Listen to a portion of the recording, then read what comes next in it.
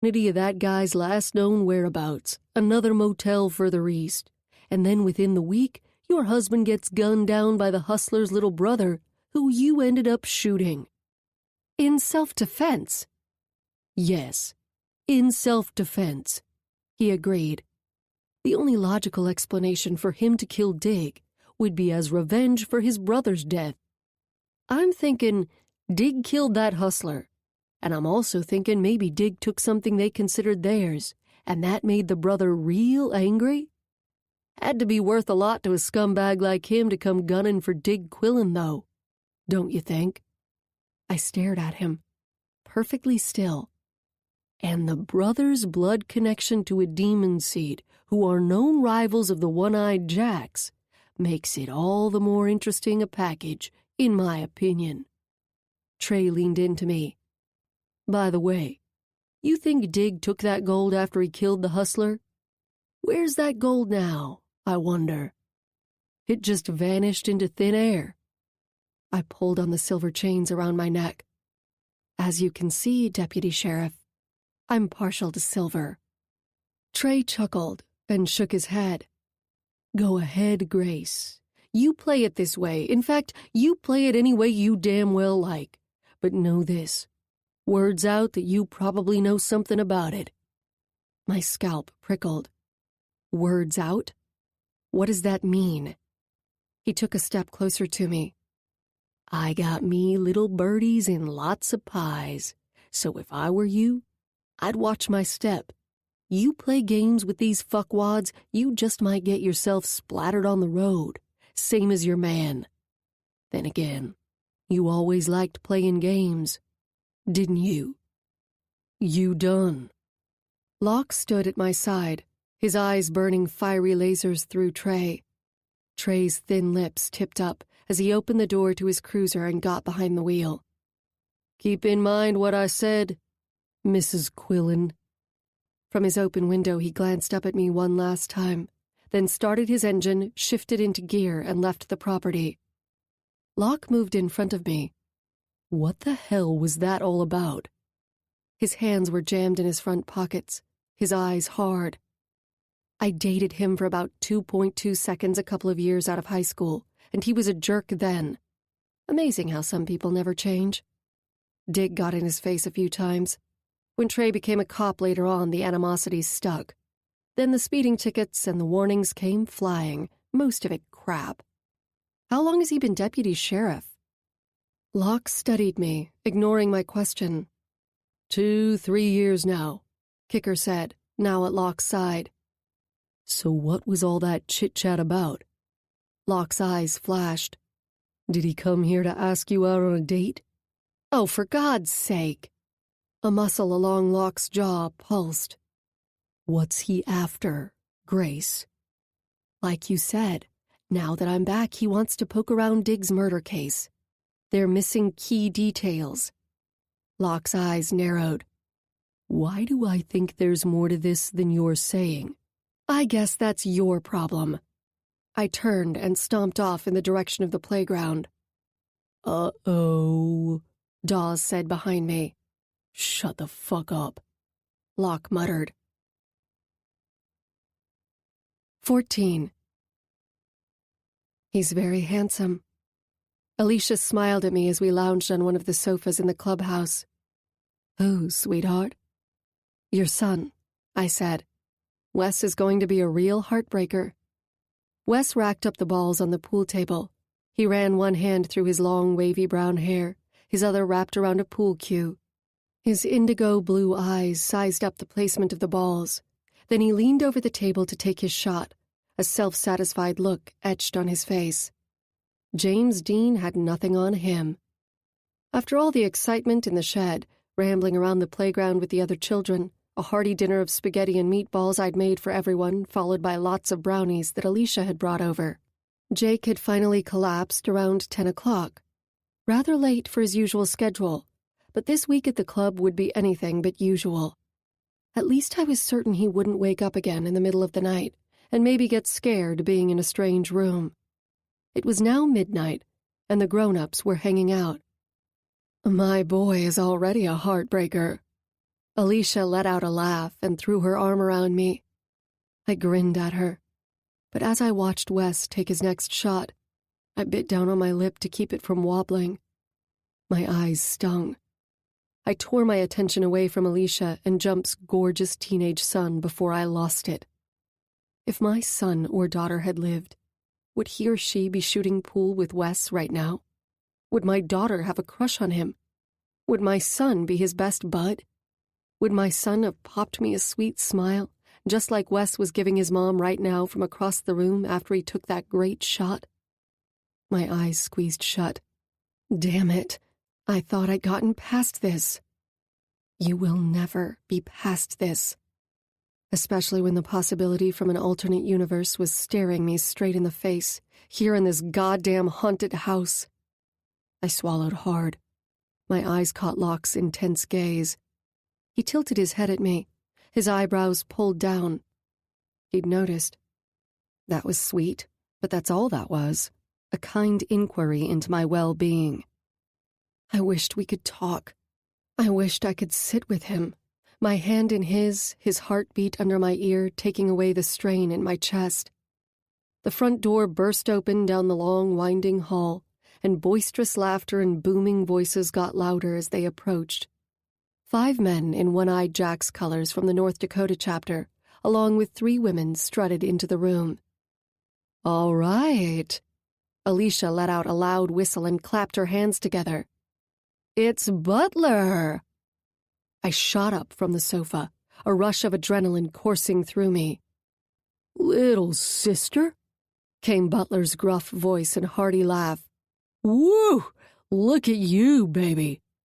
Blonde, blue-eyed Butler charged towards me and swept me up in his arms. He sported more earrings in his left ear than I remembered, and a couple in one eyebrow. His blonde hair was still full, but instead of it hanging over his shoulders, it now stood in stiff tufts on his head. The stubble over his weathered face gave his striking good looks a rougher edge, and his body had not gone soft with time. He took my face between his hands and planted a brief kiss on my face, then a longer one on my mouth. "Oh, my God," I stuttered. "It's so good to see you." "Hell, sweetheart." Butler planted another kiss on my forehead, then pulled me out of his arms. "You're still one hell of a walking hard-on." He burst out into gales of laughter, as did I and the rest of the club. Everyone except Locke. "I've been in Colorado for a couple of weeks, heard you were back, and I had to come see you on my way home." Butler's hand squeezed my waist. "You look great, babe. You doing all right?" The lines along the edges of his eyes scrunched up with his broad smile. Butler and Dig had been close friends, and together would organize all the winter runs in Southern California, Florida, or Texas for the 3 One-Eyed Jacks chapters. Butler's old lady Caitlin and I would, on special occasions, join them and ride along with Rec in a van, packed with the tools and all the bike parts necessary for such a long trip. Otherwise, we were stuck at home alone, waiting for our men to get back, calling each other constantly to see who'd heard from whose old man for any news, good, bad, or dubious. What a terrific surprise! I wrapped my arms around his massive torso as my gaze rested on the president's patch on his leather jacket. Butler ran his fingers through my hair and brushed his mouth across the top of my head. This felt good. Seeing Butler again, being reminded of a time when everything rolled along easily, or at least seemed to. Today, a fierce jumble of emotions had slapped me upside the heart valves one after the other. What more? The music blared louder, bottles popped open, laughter hooted and bubbled over. It all sounded good to me. "Jake's room is all the way at the end. You can't hear much back there," Alicia said. In the clubhouse kitchen, we loaded food into bowls and platters to bring outside to the party. I'm not worried. He had a big day and he's a heavy sleeper. He's definitely out for the night. Must be good to see Butler again, huh? Alicia's eyes gleamed. It is. Where's Caitlin, though? Those two were inseparable. Alicia froze. Sweetie. What? What is it? Caitlin was in a bike accident about 3 years ago. An icy shiver raced down the back of my neck. What happened? They were on their own in the middle of the Black Hills, coming back here for a day at the reservoir. A car bumped into them. It was nothing major, but Caitlin's foot got pushed into the primary chain. Butler didn't have a primary cover on his panhead. No. A primary chain rotated at 1,500 RPM. Caitlin's foot might as well have been mashed into a high-speed meat grinder. Her foot was gone before the bike even went down, Alicia said. She bled to death before an ambulance could get to them. They weren't even speeding. Just the two of them out for a nice afternoon ride.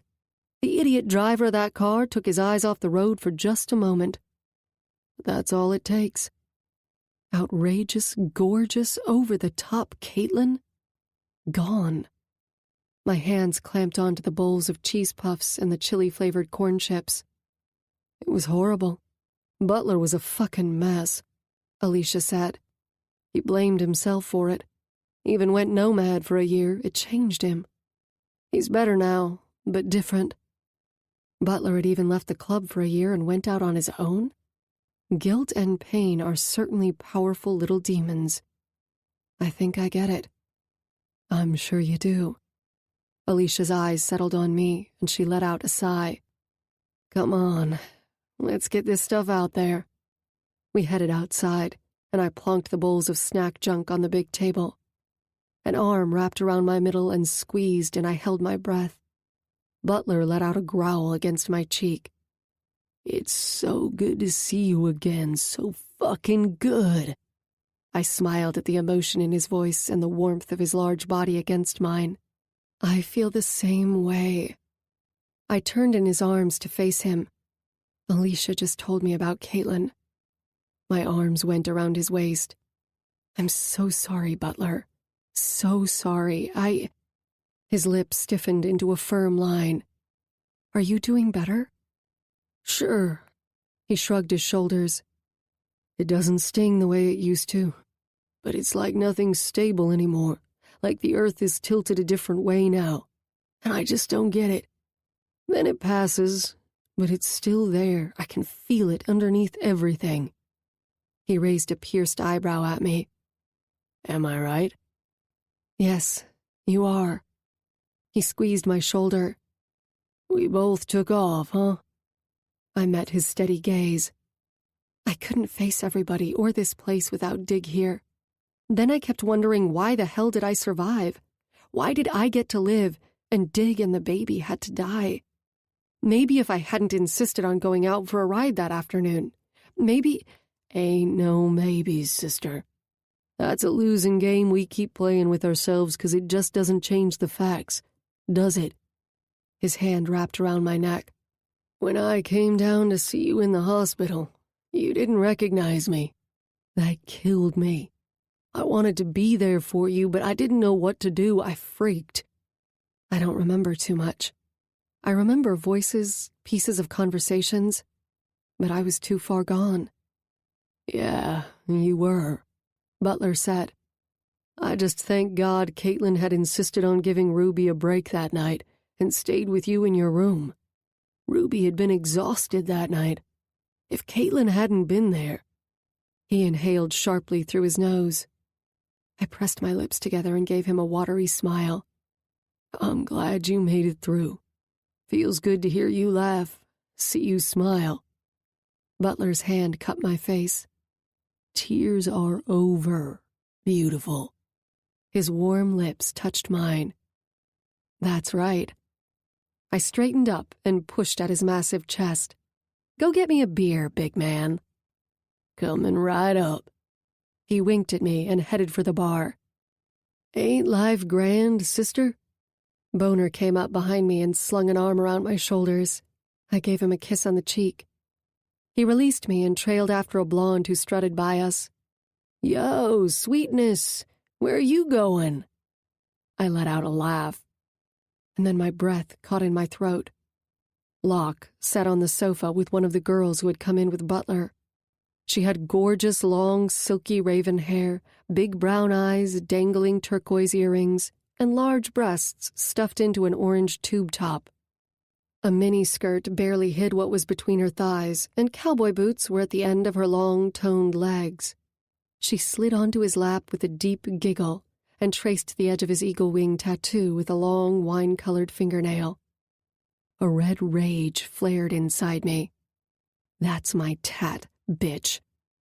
She plucked a cigarette from the pack in his shirt pocket, and a slight grin broke over his face. He pulled out his lighter from his pocket and flicked it on. The girl leaned in and touched his wrist as he lit her cigarette. My jaw clenched. I always hated it when Dig would light another woman's cigarette. There seemed to be an instant of sensual intimacy in that quiet exchange that always bit at me. It bit at me now. Hard. Another one of Butler's girls, a blonde with pink highlights, perched herself on the arm of the sofa on the other side of Locke and raked her fingers through his cropped hair, laughing at what they were saying. I had no right to be jealous, but my body was having its own violent reaction to the Locke spectacle before me. He wasn't mine. He was not my boyfriend, not my lover, not my man, not my anything. He had made that clear in the shed. We happened, it's over, end of story. Wasn't that what I had wanted all along? Beer, my dear. Butler tucked a beer into my hand. My fingers gripped the icy bottle. I wasn't sure if I wanted to drink its contents or send it flying across the room. Butler clinked his beer bottle against mine and threw an arm over my shoulder. To living, sister. Living large. He took a long pull from his beer, and I did the same. Butler held me closer to his body and kissed the side of my face. I swallowed more of the icy brew. To hell with it. I couldn't help it. I have to look. My gaze slid back to Locke. His black eyes glinted at me. Even across the great room, their dark heat seeped right through my veins as two very willing young women filled his hands. My pulse pounded in my ears. Why did he have such power over me? Butler leaned in and whispered something in my ear. I didn't even know what he'd said. I couldn't listen. I was listening to Locke's eyes, translating his glares, and he extracted from mine. I chewed on my lower lip. Why are you doing this? Locke's eyes narrowed. Why are his hands and mouth all over you all the fucking time? My eyes remained bolted to Locke's magnetic glower. The blonde leaned down, her breasts rubbing against his shoulder. Grinning, she whispered in his ear and lazily stroked his chest. Heat blasted my face. Is that the way you want it? Locke didn't move a muscle. Suddenly he grabbed the blonde's arm and pulled her down into the sofa next to him, and she barked out a laugh.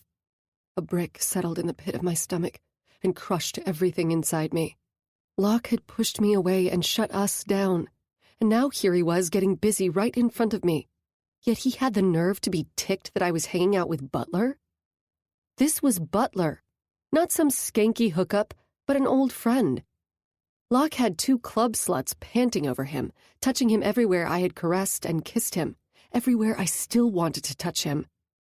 Pretty soon, all this would lead somewhere as it usually did. The hallway, his room, maybe with both women. Wasn't he the popular one? Oh, what did it matter? He's probably fucked them before anyway. I gritted my teeth until my gums ached. He obviously wanted to make a statement this evening, and he was doing a grand job of it. Why was this so damn hard? I was usually so good at letting go and moving on. I needed to get over it. I needed to have some fun with my old friends tonight. More people had shown up, and the party had moved outside to the yard. The prospects grilled burgers and hot dogs. A keg had been tapped and a bonfire burned, the flames and heat licking out at us. Alicia had somehow managed to whip up huge heaping bowls of macaroni salad. Susie and I, and a couple of the other female hanger-ons, stacked piles of paper plates and filled cups with rolled-up napkins and plastic utensils. Several of the men had started a fight for betting. Cheering and heckling filled the air. I found Butler in the crowd. My brows snapped together at the sight of a shirtless Locke fighting with one of Butler's brothers. He's good. I haven't seen him fight in a while, Butler said. Oh? Did I sound uninterested enough? I hoped so. Locke's bare upper body glistened with sweat. His long, sinewy arms were taut and close to his body. He suddenly snapped one arm out, then the other, and punched his opposition repeatedly. His opponent shuffled back, howling. Locke's leg shot out and cracked against the guy's jaw. Blood gushed down the poor guy's teeth and across his mouth. Locke's hooded eyes were those of a predator, bearing down on his prey. He took a few hops back and waited for the other guy to come to his senses. Butler hung his arm around my shoulders and took a drag off a joint. "He could have been a contender, to quote one of my favorite examples of American cinema." I laughed. He had always been obsessed with Marlon Brando.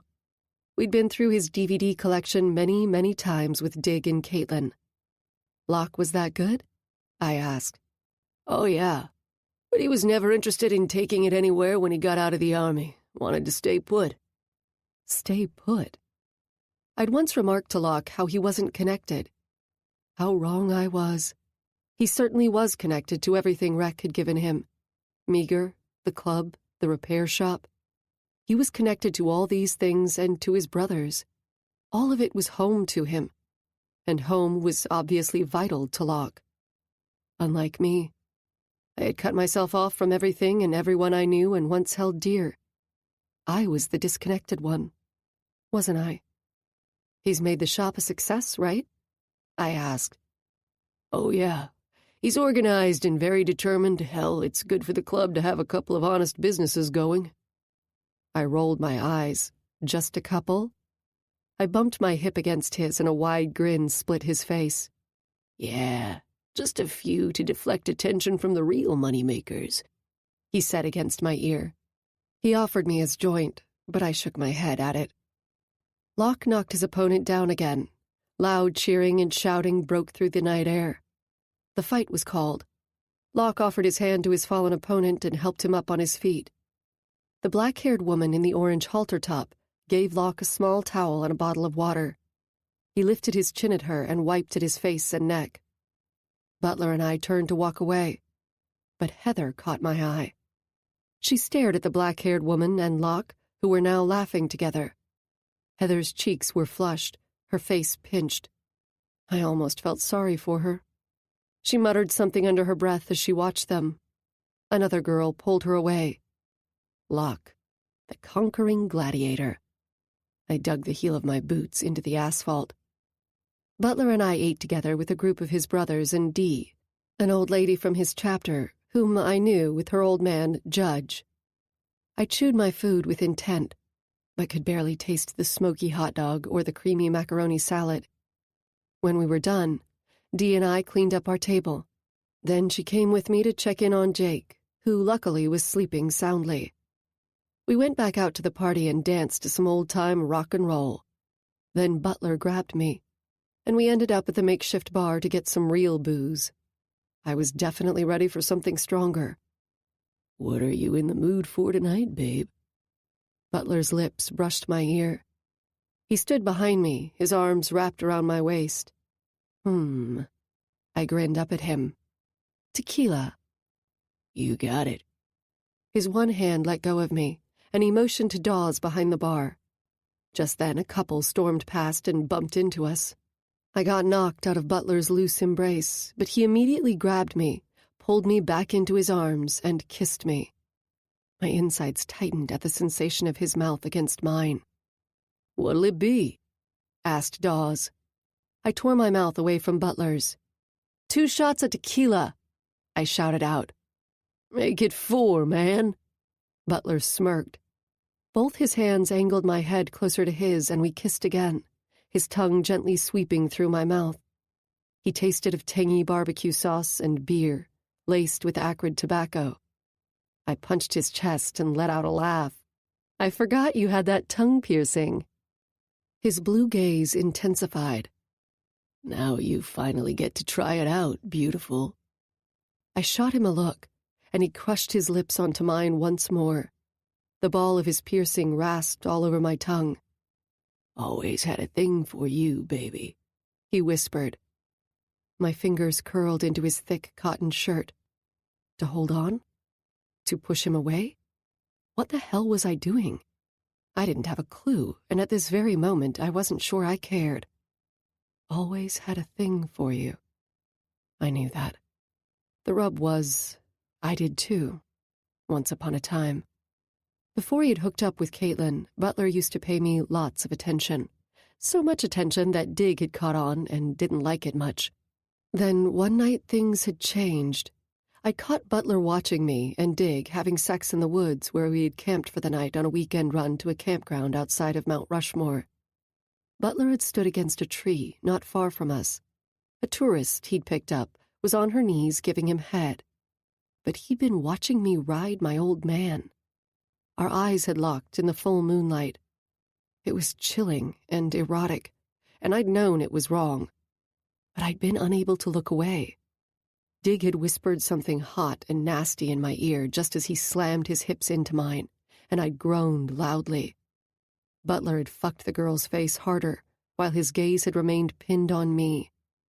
Dig had bit the side of my breast suddenly, and that had sent me over. At the same moment, Butler's neck had stiffened as he'd blown his load into the girl's mouth, his hips thrusting.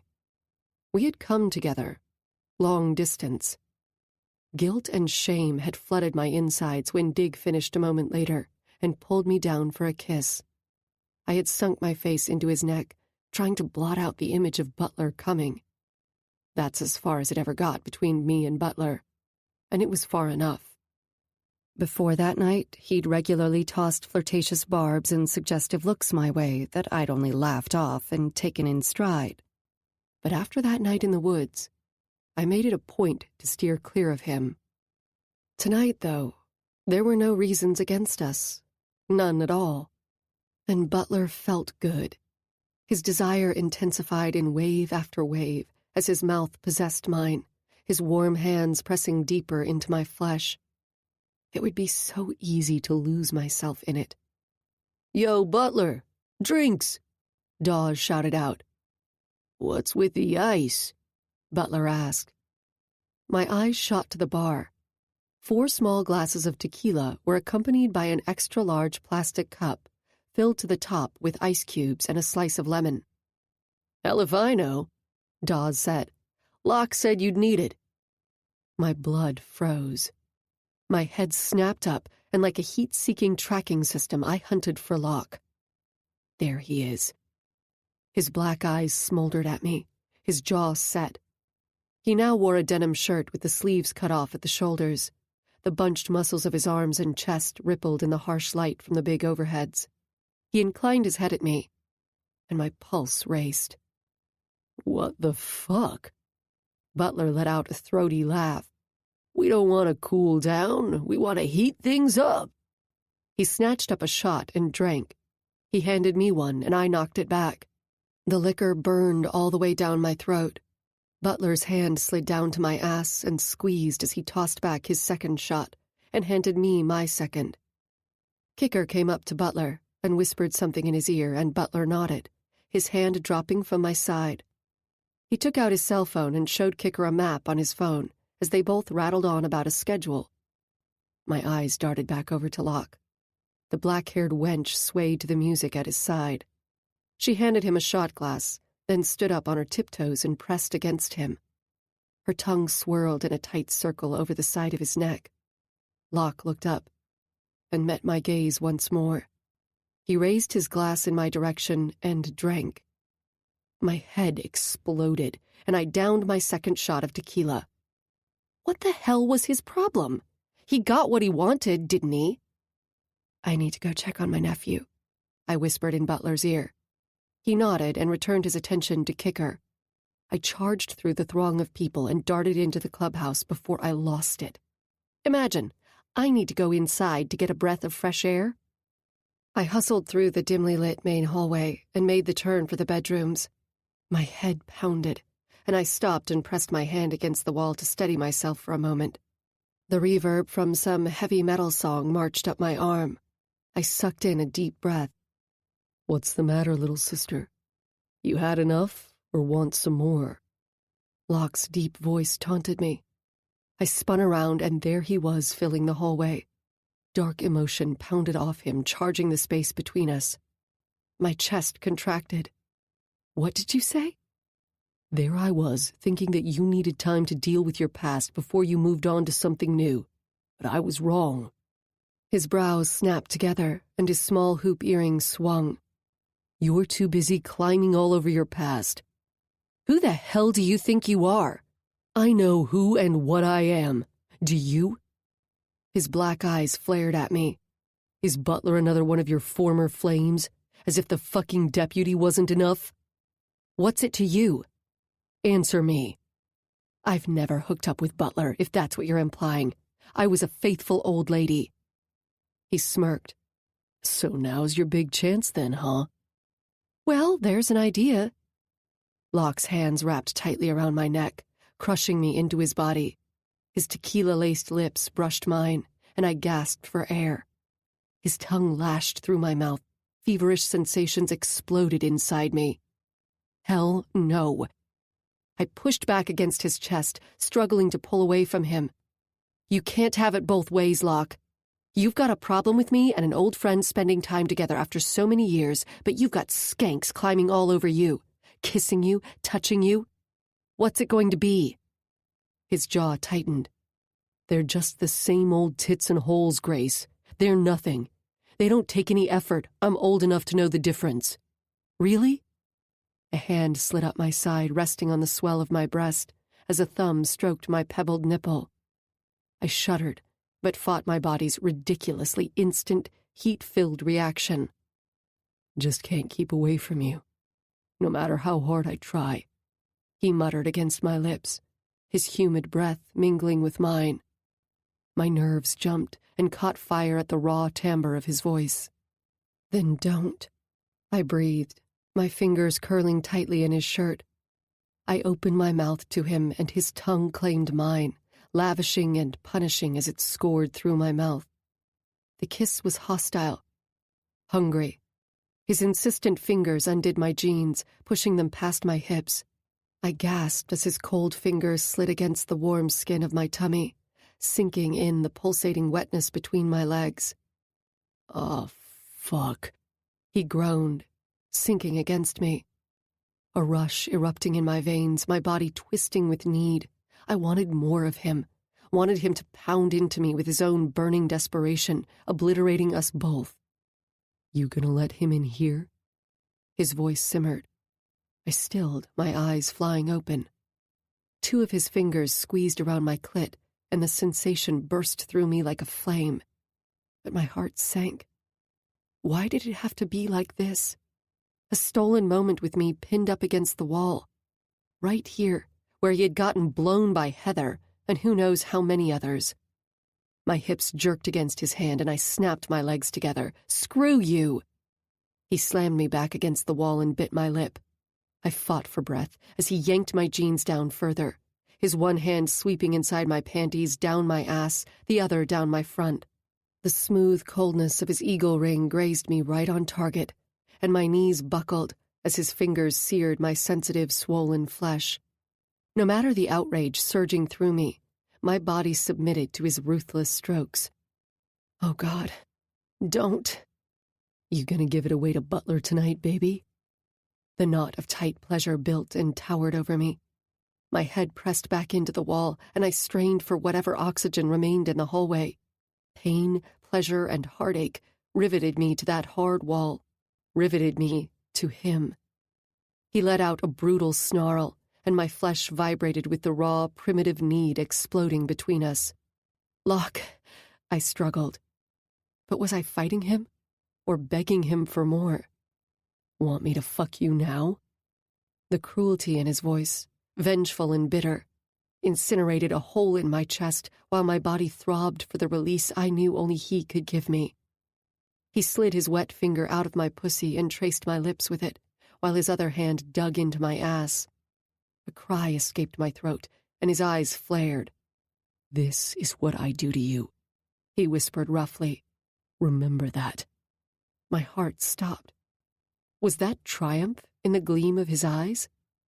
Suddenly he thrust 2 fingers inside me, and I gasped. He pressed his forehead to mine, our short, choppy breaths mingling, his lips just degrees out of my reach. But he wouldn't give them to me. I wanted to escape. I wanted to wrap my arms around him. I was denied both. His thumb pressed on my clit, his fingers hooked exactly where they should, and my inflamed body finally shattered. I squeezed my eyes shut and saw stars. My fists opened in a pathetic attempt to grip the wall for dear life. Holy shit! He had serviced me in the goddamn hallway. He had turned the tables very nicely. My teeth pierced my lower lip, imprisoning the moan in my throat. I wouldn't give him the satisfaction. Locke drew in a long, shaky breath and released me. He stood back and tugged at my panties, then yanked my jeans up around my hips, jerked up the zipper, and fastened the top button. His hot breath fanned my skin, but an icy chill swept over me. He was done. "That should take the edge off for now, yeah?" he rasped. I froze. How did we turn so ugly? Who the fuck does he think he is? My hand shot out and palmed the full-throttle erection in his jeans. He grunted, grabbing my wrist. "And how about your edge, huh? You gonna blow your load inside one of those skanks now? Or maybe both of them, big man?" "Should I save it all up for you, baby?" Tears stung the backs of my eyes. I released him and my head sank back. He planted his hands on the wall on either side of my face and leaned into me, his dark, impenetrable eyes glinting in the shadows. "I know I can't compete with your past, and you've got to do whatever it is you need to do. I get it. I get that whatever you're feeling being back here is big. I get all this shit, babe, believe me." He swallowed hard. "You want Butler? You feeling it for him? You should go for it." I pushed against him, but it was no use. He was a wall of iron barring my escape, but also a fortress whose walls I couldn't scale. His nose slid slowly against my jaw. The tangy aroma of his sweat and faded spice made my head spin, and I shuddered. He inhaled against my neck, his lips dragging across my sensitive skin. "But at least I'll know when he fucks you tonight. I got in there first, and you'll be thinking of me." I slapped his face, hard. My hand burned, my arm shook. Locke only nodded and pushed back from the wall, his lips pulled in a firm line. He walked away from me, his heavy footfalls echoing in the dark. 15. I stumbled to my room and was relieved to find Jake still in a deep sleep. I scrubbed my hands and face, brushed my teeth, reapplied my makeup, dark and smoky around the eyes this time. I ripped off my jeans, tore off my damp panties, cleaned up, and put on a fresh pair before pulling up my jeans again. I charged back out to the party. "Hey, beautiful, there you are." I grinned at Butler. He handed me his beer, and I finished the rest of it in one swallow. "I wanted to take you out for a ride tonight, but with you on lockdown, it ain't gonna happen." His lips brushed mine as my fingers curled into his leather jacket. Someone whistled behind us, and Butler laughed, hooking his arm around my neck. I leaned into his solid body. Butler lit a joint and handed it to me, and I took a long drag. He winked at me, a wink full of heat and wicked promise. I let the smoke burn in my lungs, turned my head to the side on the exhale, and my gaze found Locke. He sat on one of the wooden picnic tables. That black-haired beauty danced to the music in between his open legs, and had pulled down her halter top to expose her large, firm breasts. He laughed at something she said, drained his beer bottle and tossed it into the nearby garbage can with barely a look. "Hey, Butler? Who's that woman with Locke? Didn't she come with you?" "Who?" Butler turned and a smile curled his lips. "Yeah, that's Iris. She's been hanging with us for almost a year now." Locke leaned forward, grabbed her hips, and pulled her into his body. With her arms wrapped around his neck, she gyrated to the music against him, her long hair swinging across her bare back. "That's quite a show." Butler chuckled. "That's nothing for Iris, baby. Nothing. She's just getting started."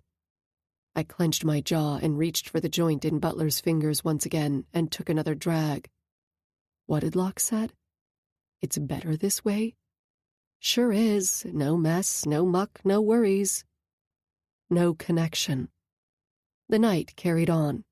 Butler and I laughed at Boner's crazy jokes and Dawes's shy come-ons to the girls. Clip got busy not with one, but with two women. Dee, Alicia, and I gabbed about exercise DVDs over more tequila shots. The three of us eventually ended up standing on a table, holding on to each other, singing vintage Grateful Dead tunes that blared over the speakers, and laughed and laughed. It felt good not to have a care in the world. Or at least, pretend I didn't. Butler whooped and whistled loudly. "Get down here, Joan Jett." Warm hands wrapped around my waist. He swept me off the table, and I let out a loud yelp. My girlfriends cheered and clapped. His lips nuzzled my neck. "Fuck me, you're something else." I only laughed, and his blue eyes shined back at me. Butler kissed me as he gently put me back on my feet. He took my hand and led me into the clubhouse. We peeked in on Jake, who slept soundly. Then he took me down the opposite hallway to his guest room. He locked the door, and in a tequila, beer, and weed-induced haze, laced with plenty of anti-Locke bitterness, I got naked with Butler in the dark. "Fuck. Look at you. Get on my face now. I want up in that pussy at long fucking last," he said, his voice rough. Gee, who could resist that invitation? He roared with laughter. I did as requested. All I wanted was to be swept away into something far, far away.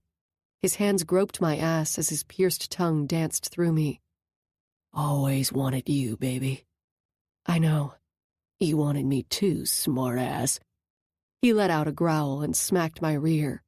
Harsh bites of sensation burst through me like fiery needles. I fell back onto the mattress against his body. Butler reached over to the nightstand and ripped a condom packet between his teeth. He smoothed the rubber over his cock.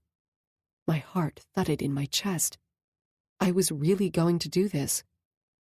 Just like Locke was going to have Iris, and maybe even the pink blondie. Both of them begging for it, begging for his mouth, begging for his... Butler's cool hand slid up the inside of my thigh, pulling me closer. "Come here." He rolled on top of me and kissed me.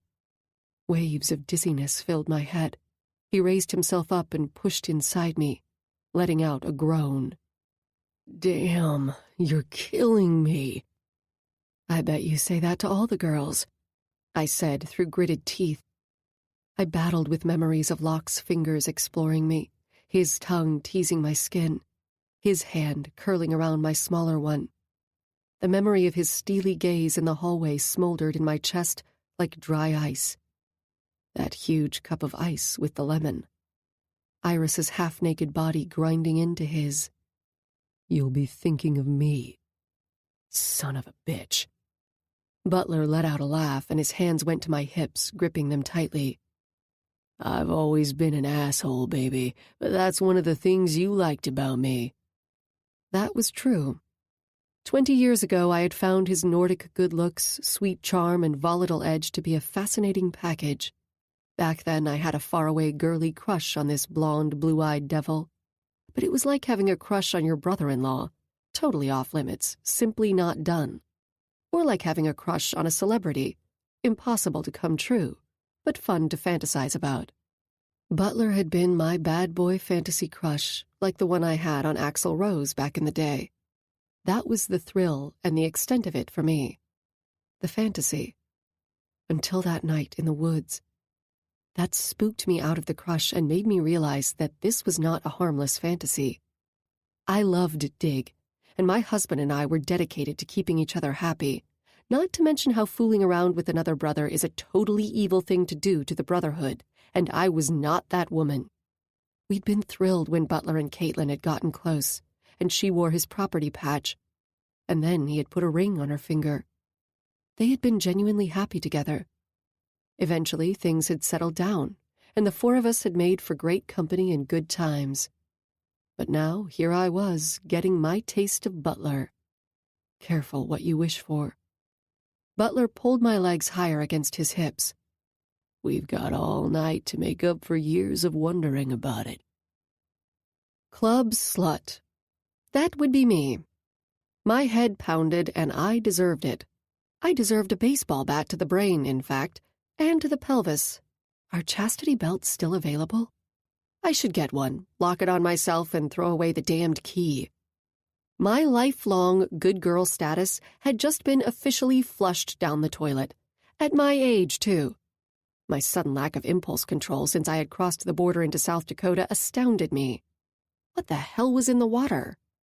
I clambered off the bed and scrounged around for my clothes. I got dressed in the half-dark. The light in the bathroom had been left on.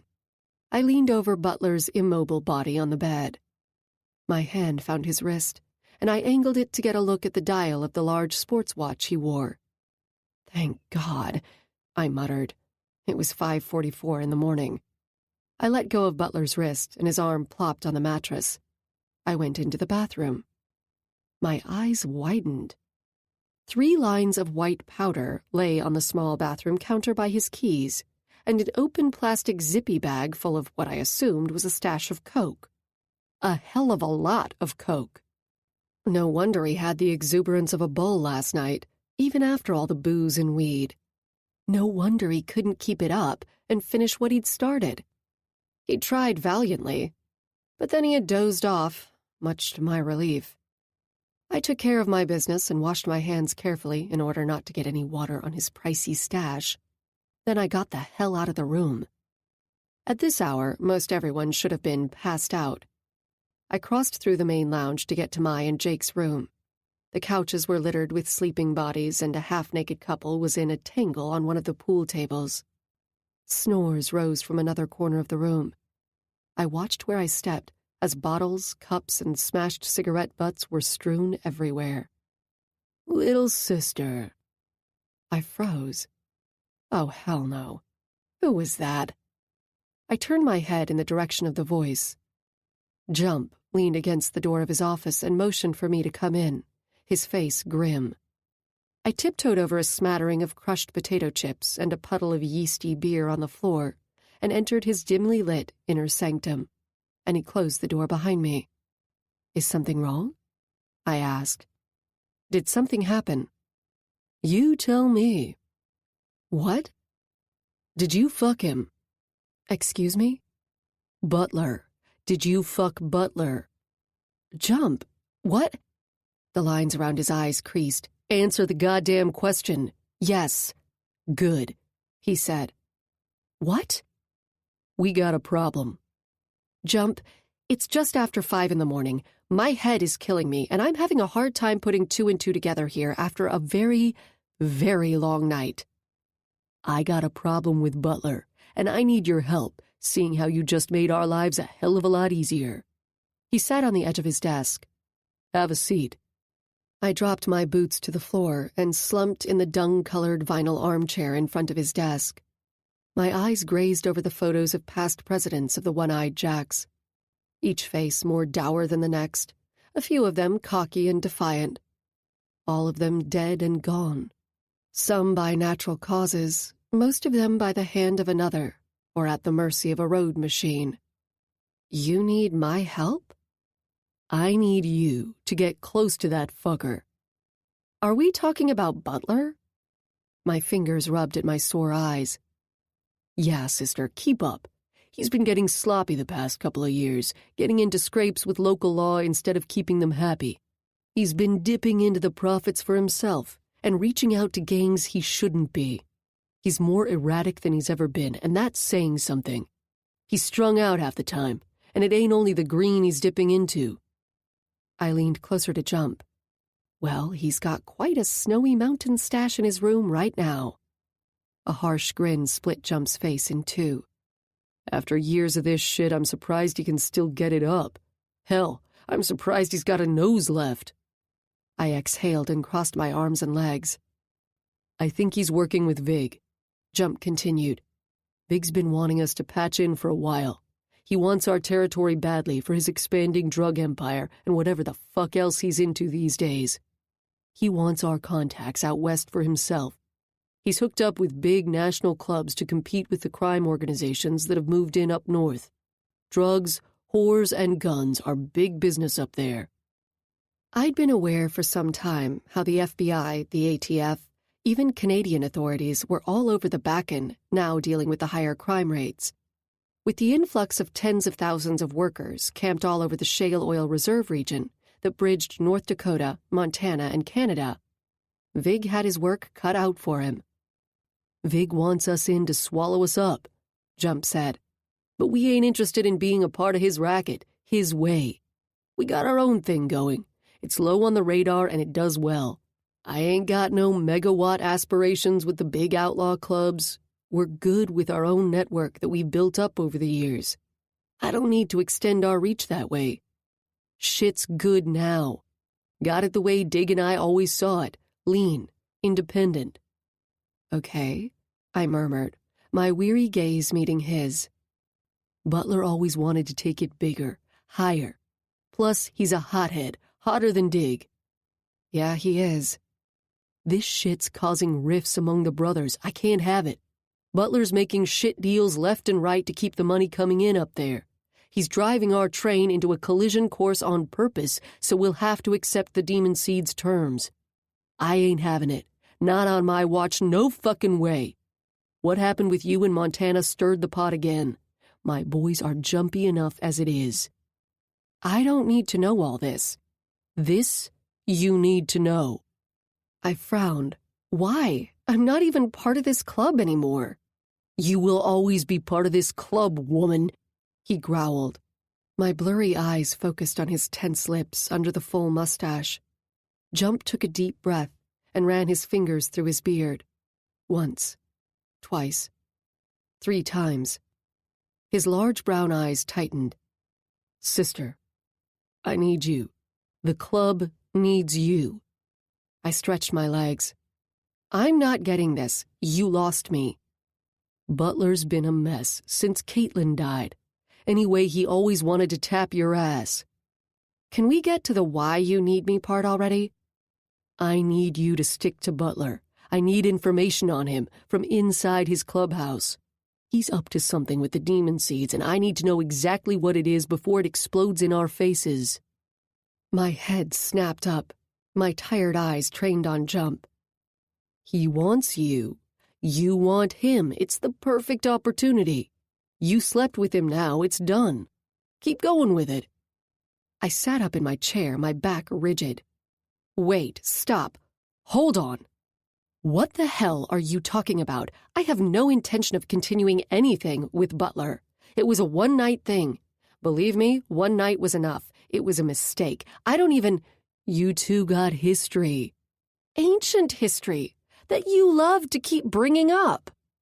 Jump tilted his head at me as he moved behind his desk and sank back into his large swivel chair. Sparks were flying between you two last night, obviously. His ringed fingers drummed on his desk. You can have sparks with plenty of people. I'm not interested in Butler. Get interested. Jump, make it last until we get what we need. And what the hell do you need? We need to know what his long-range plan is. You want me to spy on him?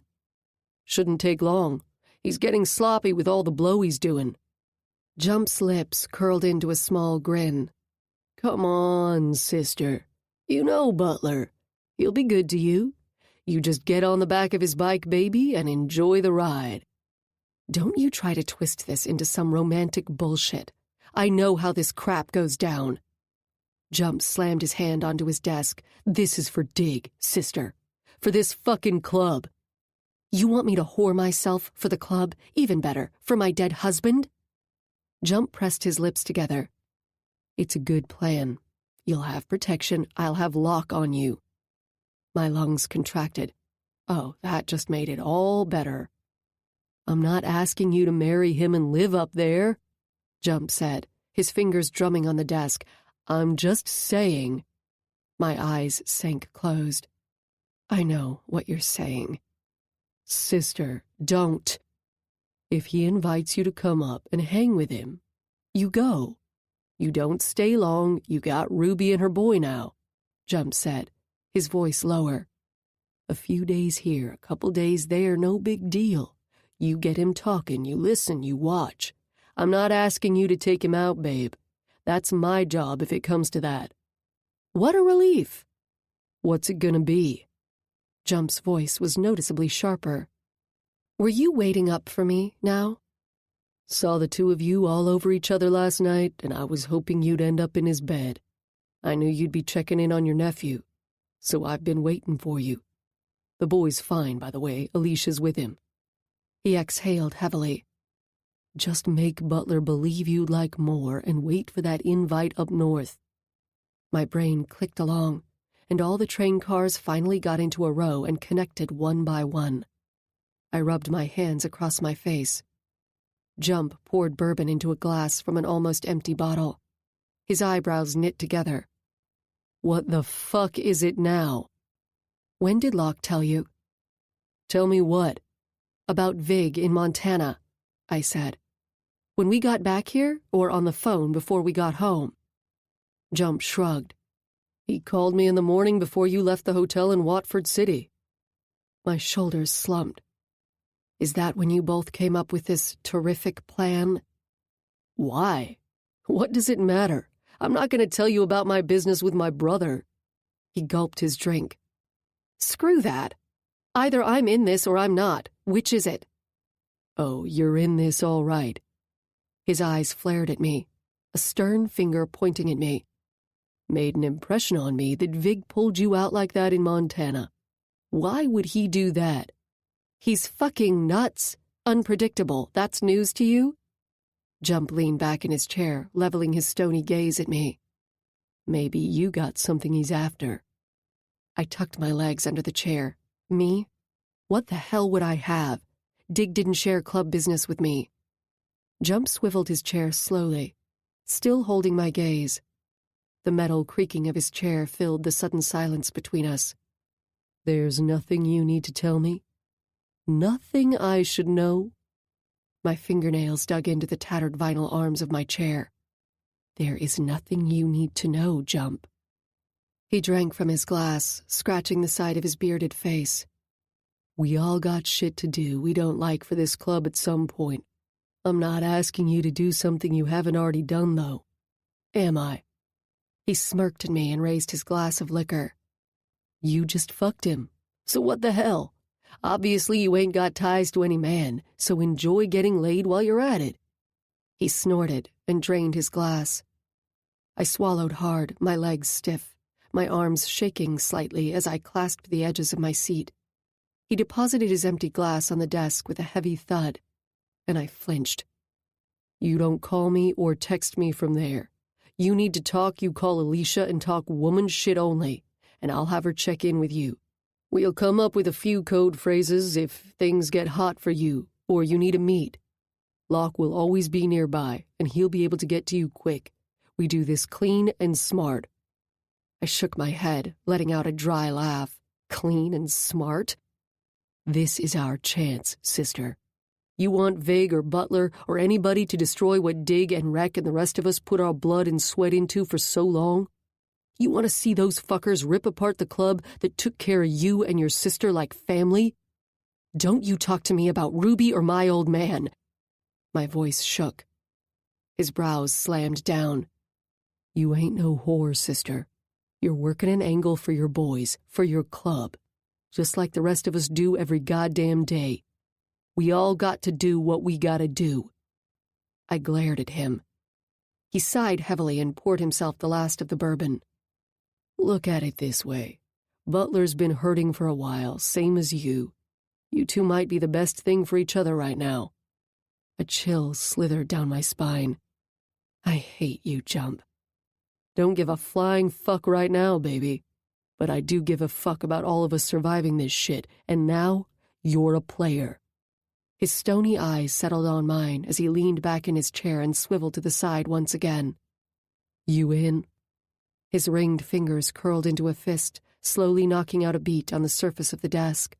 His one-eyed Jack's skull ring leered at me, demanding the answer Jump wanted to hear. Once a symbol to me of support, loyalty, and allegiance, now that ring seemed more like a threat, a menace, a burden. I recognized the challenge in Jump's determined eyes, in the way he leaned back in his chair. There was an arrogant swipe in his laugh when he made the remark about me getting laid, and a harshness in the way his jaw set as he waited for my answer now, taunting me, daring me to prove him wrong. He didn't believe me about knowing or having something Vig was after, the way he'd never believed in my innocence regarding my involvement with Butler all those years ago. Jump had blamed me for Butler's exile, and silently resented me ever after for getting in between the brothers. The walls of the suddenly stifling room pressed in on me. Jump had nudged me into the path for which he knew I had a weakness. He was right. He didn't have to do much work. I had a hand in this myself. Like a pawn on his chessboard, I had slid this way and that in the shadows of the knights and kings. But I still had my own move to make on that very same game board. I just had to figure out when to make it. I did agree with Jump. If Butler was working with Vig, the one-eyed Jacks definitely needed to know what they were planning to preserve their club. And by helping them, maybe I could resolve my crap with Vig, barter with him somehow, and, most importantly, ensure Jake's safety. I clenched my jaw to fight the tremor in my chin. My throat tightened. I'm in. Good. Jump drained his glass. I got on my feet, pulled open the office door, and trudged back across the lounge to Butler's room. Mother fudge my cake. My head swam. Locke had known the morning after at the hotel in Watford City that Jump wanted me in play for Butler. Jump didn't know about us. No one did. Wouldn't that explain Locke's sudden freeze? His pulling away and letting those other women crawl all over him at the party? Was it all a show to drive me away and get me mad? And I bought it, and landed in Butler's bed. Locke hadn't seemed too happy about it, judging from that brief, yet oh-so-intense episode in the hallway. He still wanted me, like I wanted him. Despite Jump's master plan, despite all the bad timing in the world, despite Locke's historic inability to feel or form attachments, he wanted me. That was cold comfort, though. Would he still want me after this was done? More importantly, would I be able to look at myself in the mirror after today? Focus on protecting Jake. Only on Jake. I closed the door behind me, took in a deep breath, peeled off my clothes, and got back into bed with Butler. His arms snaked around my waist, pulling me in close to his warm body. His face sank on my chest. "Kaelin," he mumbled. My breath hitched. I ran my fingers through his thick tufts of hair, then down his damp face. Shh. Maybe, with my little part in this nasty masquerade, I could actually help Butler get untangled from his own mess.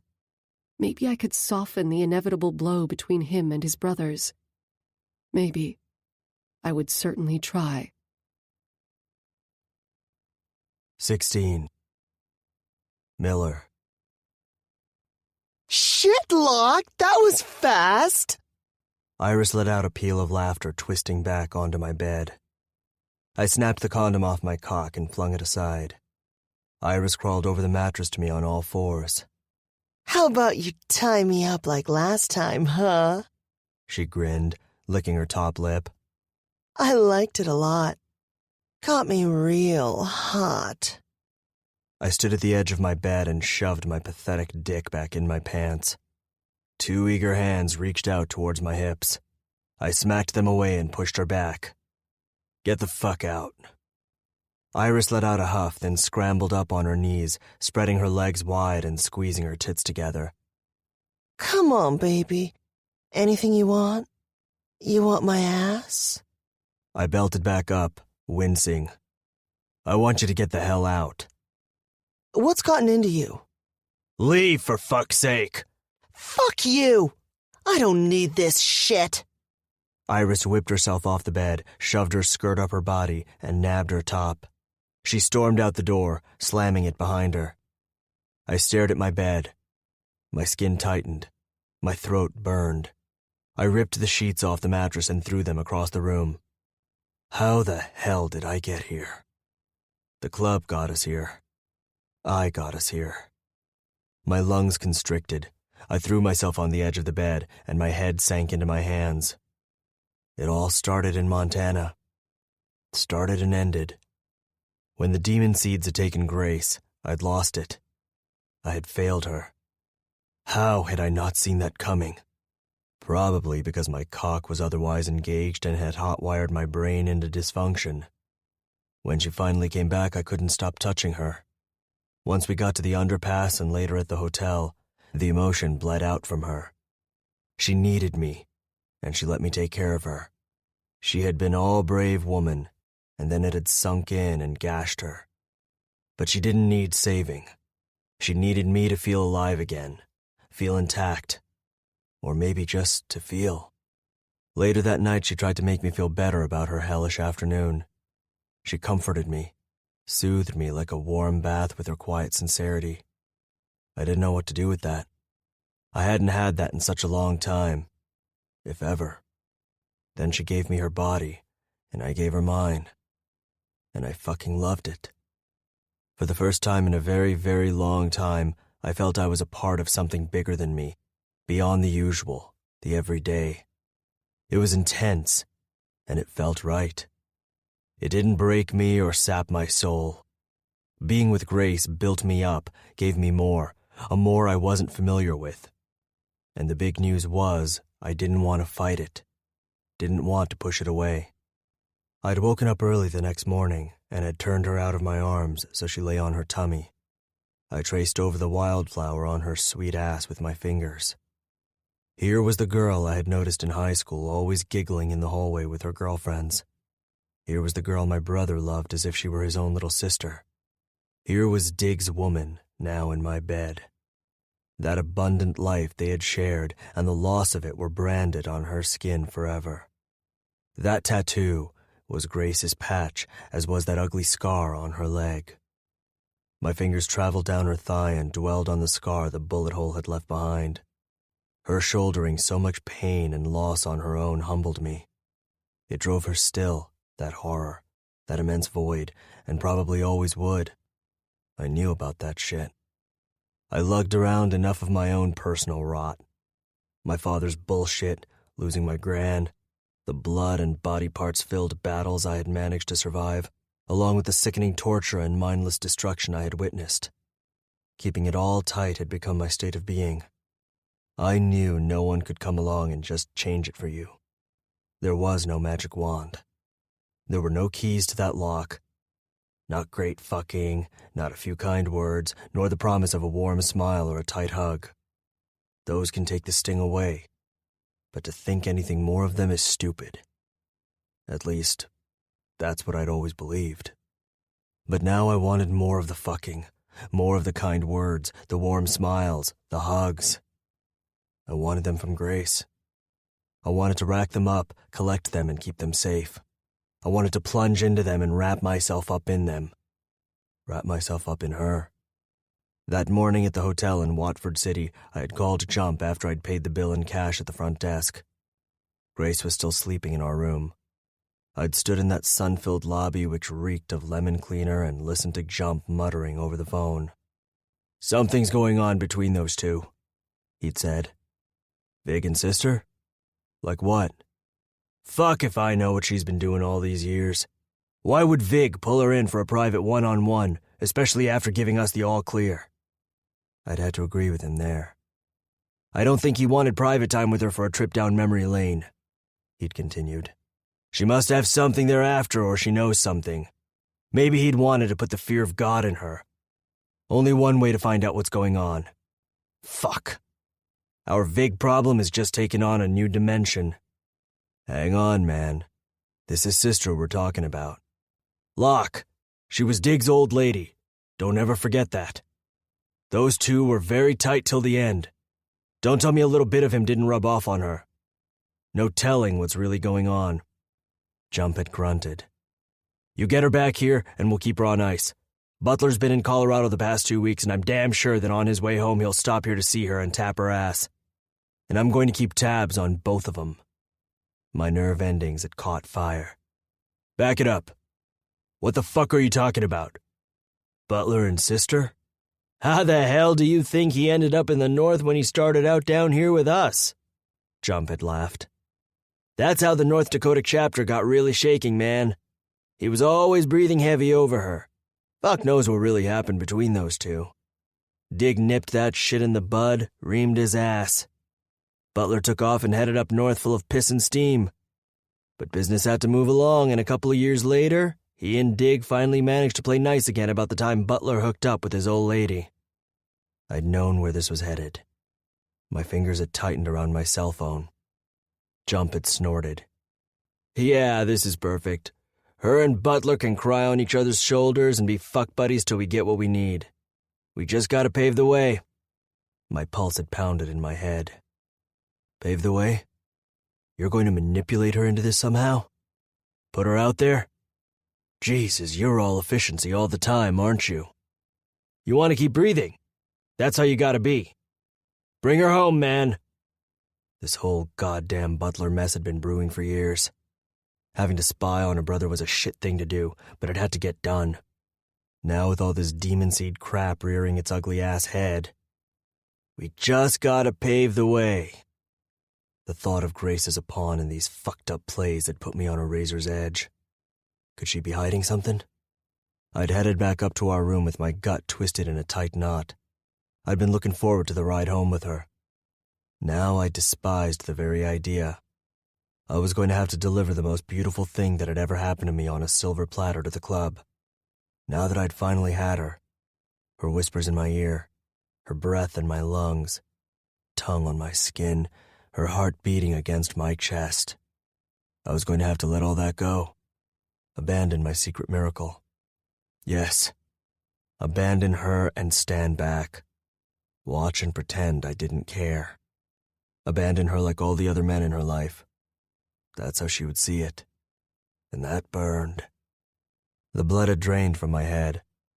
I'd have to be the one to push her in front of the hurtling train and effectively reconnect her to her old life. Jump didn't know about me and Grace, and I didn't want him to. It was going to be up to me to make a move, and quickly. Christ. We were just starting to climb out of that ditch of the past together, and now I was going to have to let her drop right back in and land in Butler's fucking bed. Grace would figure it out eventually and despise me for it, wouldn't she? I wouldn't blame her one bit. I despised myself already. My head had sunk against the door of our hotel room. My hand had tightened over the knob. She'd noticed the change in me from the moment I'd walked back into the room. The light in her eyes had dimmed, but she'd gone with it. I'd avoided her eyes and got us on my bike. After we'd finished a tense lunch where she'd needled me about my family history, and I'd somehow ended up telling her more than I had ever shared with anyone else, I'd finally got us back on the road. The less we talked, the better. The less I looked into those beautiful eyes of hers that constantly shifted in color from greenish-brown to greenish-gray, depending on her mood, the better. I'd pushed the bike into high gear, and the Harley had surged forward. I'd held my breath for a split second. There it is. Her body had slammed into mine, and her arms had pressed tighter around me, but I'd stopped myself from putting my hand over hers. And I'd felt the loss of that contact deep in my gut. Like tonight. Tonight. I got up from my bare mattress, stripped off my clothes, and got in the shower. I shoved the handle all the way to cold. My mouth hung open as icy needles of punishment rained down on me. Tonight. Butler had been all over her from the minute he'd gotten to the club, but I'd felt her eyes on me. I knew I was going to have to provide the incentive for her to be with him, although my every instinct was screaming the very opposite. I would have to stomp on what was priceless to me. Iris and her new friend had climbed all over me, and I'd let them. As the night wore on, I had seen that sting all across Grace's face, and it had ripped a hole in my chest.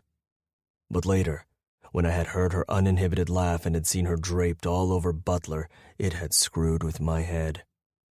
Butler was no dig. Maybe one day he had been, but no more.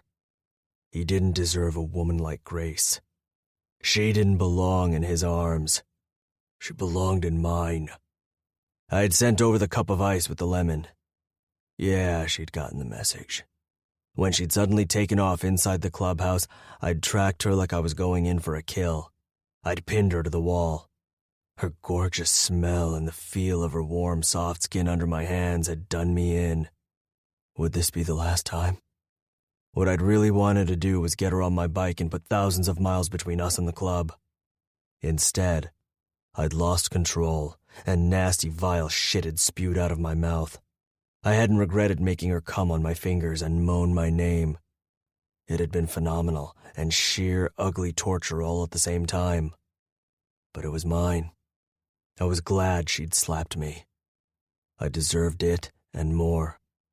Under the shower, I scrubbed this entire freakish night along with Iris off my skin. I wiped the mirror and stared at my murky reflection. Feeling any better now? I would never feel better. I knew that the moment I'd seen Grace reappear in the courtyard 20 minutes after I'd assaulted her. She'd taken on the look of a hard, glamorous woman with a purpose. She'd gotten drunk. She had been the life of the goddamn party. Butler had her in his arms, the two of them singing, laughing, whispering together like some sort of couple. I'd choked back the bile in my throat.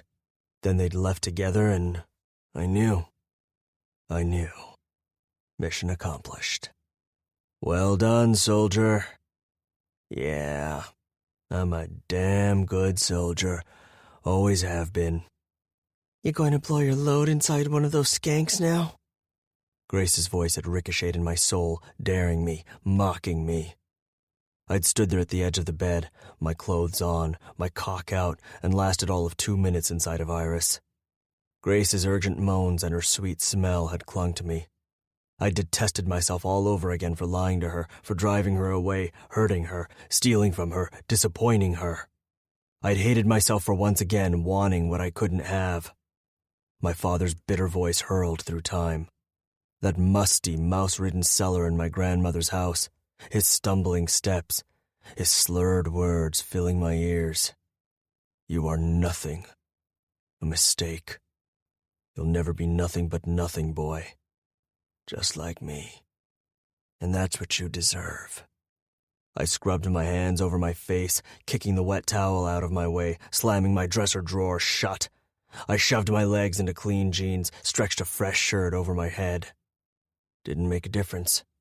Still feel dirty. I couldn't get air in my lungs. Everything was covered in a haze.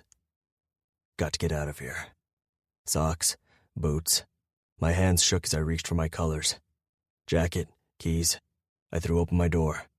Bike, road. Want you with me, sweetheart?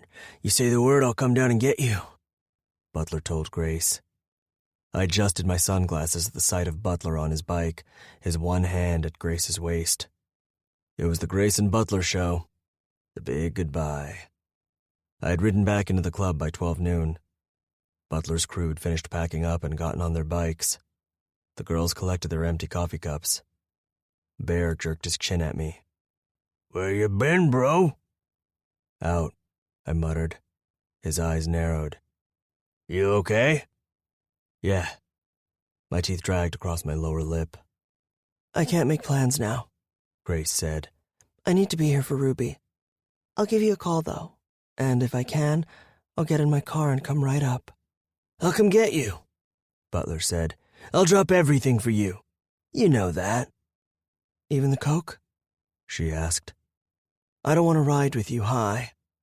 Butler's face tightened. I only ride sober, babe. I ain't a fool. Bear smirked at me and shook his head. I'm just worried about you. Grace squeezed his shoulder. I want you to stay alive.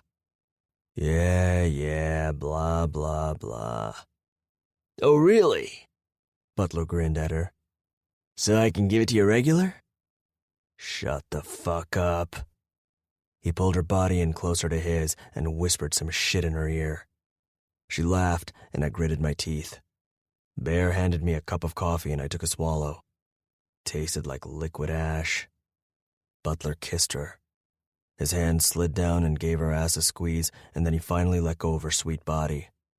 "Call me the minute you're free to fly." He strapped on his helmet and aimed his gaze at her, a grin splitting his face as he throttled the engine and towed the kickstand. The roar blasted in the crisp autumn air, and the rest of his boys started up their bikes. Butler finally let his men and their women off the One-Eyed Jack's property and onto the asphalt. Good riddance, motherfucker. Grace stood there until they were no longer in sight. Jump came up next to me, a faint smile creeping across his lips. Grace strode past us without a word, without a look. My heart thudded in my chest. My insides were torn, bloody, gutted. The urge to puke overwhelming. What the hell had we done? Mother fudge my cake. 17. Grace. Dawes tapped out a beat on the steering wheel of Alicia's Grand Cherokee. Bear fiddled with the radio stations, and I sank into the back seat and sighed. Visiting with Ruby had been difficult today. She was paler, weaker, frailer, distracted. Every muscle and fiber in my body was as worn out as an old rubber band. I wasn't getting much sleep at the club.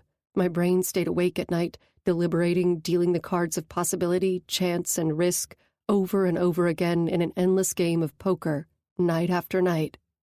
The sound of my nephew's breathing at my side only made it worse. Bear shut the radio off.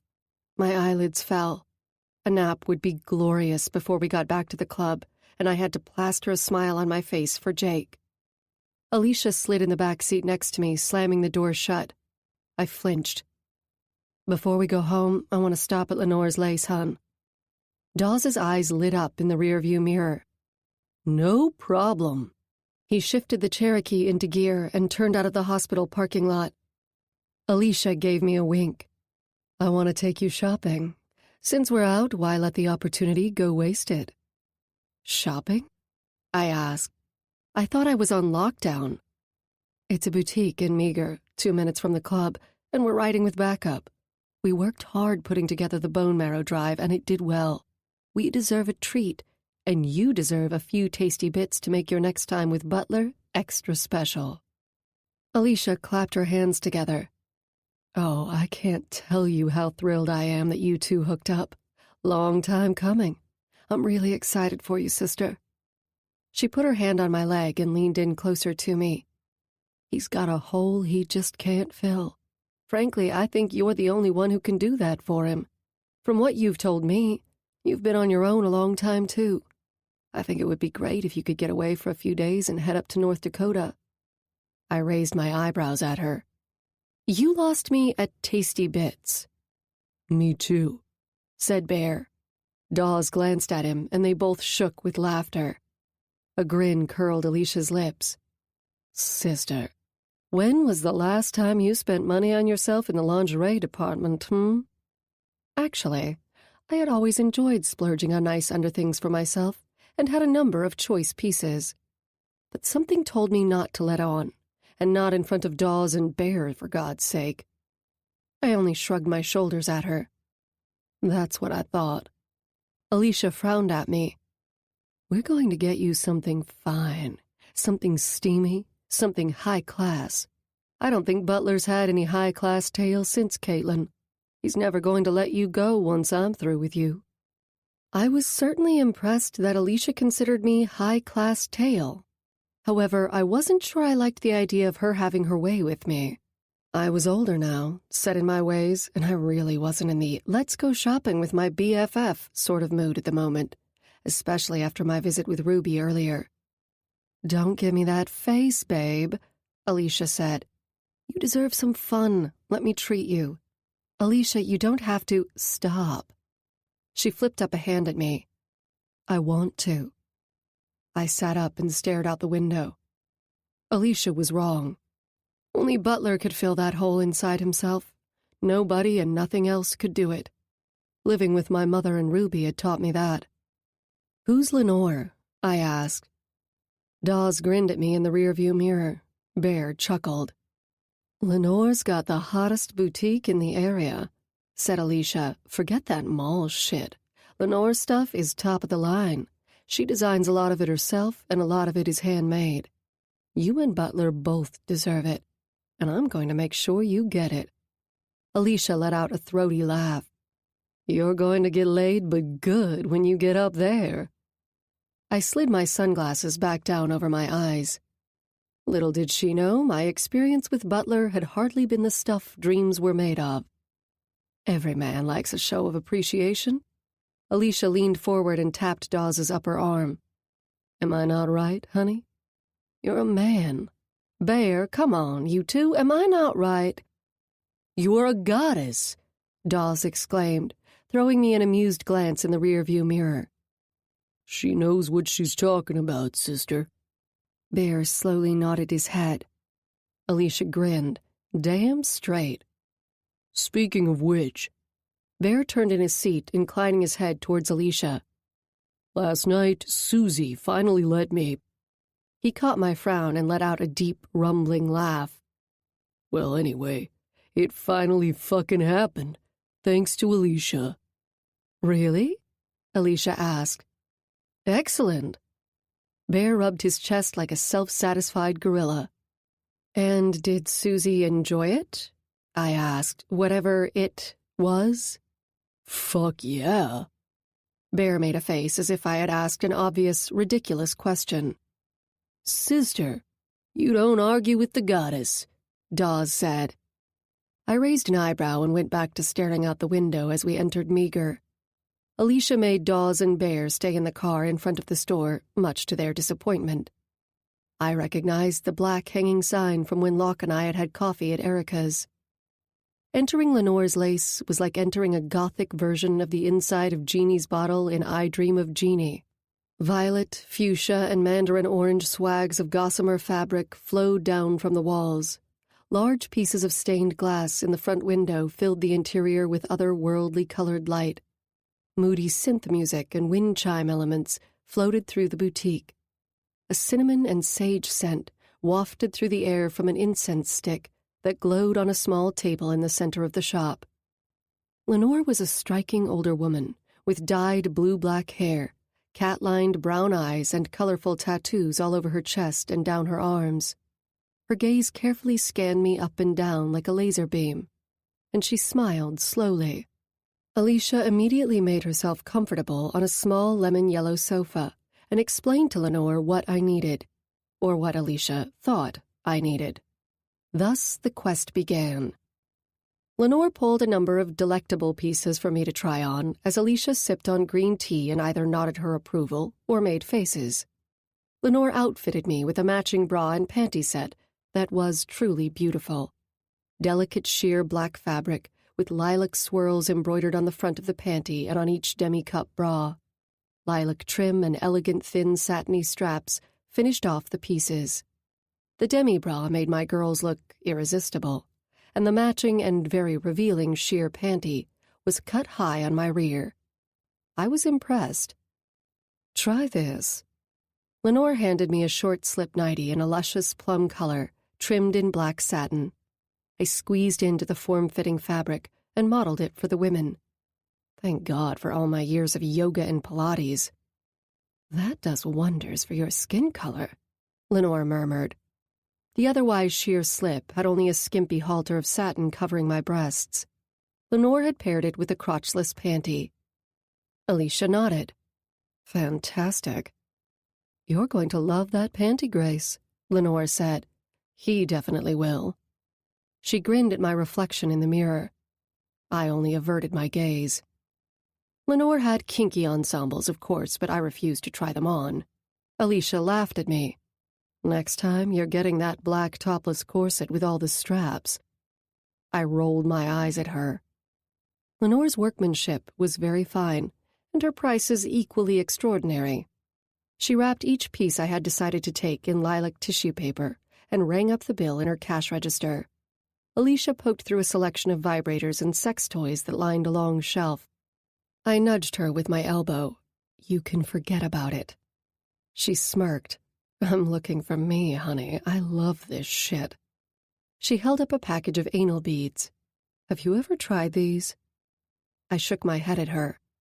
You don't know what you're missing. Now I know what I'm getting you for Christmas. You're going to thank me big time. She wiggled her eyebrows at me, and we both burst out laughing.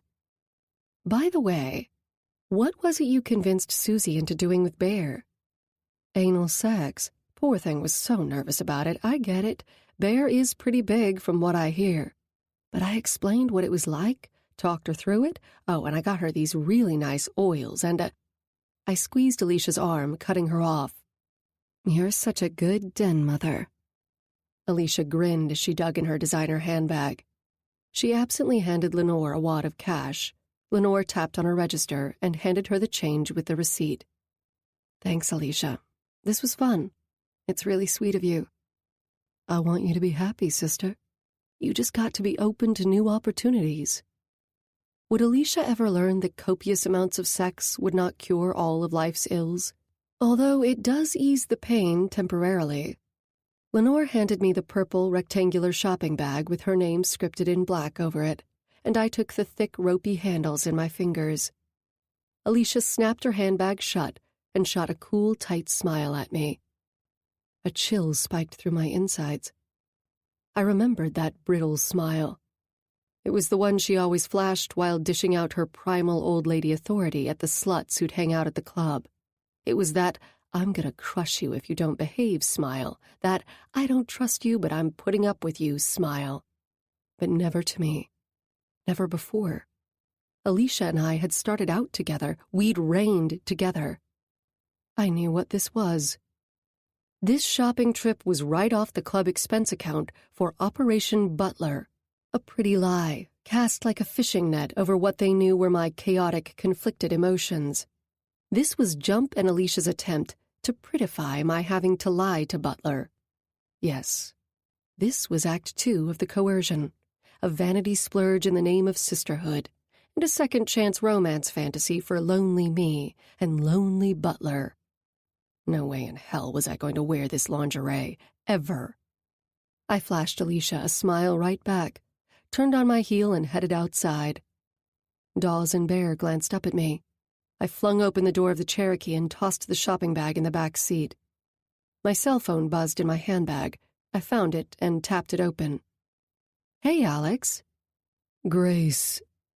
His voice dragged on my name and then abandoned it in the air.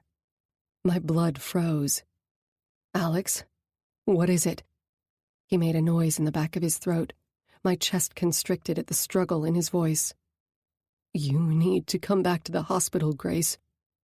What? Why? What's going on? Alex let out a slight moan. My eyes squeezed shut. Oh, no. No. Grace, please. I pleaded with God. I pleaded with the universe. Alex cleared his throat. Bring Jake to the hospital. Bring him now. He needs to see his mother. He needs... Alex? Come now. I touched the end call button on the screen and gripped the hard electronic rectangle tighter. I stared at it. It was no longer a mobile phone, just a loathsome object, a brutal black shiny object of torture, straight from hell. Sister? You okay? What is it? Dawes swatted Bear on the arm and leaned over him. Sister! My heavy eyes cut to his. Got to pick up Jake and go back to the hospital. Is that my voice? Bear snapped out of the Cherokee. Get in, babe. Come on. He guided me into the back seat, put my phone in my handbag, and then darted towards Alicia, who was chatting with Lenore in the doorway of the shop. Dawes got out his phone and tapped on the screen. Mary Lynn, listen, get Jake ready. We got to bring him to the hospital to see his ma. Be there in 5. 18. The cancer has taken a very aggressive turn. It's metastasized through her lymph system and spread to the membrane around her heart. At this point, her one lung is in danger of collapsing. Dr. Braden's lips moved. His clear voice floated over me. Everything separated into pieces. It's a very aggressive disease. The pieces broke. Mrs. Quillen, do you understand? My mouth was ridiculously dry. I took in air through my nose. And there's nothing else we can do? I'm sorry. We're making her comfortable with painkillers. There's a room available at our hospice just a couple blocks away. She'll be taken there within the hour, I believe. Hospice? Do we know how... You should be with your sister now. Diggs remains and Ruby's rather aggressive turn. Remains and aggressive turns. The ingredients of my existence. Thank you, Doctor. I stood rooted in the hospital hallway and stared after Dr. Braden in his crisp white coat and expensive sneakers as he receded from my line of sight. Grace, go in and see her, Alicia whispered. We'll be right here with Jake. My gaze darted down to my nephew, who held Wes's hand. He pressed his head against Wes's long arm, his round hazel eyes full of water, his lips sealed in a squiggly line. I've got to call Ray. I fished in my bag for my phone. I found it, but Dawes plucked it from my fingers. Who's Ray? Her father, said Alicia. He jerked his chin at me. I'll talk to Ray. Bear squeezed my arm. Want me to get Boner over here?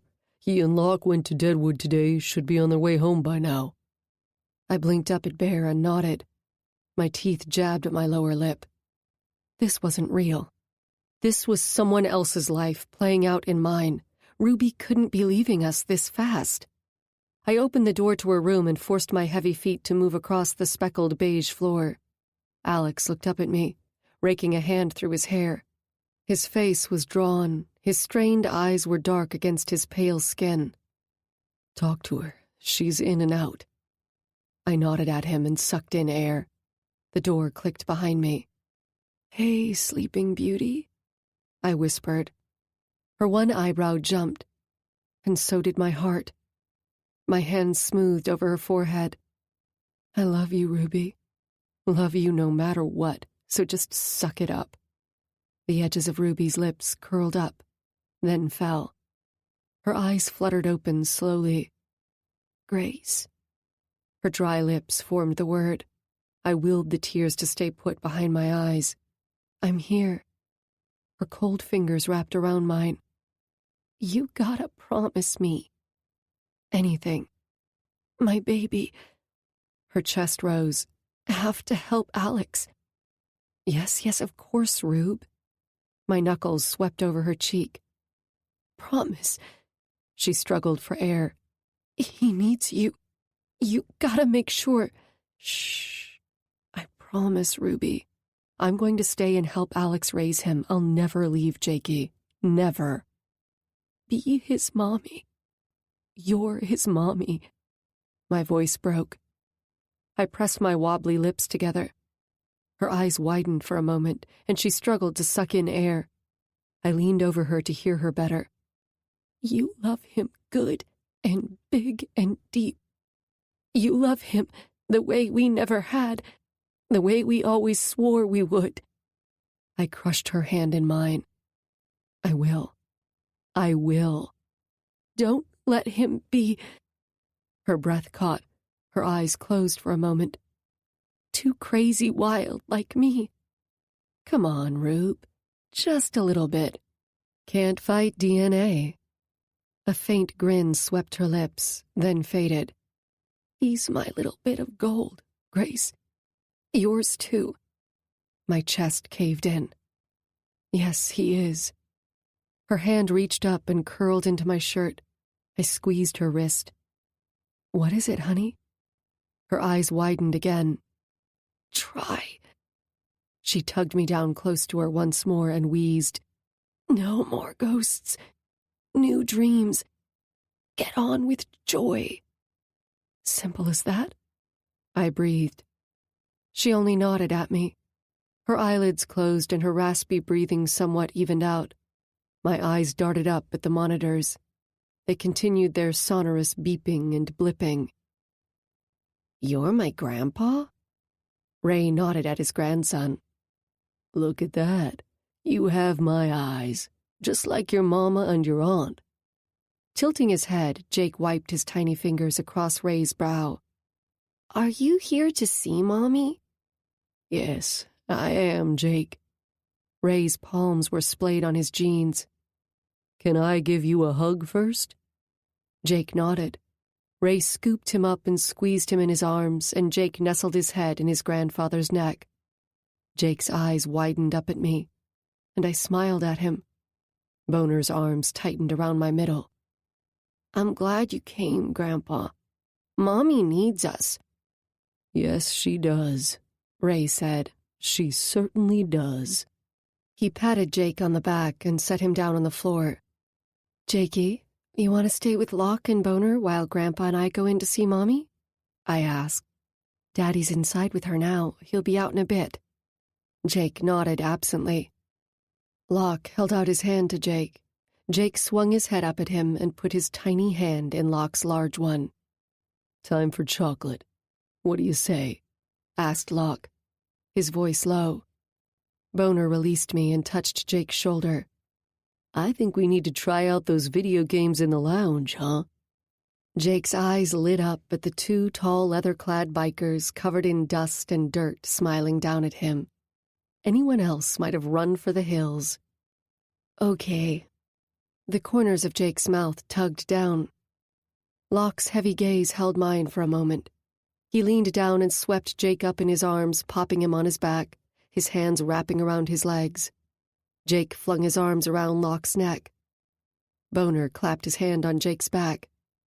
"That's some big horse you got there, little dude," he murmured. Jake smiled at me, and I blew him a kiss.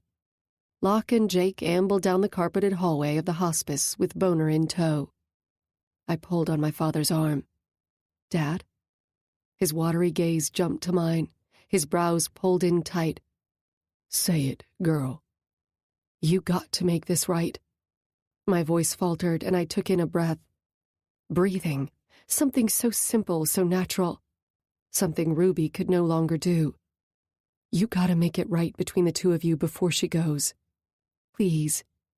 His hands rubbed at the sides of his face. "You think I don't know that? You think this hasn't been weighing on me for years?" "Oh, it has? Shocker."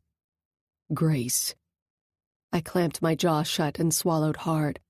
There's no more time to be nice and step carefully on the millions of eggshells we're standing on. "I know." He nodded and let out a gust of air. "Want you in there, too." I pushed open the door to Ruby's room, and my heart broke. Alex was slumped on the bed, asleep, with his arms draped over Ruby's middle.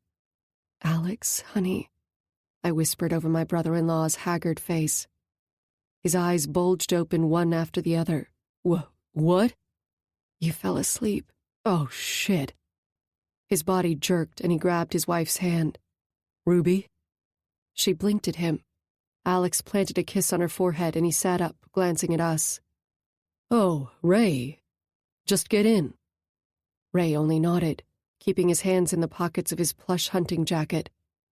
"Locke and Boner took Jake for a snack and video games in the lounge," I said. Alex rubbed his eyes. "Okay, think I'll go find some coffee." He took Ruby's hand in his and kissed her fingertips. "Be right back, baby." He squeezed my arm as he shuffled out of the room. Ruby smirked and let out a wheeze of air. "Father and daughter."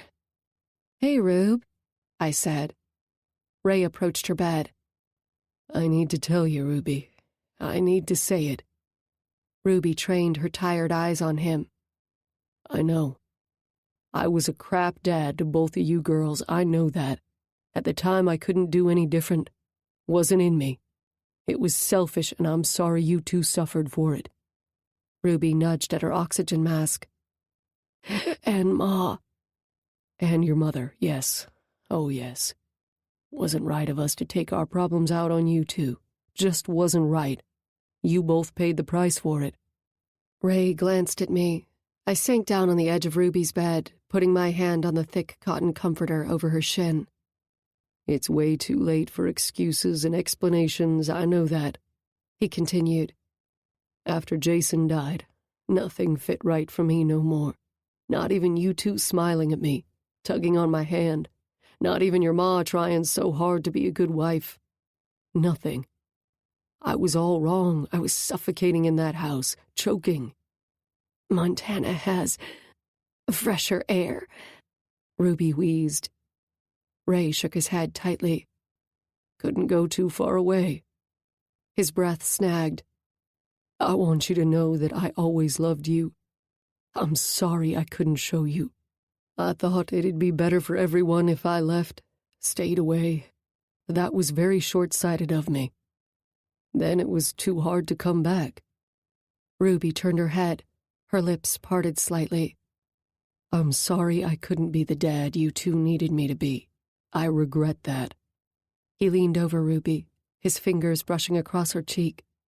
Forgive me, Ruby girl. Forgive a stupid old man. I want you to know it was all me that was wrong, not you. You were wonderful. The air swirled from the room. Ray sniffed in air. Your Jake's a beautiful boy. You did good, Ruby. Ruby forced in air. Got one thing right. Oh, no. Ray shook his head. Whole lot of things, girl. You took care of your mama and your little sister all on your own. You did good. Yes, you did. Ruby's eyes blinked slowly. Can't be a part of my boy's life if you're going to be shit grandpa. I grinned and bit my bottom lip. Straight shooter as ever. I'll be here for that boy, Ruby. I'll be right here. And be good. She fought for air. Her gaze darted to me. Be good to Grace. Always looking out for me, my big sister, no matter what, even on her dying breath.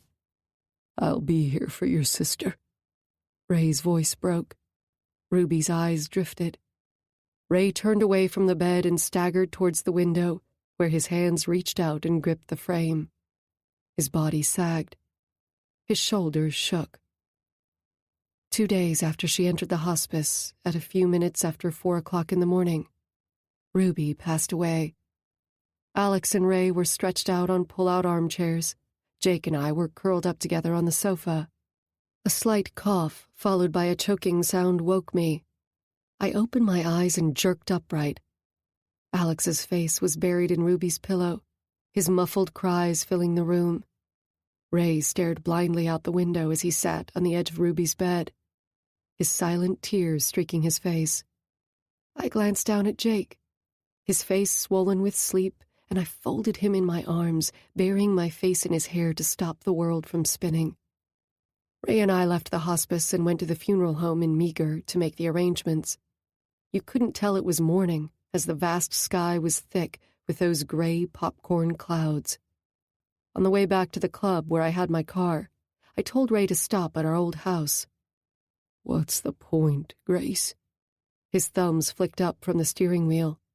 What for? I clicked my seatbelt into place, my gaze trained on the road. Just go. He swatted at his blinker. Within 5 minutes, we pulled up alongside the driveway of the scene of so many crimes. Ray inhaled a deep gust of air. Is it hard for you, Ray? Being here? He shoved the gear stick into park. His gaze remained straight ahead. Well, isn't that too damn bad? I muttered, snapping the seatbelt off. I jumped out of his SUV, slammed the door, and strode over the thick emerald lawn. The cracked driveway that in another era had once been filled with loud pickup trucks and great gleaming Harleys had been repaved. A brand-new silver Mazda minivan stood still over its black smoothness. A banner decorated with colored leaves and acorns flapped in the gentle breeze from a pole by the cobalt-blue front door. The windows had been reframed, with matching blue shutters and replaced with brand-new storm windows. My eyes fell on the window of my old room. It was the one Ruby used to climb in and out of in the wee hours because my room was further away from our parents' bedroom. She'd tell me all about her adventures of the night, and I'd soak in every crazy detail. Then we'd both drift off to sleep on my bed. Wheat-colored curtains were now drawn in the living room window. In that living room, Dig and I often found refuge from the club for a spell of quiet time alone together, before we bought our own small house. We would cook together, then eat in front of the television, or listen to music and talk stretched out on the sofa, Those nights were rare, though, weren't they? If I wasn't at work, there was always somewhere he had to be, something he had to take care of. I pushed my hair back from my face and peered at the side yard. The rusty swing set that Jason used to love and that none of us had the bravery to get rid of after he'd died was gone, replaced by a solid wooden fort. I stood transfixed on that lush green lawn, my pulse thudding in my neck. I had to see if the house was still here, still standing, like I was, like Ray was, standing, breathing. But the house had moved on. It had survived us and had been transformed. What did I expect? That it stood here untouched as a monument to my experiences? No, it most certainly hadn't. Our old house now contained new lives and new hopes, dreams and memories that belonged to another family, another generation. The Hastings clan had been wiped clean, exorcised. Today I'd wanted to see that. And I saw it. Today. A new day. A rotten, bitter day. Grace? Grace, is that you? My head snapped to the side. Karen? Karen still lived next door, and she still had that strawberry blonde hair, wide smile, and those dimples. She and her husband Bill had been newlyweds when they had moved in next door to us just before Jason died. Hey, honey, haven't seen you in so long. Oh my gosh! She swept me up in a robust hug. Ruby used to stop by for a cup of coffee here and there. She's got herself a beautiful boy. Did you ever get married again, Grace? You got kids now? House looks good. I gestured at my former home. Doesn't it? A nice young family bought it a couple of years ago. 2 kids and a third on the way, would you believe? They really do a good job keeping it up. Just painted it last month. They're out here gardening all the time. I nodded, my gaze drifting over the property once again. Her eyes narrowed over me and she frowned. Have you moved back now, Grace, or just here on a visit? How's Bill? Bill's good. Now we're home alone. The twins are both married and living in California. That's nice. We want to take a road trip to see them. Bill's got his birthday in a few months. Thought I'd surprise him with a new car to get us to California. Something with pizzazz that's also dependable on the road. But I'm not sure what exactly. He's at that age now when he wants a little sizzle in his life. She rolled her eyes. I glanced at Karen's driveway. A green Ford Explorer was parked there. Does he still have the Nova? Karen let out a laugh. Are you kidding? Of course he does. Wouldn't part with that car for love or money. My mother had slammed into Bill's prized Nova one night, trying to park in front of our house after a drunken spree at Pete's. She had overshot our driveway, jammed on the gas instead of the brakes, and rammed right into the back of the Nova. Bill had been furious. Ruby had been hysterical with laughter for days. Honey, you okay? Karen asked. Does Bill ever take the Nova to Rex Repair? At the club? Karen tilted her head slightly. Yeah, he goes there for his tune-ups. He must know Locke, who runs the shop. Locke does custom paint jobs, original designs. He could give the Nova some of that sizzle. Karen grinned. Oh, yeah? I'll give you his number. I took out my cell phone. He does good work, usually works on bikes. Insist on an appointment, Karen. Okay, I'll insist. Karen touched my arm. Honey, what is it? You don't look so good. Come say hello to Dad. Her eyebrows shot up. Is that Ray in the SUV? I nodded. I'll be damned. Karen charged over to the enclave. My father opened the door and hopped down. She let out a laugh and clapped her hands together. Ray Hastings? Is that you? Dad grinned briefly as his hand reached out to shake Karen's. I stayed rooted on my formerly scabby lawn, which was now velvety green and bordered with white and gold chrysanthemums. Ruby and I had never done any gardening, never even thought about it. I raised my head at the sky and admired the billows of puffy popcorn clouds in gray-blue and ashy white. I couldn't get enough of them. Good to finally meet her sister. Ruby used to talk about you a lot, you know. I'm so sorry. I nodded at another one of Ruby's friends. My hand was finally released. Ray covered the costs of Ruby's burial in meager in the same plot with our mother, as well as the coffin and a huge spray of white roses. Ray had taken care of her birth and death, but not a hell of a lot in between. Funny how that worked out. He stood with me and Alex as friends of Ruby's expressed their condolences. Many I remembered from high school. Others were from her work at the Addiction Counseling Center. Their names were familiar, but their faces were foreign to me. Erica was there with her husband. So were Karen and Bill. Locke, Jump and Alicia, Kicker and Mary Lynn, Susie and Bear and Boner had come along with Dawes, Peck, Dreddy, and Clip. Jump had made it an official event for the chapter. You will always be a part of this club. Even though there were just a small number of people here, it was a huge relief to finally not have to shake hands, not have to smile or listen to small talk any longer. It was over. Oh, Grace. Karen pulled me into a deep hug. Locke stared at me over her shoulder, his eyes smoky, his jaw tight. I'm so glad you're staying. That boy, that poor boy, she said through sniffs. Let the woman be, darling. Bill's hands tugged on Karen's shoulders. He shook my hand, then Ray's. My eyes stayed on Locke's. He drank me in. Grace, baby. My gaze drifted. Mary Lynn and Susie put their arms through mine. Dee stood in front of me, her mouth moving. I couldn't hear what she said. Her mascara was badly smudged, her face red. My arm moved. Jake pulled on my hand, swinging it up and down. Ray gave Jake a hug, and they shared a few words. He shook Alex's hand, nodded at Locke, and turned back to me. Suddenly he embraced me, sighed heavily, then released me and strode away. Alex swept his son up in his arms and planted a kiss on my cheek. Jake waved at me. My beautiful boy. Father and son disappeared down the green hill towards the big iron gate. Locke stood with Dawes and Kicker smoking a cigarette. His mirrored aviators now cloaked his eyes, the angles of his face tight as he watched me. My gaze slid to the open grave. The cemetery workers hovered over Ruby's coffin and fiddled with their system of pulleys and belts.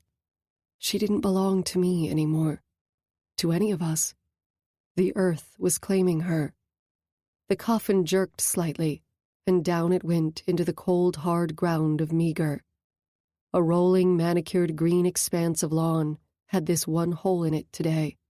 A gaping gash yawned wide to receive my sister's cancer-ravaged flesh, now locked in a beautiful wooden casket, lined in white satin and sealed forever. Ruby hated satin, didn't she? Alicia's throaty voice called my name. And again. A hand pressed on my arm. I wiped it away. The sharp wind pricked my skin. Remains. What remains of me, though? The roar of pipes made me turn. A huge chopper came right down the long path halfway towards the gravesite and stopped. Ruby would have loved that. My eyes lifted to the rider. Butler. Locke moved towards me. Boner's voice boomed behind me. Butler lifted his black sunglasses, and his icy blue eyes pierced mine. The insolent rumble of his engine arrogantly ripped through the eerie calm, proclaiming, protesting, objecting. I sprinted forward. I flipped my bag's long strap across my chest, jerked my stretchy black skirt up my thighs, grabbed onto Butler's shoulder, and swung my leg over his bike. We tore out of the cemetery in a dizzying blur. 19. More tequila for my woman! Butler slammed his fist on the table. We both roared with laughter. The small party at Butler's clubhouse was in full swing, and I was tightly wound on booze, nerves, and plenty of denial. Sally, a plump woman in her mid-50s, ran over with the bottle and filled my glass. Sally was a former VP's widow who still hung around the club and kept things somewhat organized and clean. However, there was only so much one woman could do. The North Dakota chapter's clubhouse was a freaking pit. The windows were streaked with grime, and the odor of stale beer and mildew permeated the air. Black smudges from drinks and stomped-on food bits marked the worn, patchy linoleum. "Thanks, Sally." She grinned at me. "Sure, sister." Butler plucked the glass from my hand and knocked back the tequila. "Hey!" I slapped his large bicep. He grabbed my face with both hands and bent to kiss me. I parted my lips, and the liquor from his mouth flowed into mine. I arched up against him and swallowed the warm, stinging nectar in one go. I straddled his lap and gave him a fat kiss in return. His laughter tickled down my throat. This was the Butler I remembered. The hot Dionysus, the god of the unquenchable good time and the endless party. I was not on his periphery anymore. He was no longer stealthily flashing that killer smile and those Arctic blue eyes at me, after which a spray of ephemeral gold dust would scatter over me. Now I was the center of his fucked-up magic kingdom. Lucky me. As one of Dig's new recruits for the One-Eyed Jacks right around the time I had hooked up with Dig, Butler had shown his exemplary flair for the dramatic. That summer, the club had had rough dealings with another club in Colorado. Negotiations over transport had not been going well, and one of the other club's prospects had been needling Butler, calling him "pretty boy," over and over again. The guy had made repeated demands on Butler to bring over beers, food, check on their bikes, a whole variety of the usual little chores and tasks. Butler had kept his cool until the idiot told him to get on his knees and shine his boots. That's when our blonde god had finally lost it. He'd broke a beer bottle and jammed it into the jerk's throat, shouting, "What do I look like, your fucking butler?" "Hang on, beautiful." Butler planted a kiss on my forehead and pushed up from the sofa, where we had been lounging and necking for the past hour. He jerked his chin at Tail, his VP, who shoved his woman of the hour to the side. It was Iris, Locke's black-haired concubine. She glared at me for the 100th time that night as she leaned against the bar. "Hiya, slut power, girlfriend." Tail approached Butler and listened to what he had to tell him. He nodded and went back to Iris, a hand landing on her ass. Butler gestured to one of the prospects behind the bar. The guy leaned over the bar. I blinked. Familiar. Familiar. Who was he? I bit the inside of my cheek. Wasn't he one of the demon seeds who had held on to me in that warehouse in Montana? He handed Butler a small envelope, and the two of them tapped fists. Damn it, I couldn't be sure. I rubbed at my eyes. Fatigue and booze had caught up with me. I sat up on the sofa and straightened my back as I sucked back some beer from Butler's bottle. "What are you looking at?" It was Creeper, one of Butler's brothers who definitely fulfilled his name. In his early 40s, Creeper sported long, stringy brown hair, permanently dirty fingernails, raggedy jeans, and a perpetual leer on his face. He'd sported the same look 20 years ago. I gestured at Butler's back. "I was appreciating my fine piece of ass until you got in my face." "Yeah," he said on a long sigh, nodding at me. His eyes were pinned, and they seemed to pulse. "You got a problem, Creeper?" "Me? Fuck no. I just hope my prez don't, that's all." "What's the matter? Couldn't get a little girl to climb into your lap tonight?" Creeper threw his head back and laughed. "What's going on?" Butler's voice sliced between us. "Just yakking," Creeper said. Butler scowled at him. "Get lost." Creeper made a face, took a drag on his cigarette butt, and slunk off. Butler tugged me off the sofa and led me down a short hallway to a room.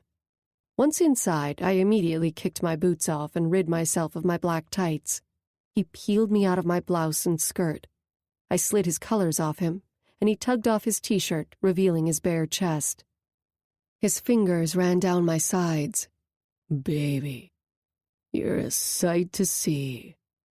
Butler sank down on his knees in front of me, his hands gripping my ass, and licked at my inner thighs. His pierced tongue prodded at my clit through the sheer fabric of my panty, and I let out a tiny gasp as my fingers dragged through his spiky hair. The door to the bathroom creaked open, and I flinched back. Two giggling, nearly naked blondes appeared in the lit doorway, draped over one another.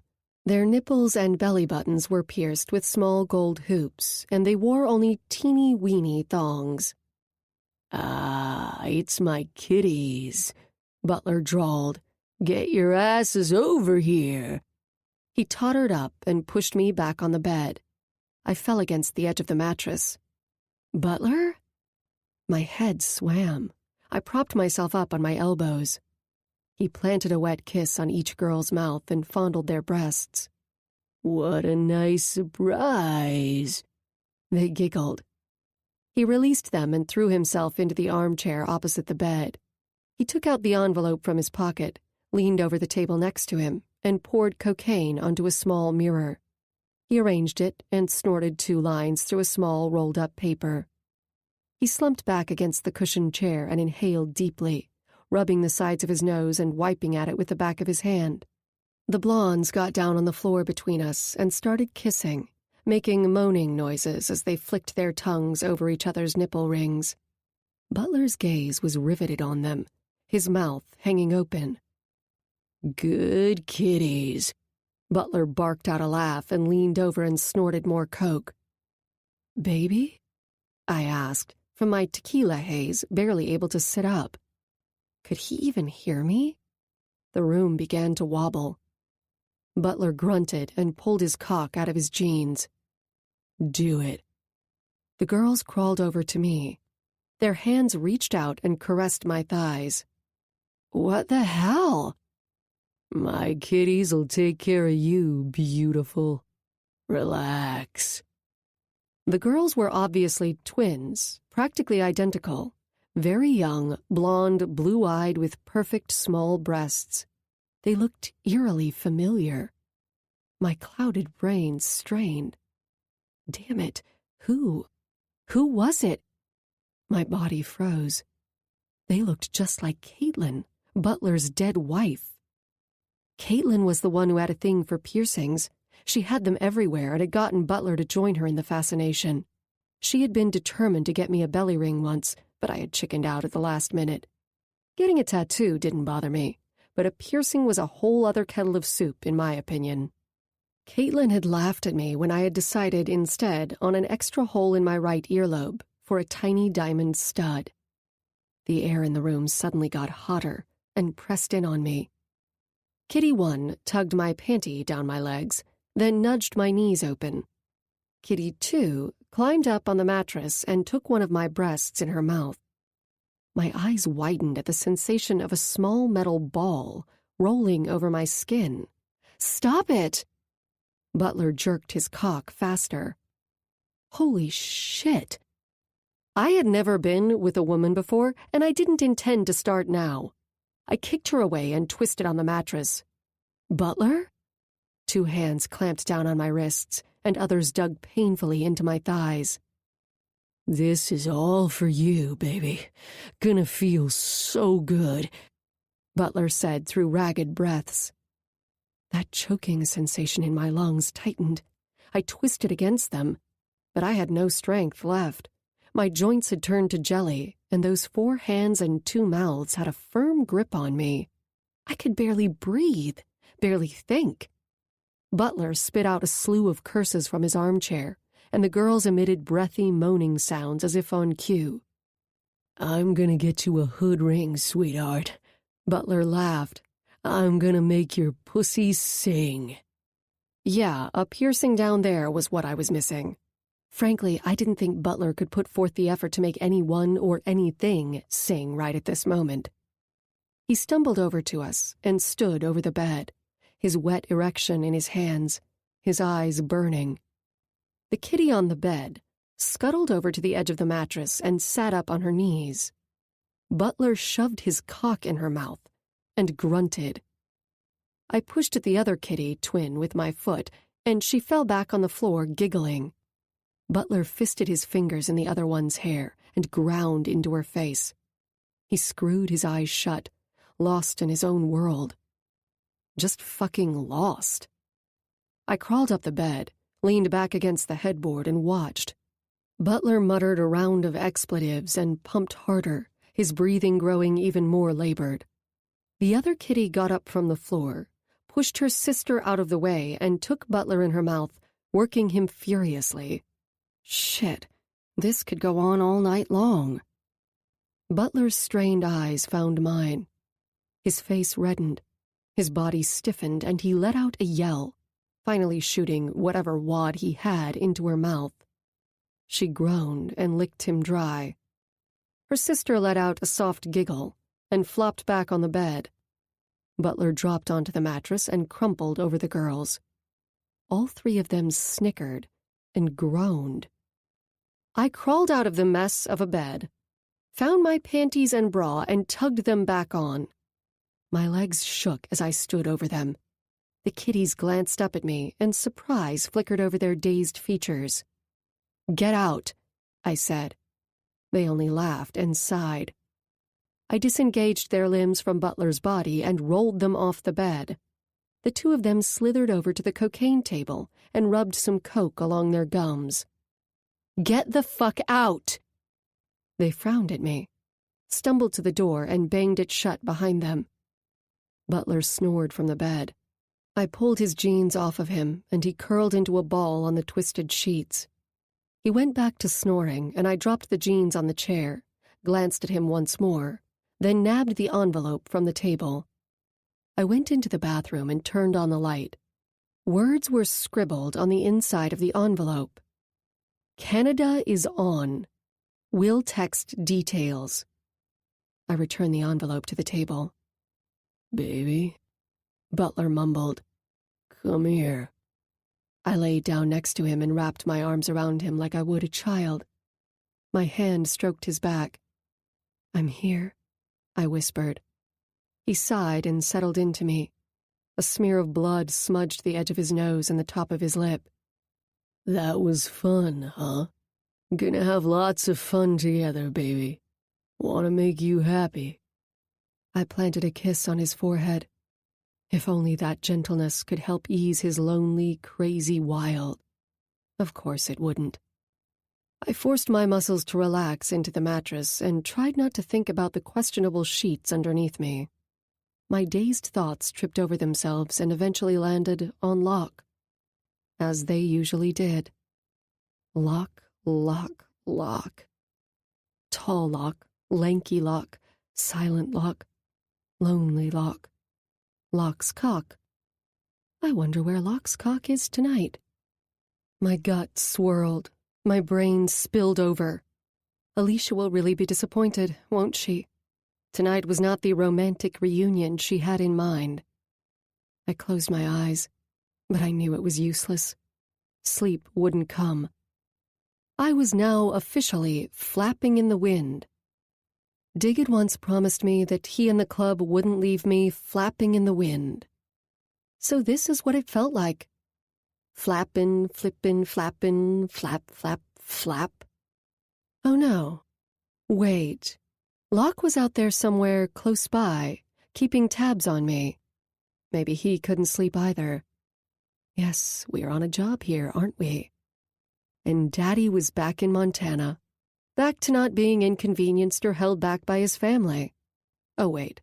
I was all that was left of that family. No. There's Jake. Yes, concentrate on Jake. This is all for Jake. I rubbed a hand over my sore eyes.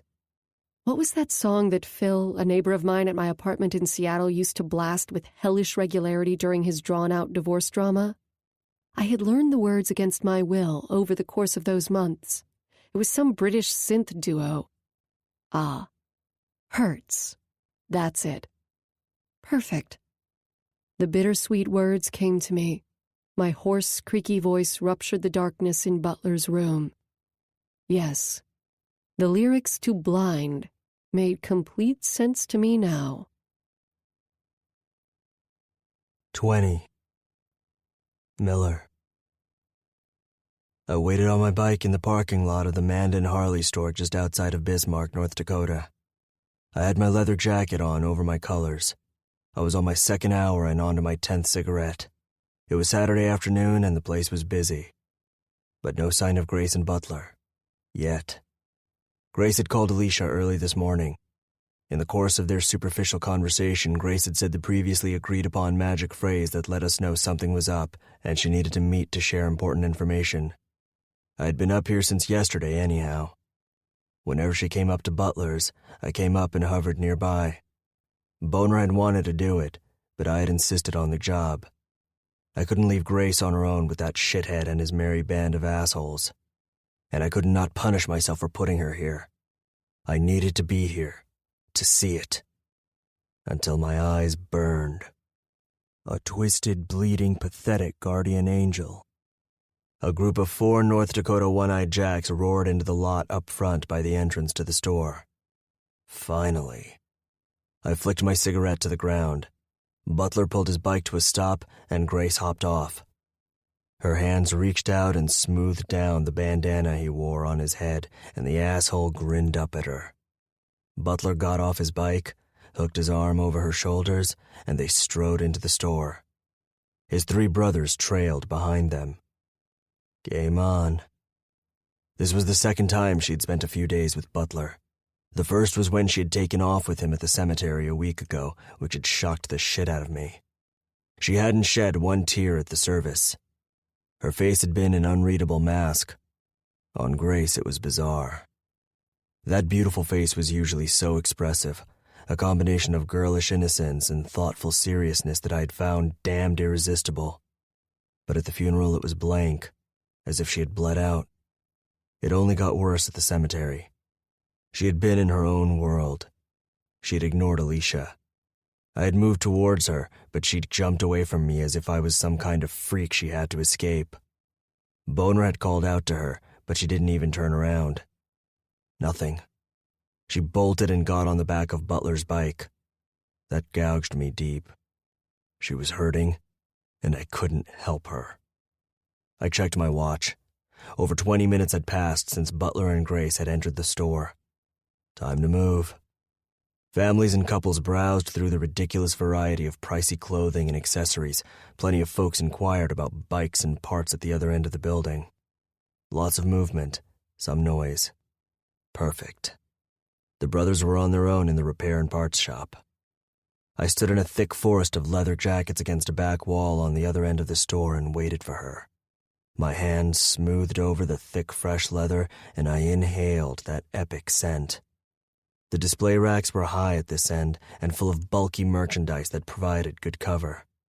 I took a few steps back into the leather jungle and waited for her.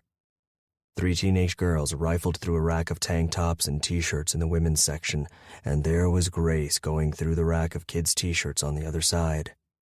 She plucked one hanger off the rack, checked the tag, looked over the design on the front, then the back, then the front again, and put it back on the rack. Her back was stiff, her movements sharp.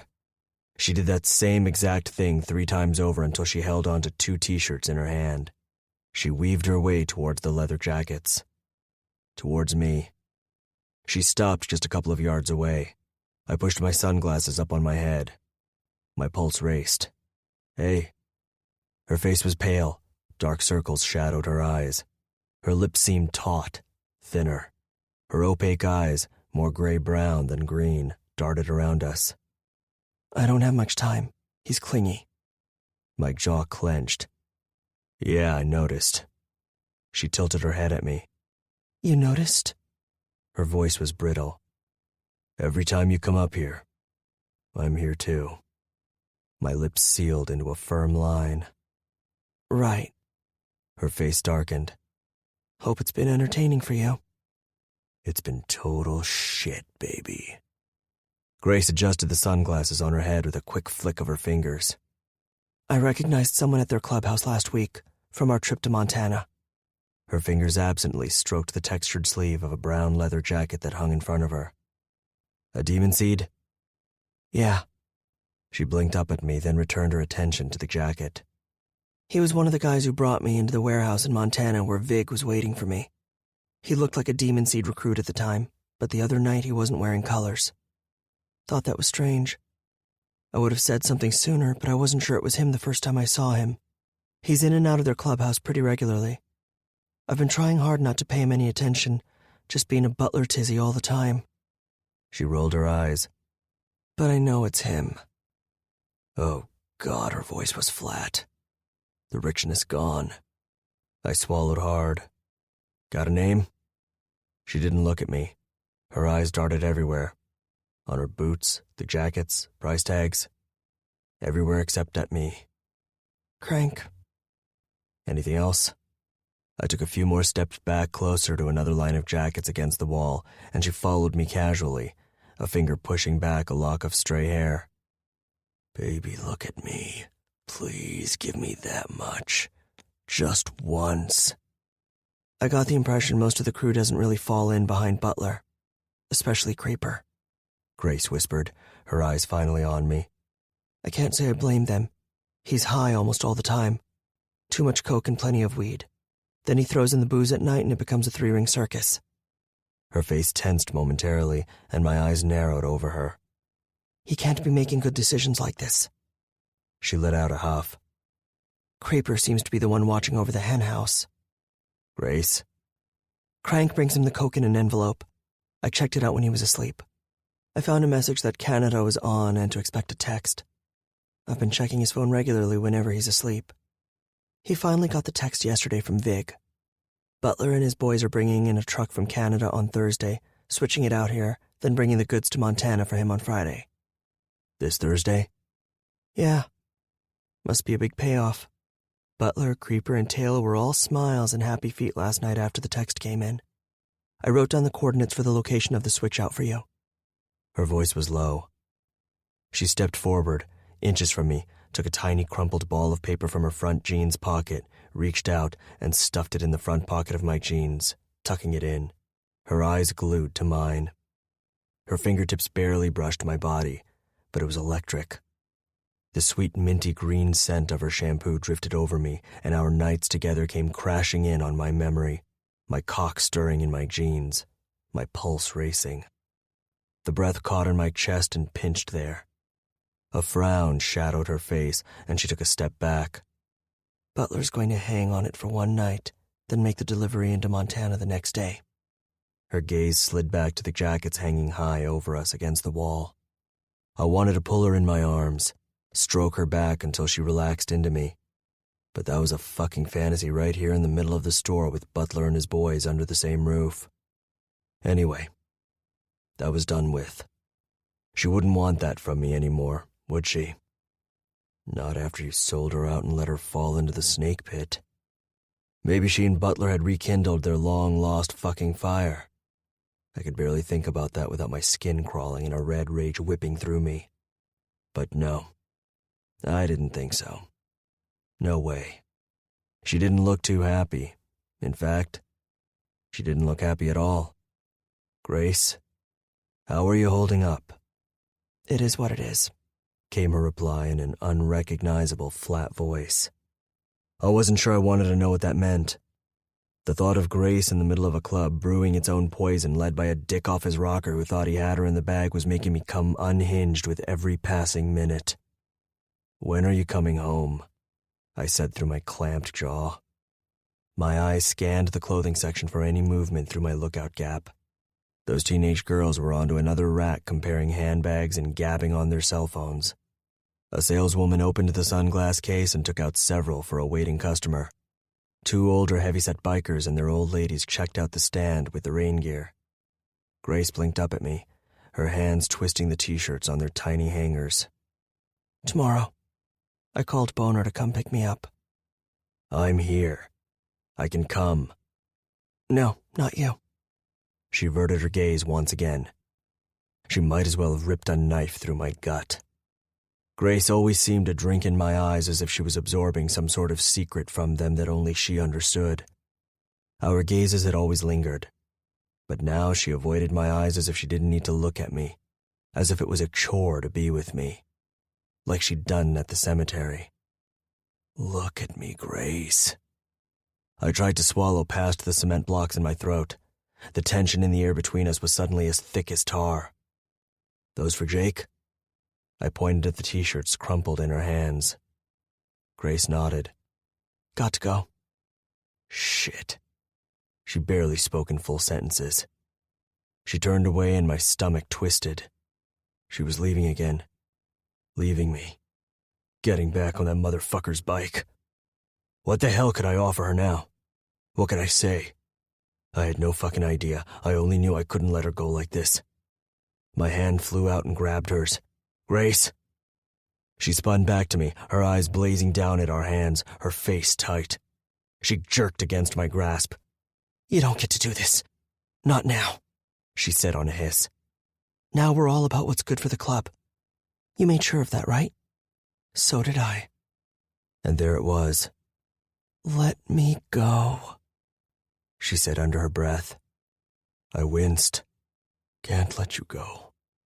I released her hand and she snapped hers back at the same time. Her handbag went flying off her arm, its contents spilling onto the floor. Shit! Grace scowled and got on her knees. She tossed tubes of lip balm, a pack of tissues, keys, pens, her cell phone, a wallet, and a whole lot of other girl crap back into her bag. My eyes zeroed in on a brown prescription bottle. I crouched down and snapped it up. It was half full of pills. My eyes widened over the label. A recent prescription of antidepressant meds filled at a pharmacy in Rapid City. You taking these? Her steely eyes cut to mine, her body visibly stiffening. She plucked a hairbrush and a small round mirror off the floor, shoving them into her black suede handbag. That's none of your business. I've been to war, Grace. I know all about post-traumatic stress and anxiety. You need the relief? She ignored me. We had put her in harm's way, hadn't we? Now all her old buttons were being pushed once more, and maybe new ones were being created. How was she really holding up under the strain? She was vulnerable. Way too vulnerable. But my Grace was strong. Always had been. And she had to be now. She had Jake. She had me. Fuck. She snatched the prescription bottle from my hand and shoved it in her bag. If you must know, for the past 16 years, off and on when needed. You're not mixing them with blow or anything else, are you? She zipped her bag closed. Grace? Her eyes came up to mine. Hard. Cold.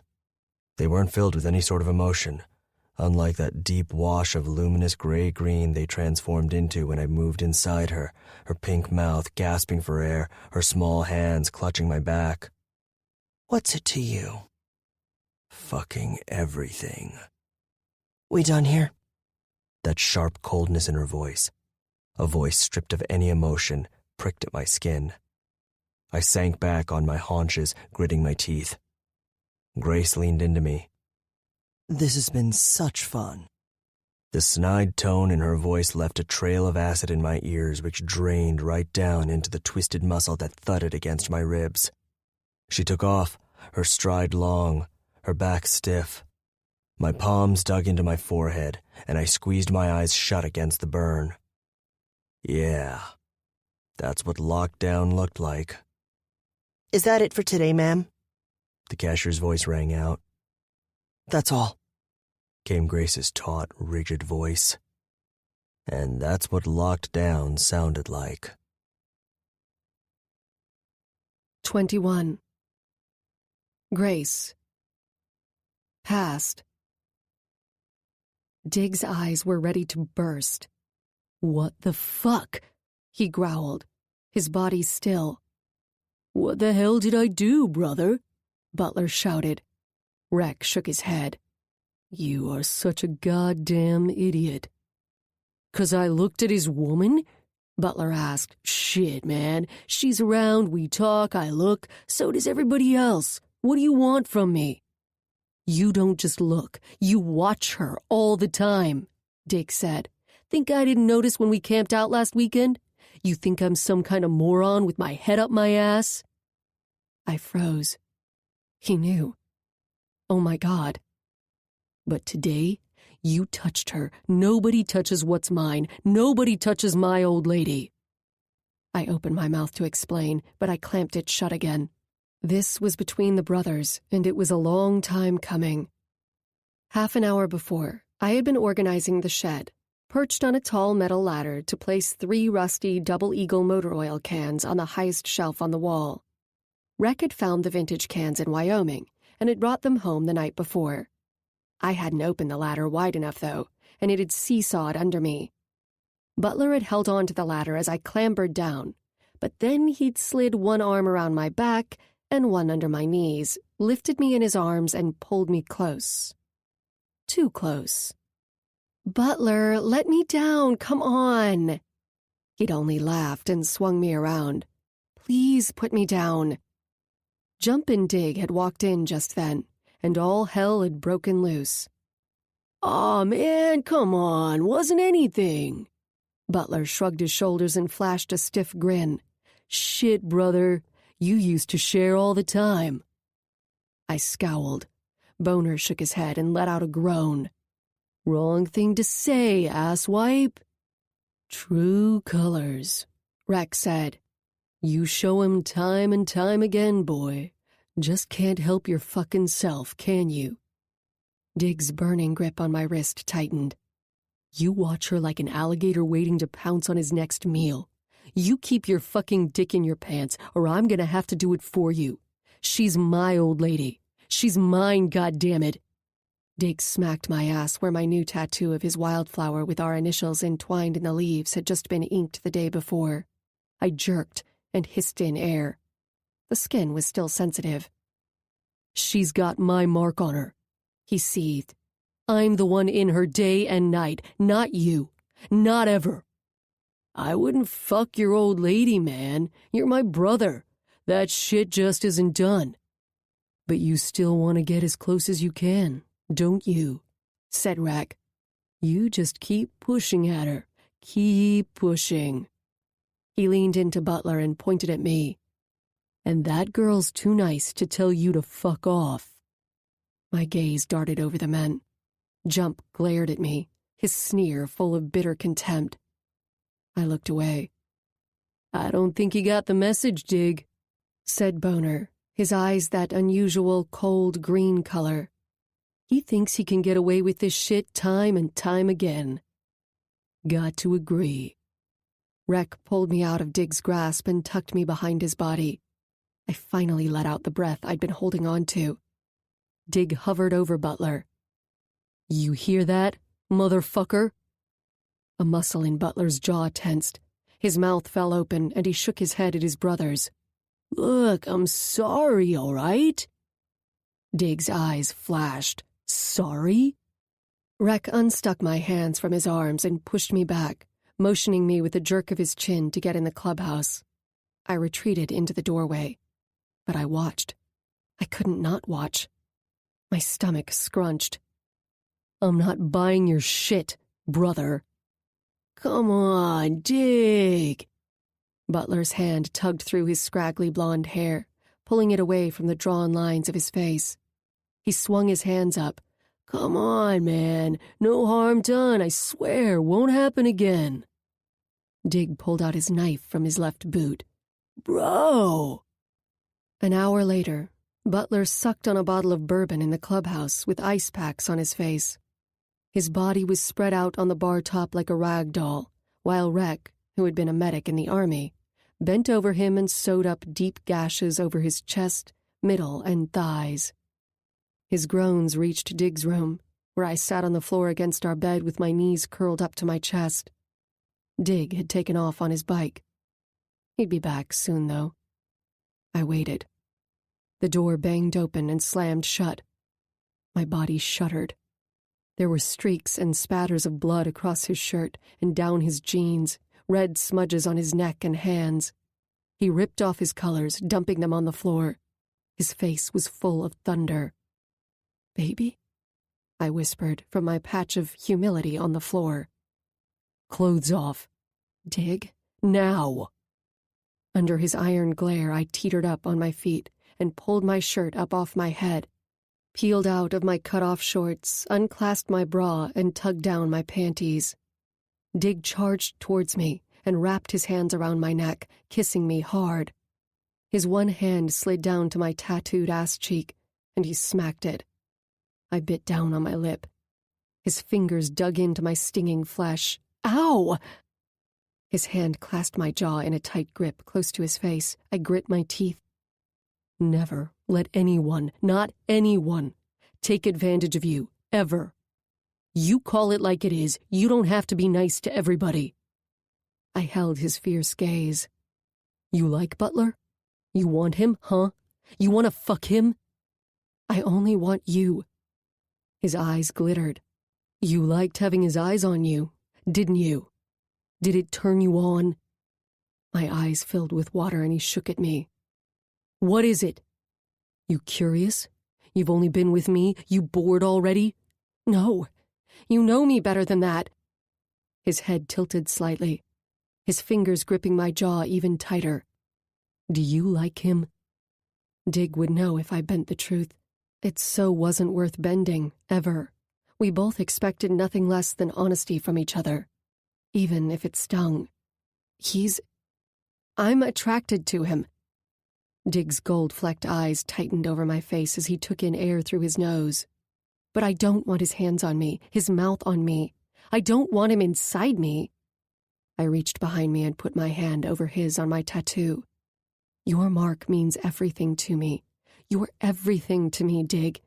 I wouldn't throw away what we have for... I love you. His hand pushed mine aside, slid from my rear up to my breast, and squeezed. I clenched my teeth against the sharp pain. Our breathing turned choppy. Yeah. You sure about that? My gaze met his hard, glassy one. What about that haughty blonde who keeps showing up everywhere we go? I asked. She hangs on you at every party, every event, brings you drinks, and you keep smiling at her, talking to her, lighting her cigarettes. Last week, you let her touch you. I saw it. His jaw clenched. She's got a great ass, he said, his voice rough. I struggled in his hold, tried to wriggle out of his grasp, but he only clasped me tighter against his body. My fingernails dug into his skin. He winced. You like her? You want inside that cheap ass? You want to fuck her? His lips pressed into a firm line. Come on, say it. Yeah, I do. I grunted and twisted with all my might in his grip, but he only pulled me closer to his body. His forehead slid to mine, his hand dug into my hair, and his lips moved against my mouth. But she ain't got what you got, Grace. None of 'em do. And I need you. Need you to fucking breathe. Everything comes back to you. Always you. My heart pounded in my chest, and my eyes didn't leave his as I snapped open the buttons of his jeans. I shoved them down his hips and pulled out his cock, and he let out a hiss. He clasped my ass in his hands and hoisted my body up in his arms as I clutched his neck and hooked my legs around his waist. He turned. My body collided with the door, and I gasped at the jarring pain. I rocked my pelvis up against him, and he rammed inside me. I grunted through each harsh thrust. It hurt, but I didn't care. All I cared about was feeding our violent hunger. Our eyes were riveted on each other, our bodies jostled against the door. My fingers dragged through his hair and pulled. Fuck, baby. Dig breathed hard against my lips as he filled me, thrusting inside me over and over again. Only you. Only you. We didn't leave our room the rest of that afternoon, or that night. The next day, Butler took off for the North Dakota chapter. Dig and I got married the following week. And I found the bottle blonde and told her to go fuck herself. Now. What's up, boner? Come for little sister. Over there. Creeper gestured towards the sofa where I lay, half asleep. I raised my head and swiped the dribble from the edge of my mouth with the back of my hand. My neck was stiff, and my back very unhappy. My leather jacket that I had used as a pillow lay crumpled on the floor. Hey. Boner stood over me and handed me my jacket. He pulled his lips into a firm line. Any coffee around? Can't stand that shit they sell on the road. I got up on a sigh, stretched out my arms, then snaked them around his middle. He hugged me. Don't think what they have here is much better, I mumbled into his chest. He planted a kiss on my forehead. See what you can come up with. Okay. His hand gripped my jaw. His green eyes darkened. Better make one for yourself, too. I shuffled behind the small semicircle-shaped bar. Boner remained in the middle of Butler's small clubroom, his hands on his slim hips. An infomercial hawking frying pans blared from the television. The new club mouse was on her knees between Creeper's legs, finishing up his blowjob. He was slumped back on the sofa, across from the one where I had been napping. I had woken up to his muffled grunts and her sucking sounds along with the enthusiastic voice of the frying pan lady on TV. 2 recruits prepped a bong at a small round table in the corner, and Butler sat at the bar smoking a cigarette and nursing a beer. You in a rush? Butler asked. Got shit to do, can't stick around, Boner said. I told her I'd bring her, but... He raised an eyebrow and brought his cigarette to his lips once more. Boner shook his head at him. Look at you, man. How you gonna stay on your bike? Butler only smirked. Boner leaned in closer to him. Look at you. Fuck off, man. I'm just hanging, enjoying time with my girl. It was a long weekend. What can I say? Butler wiped his hands over his eyes and flicked his cigarette into a dirty coffee mug. Right, baby. I poured the water into the coffee maker, smacked the cover over the filter compartment I had filled with coffee, and snapped the power button on. Boner exhaled. Oh, yeah? Yeah, man. Butler rubbed his chest and let out a soft chuckle. The coffee around here must be some sort of miracle brew, then, Boner said. I rolled my eyes. Butler lit another cigarette. What? The coffee maker dripped its black liquid into the glass pot. My gaze settled on the antiquated Mr. Coffee, which shuddered on the counter. Boner flicked on his lighter and lit a cigarette. Drip, shake. Drip, hiss. Drip. Here you go. I placed the mug filled with hot coffee on the bar by Boner's arm. 1 sugar. He took the mug and drank. You ready to go? He asked, his voice low. Bags by the door. I filled a cup for myself. Butler winked at me and jerked his head to the side. I rounded the bar and his arm wrapped around my middle as he pulled me between his legs. Boner watched us from behind his mug of coffee.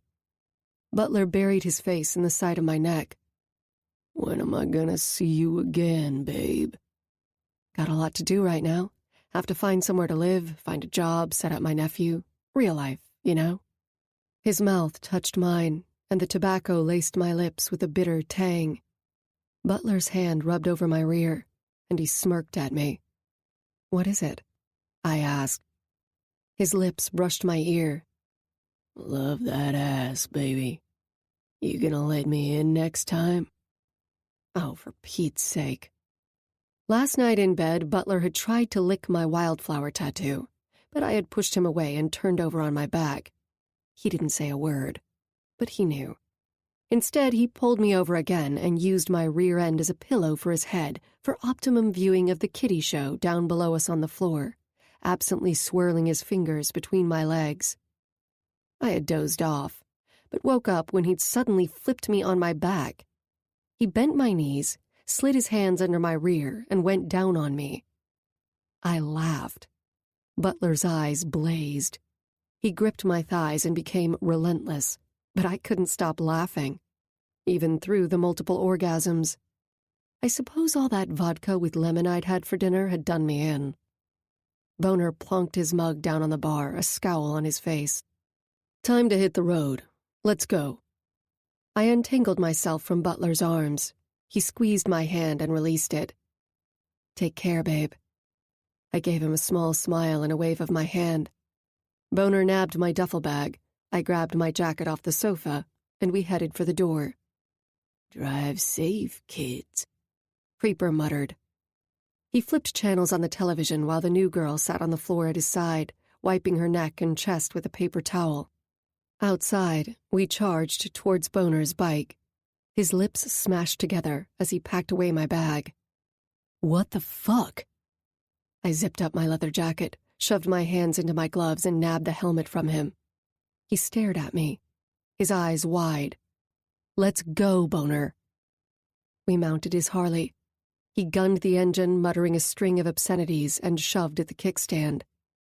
Hallelujah. He's a sitting duck. Jump folded his arms and leaned back in his chair behind his desk. Wasted off his ass, the rest of them crawling around doing their thing. I'm telling you, they're making it real easy for the demon seeds to just walk in there and take what they want. And that's all she wrote, Boner said. What about Crank? I asked. Did you find him? I sank back in the armchair. I was tired after the long ride in the cold air, coupled with the stress of yet another delightful 2 days with Butler. My head was still in a hangover fog. Luckily, I had chained up any stray post-Butler emotions like self-loathing and guilt, and had tossed them overboard on the highway a while back in order to deal with this debriefing. Locke stood in the doorway, his arms crossed. His inscrutable gaze fell on me. It was still there, that enigmatic whirlpool of taut emotions. I fidgeted in my chair. The self-loathing and guilt started nibbling at me again. Frank's a demon seed newbie, but our brothers think he's a Jax recruit, Locke said. He's been up in ND for almost a year now, playing go-between. Anything else? Asked Jump. Creeper's got a bug up his ass all the time, I said. He's a very suspicious son of a bitch and doesn't mind showing it. Then again, he always had a problem with Dig, so he doesn't like having me around. Locke's brow snapped. That's it. I don't want her up there with them again. It's too dangerous. We got some good information. Take her off it now. My skin heated at the insistent tone in his voice. I leaned my elbows on my knees and kept my eyes on the floor. Let's not rush this, Jump said. Rush? Are you shitting me? Locke raised his voice. She's been up there twice already. So far she's managed to avoid Crank catching on that she recognizes him. Creepers on her ass, not to mention the possibility of getting herself killed or maimed or worse on the back of that coked-up asshat's bike. I'm with Locke. Enough. Boner plonked his empty beer can down on Jump's desk, leaned back against the wall, and crossed his arms over his head. There's a seriously whacked vibe in that joint. I don't like it, and I don't like Sister up there alone. Butler's fucking lost it. She's gonna lose it too. Locke's fingers gripped my chin, tilting my face towards him. His eyes were stony, his brow rigid. My chest constricted under his merciful scrutiny. I peeled his fingers off me, turned my face away, and sank back in the chair. Just his touch, after all this time, those large dark eyes on me. My breath knotted in my chest, but there wasn't any room for that knot. Yeah, all right. Let's focus on Thursday. Jump fiddled with a keychain and smirked at me. Did he show you a good time at least, sister? You got him out of your system? My spine stiffened. I shot him a glare. He's not in my system, and sorry to disappoint you, but no, he can't fuck. It's difficult for him. Aw, man. Boner rubbed his face with his palms. Butler needs help, I said, my eyes trained on Jump. Your brother needs you. You need to think about that and deal with it, Prez. Jump leaned back in his chair and put his feet up on his desk. That was it. I was done. I had nothing more to give. I needed sleep, real sleep, but I wasn't so sure I'd ever get it again. Jump let out a throaty laugh, his fingers smoothing over his mustache. Shit, hon. You didn't even get laid out of this deal? That does suck. Boner tossed his beer can at Jump's head. Such a motherfucker. Fuck you, asshole. Why are you talking to her like that? Boner's eyes bulged. Look at her. You think this shit is easy for her? I sure don't like watching it. I sure didn't like what I saw today. Boner kicked the metal trash can, and it exploded against the opposite wall. Jump hurtled more curses at him. I pushed myself up off the chair. Locke was gone. 22. Time for lunch, honey. Jake only shrugged as he plodded to a chest of drawers and put away the spark plugs he was holding in his tiny hands. Grace. Locke's fingers brushed my arm. My eyes darted up at his, and I stuffed my hands in my back pockets. I want to ask you something. Sure. He glanced at Jake, who shuffled the metal drawer of a cabinet back and forth. I want to take Jake for a ride on my bike. What do you think? I grinned. I think it's the best thing I've heard in days. He raised his chin, the corners of his lips tipping up. Give me your phone. My phone? I want to call Alex and ask him if it's okay. My heart squeezed. Even in the eye of our current shitstorm, his compassion, his kindness, hadn't faded. I pressed my phone into his hand. He called Alex, and they spoke. Locke handed me my phone back, his eyes soft. Get his jacket, Grace. Thank you, I whispered, my thumb rubbing over the smooth surface of my phone. You don't have to thank me. I want to help Jake any way I can. He needs us now, really needs us. I held his somber gaze. We weren't touching, both barely breathing. Yet a tiny surge of warmth flickered through me like a small flame wavering and struggling in a dark, windy tunnel. Yes, he does, I said. I'd do anything for him. Anything. I know you would. He let out a heavy breath as he dragged a hand over his mouth. I've got a kid's helmet around here somewhere, he mumbled.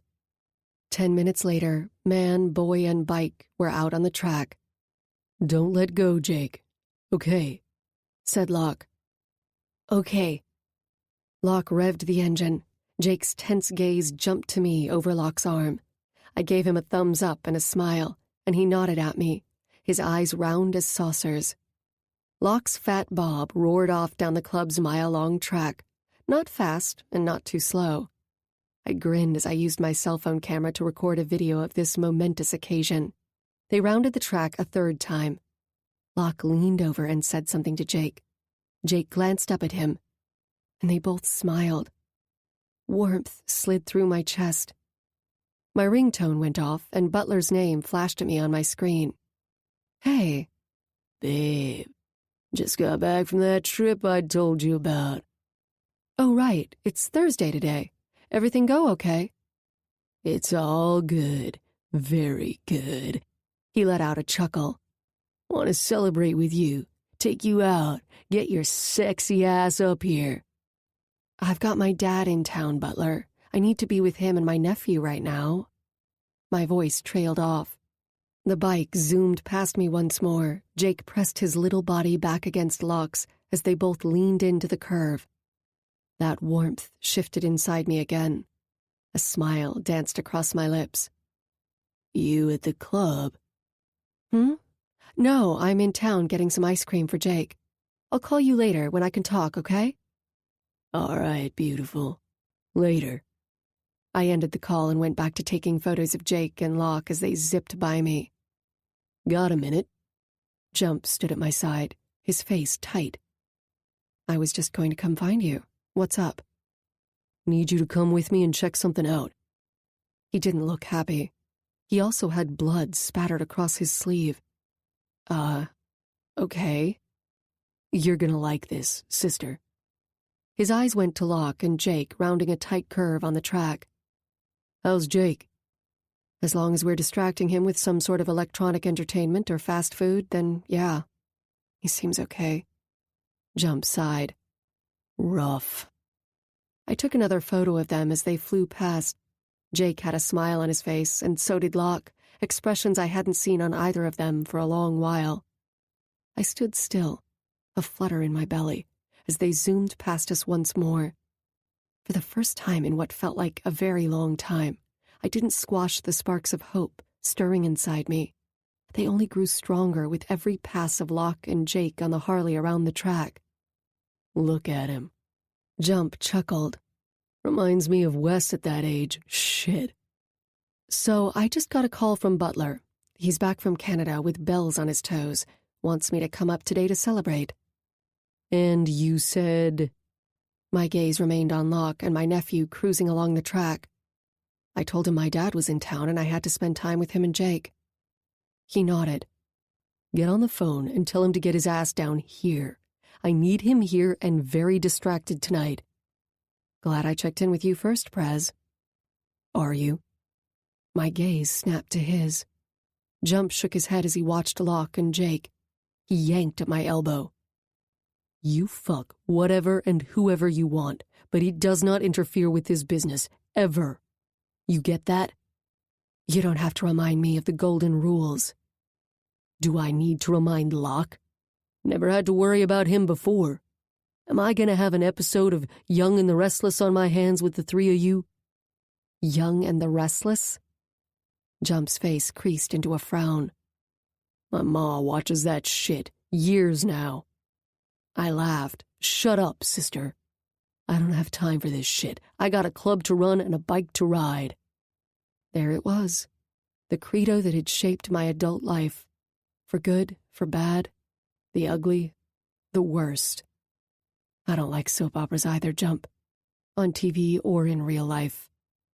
Jump narrowed his eyes at me, and I ignored him, turning back to face the track. His cell phone buzzed loudly. He squinted at the screen and sniffed.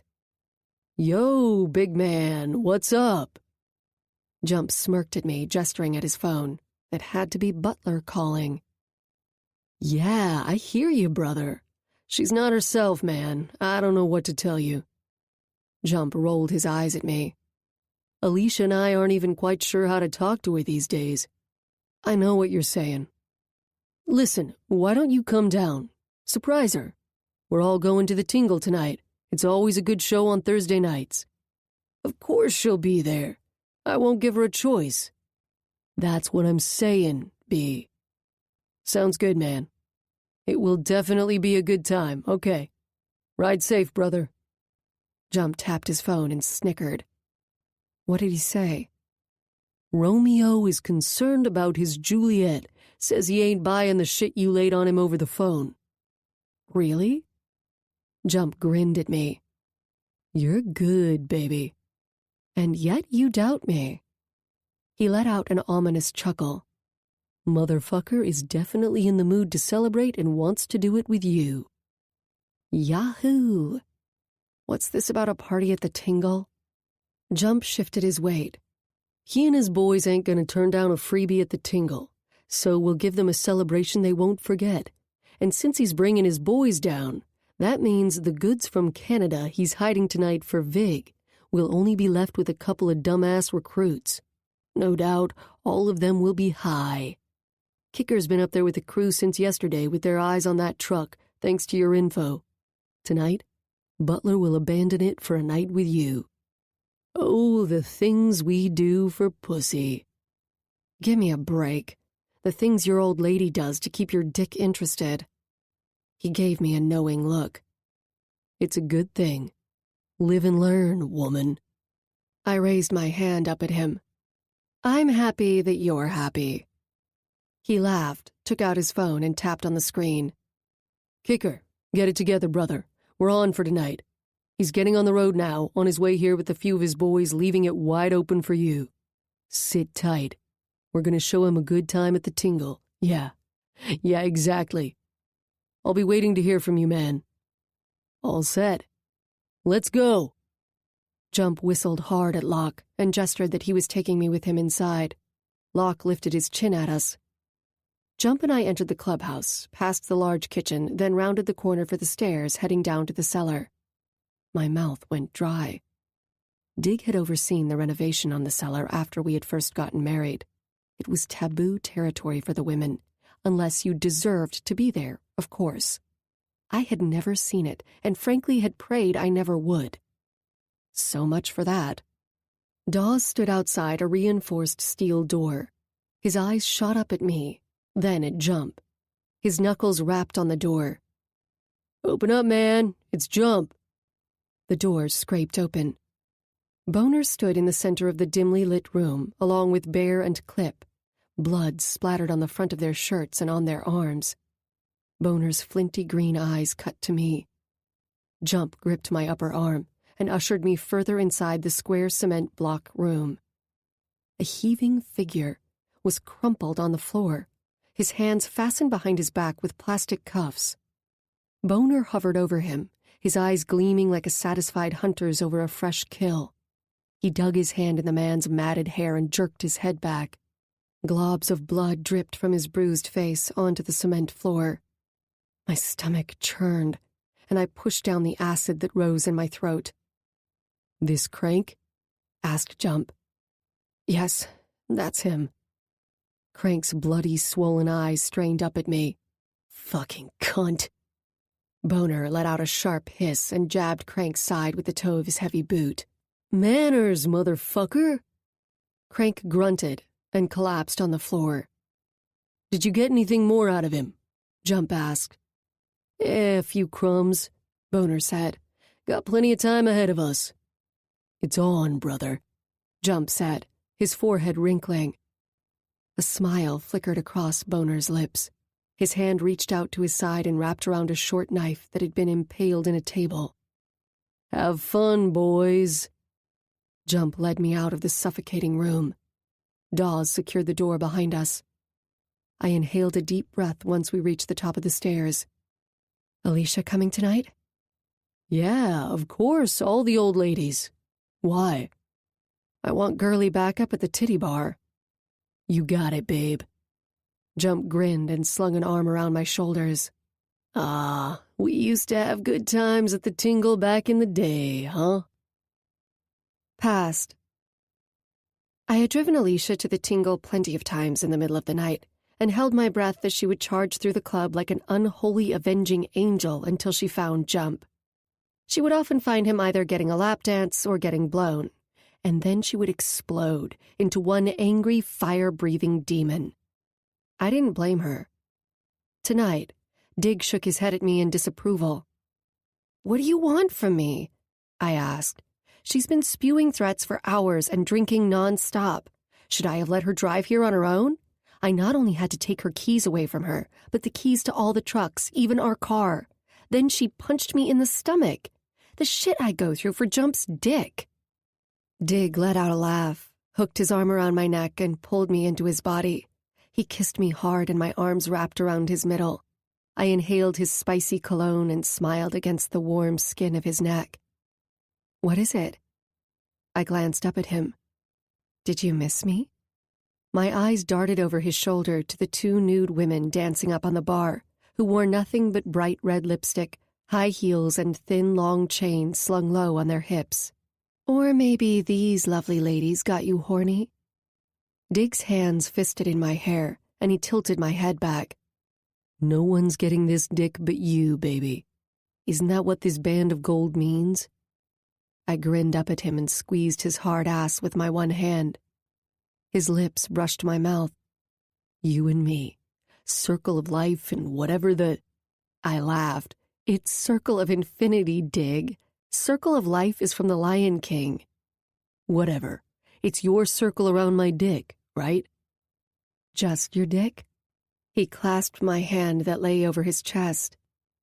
"And this little muscle right in here, wise ass." He leaned his forehead against mine. "It's got your name burned on it, and you know it." My heart stammered at the deep, gravelly tone of his voice. "Good thing I like that dick then, huh?" "You better. It's the only one you're getting." He eyed me. "What's not to like, anyway? You got complaints?"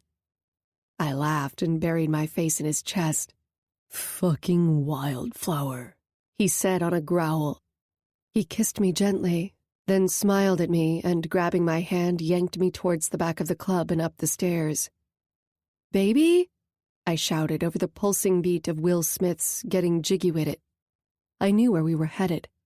My heart raced as we reached the VIP rooms. Luckily, I was wearing a short skirt and, oh man, my husband was in for a surprise tonight.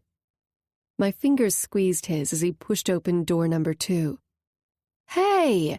shouted Shannon, a brunette with serious fake lashes and a mini red halter dress with a rhinestone buckle shimmering just underneath her breasts. She led a middle-aged man to the same doorway. "Wait your turn, Shannon," said Dig. She rolled her eyes at us. "You two take the cake." "Sorry, Shan," I said.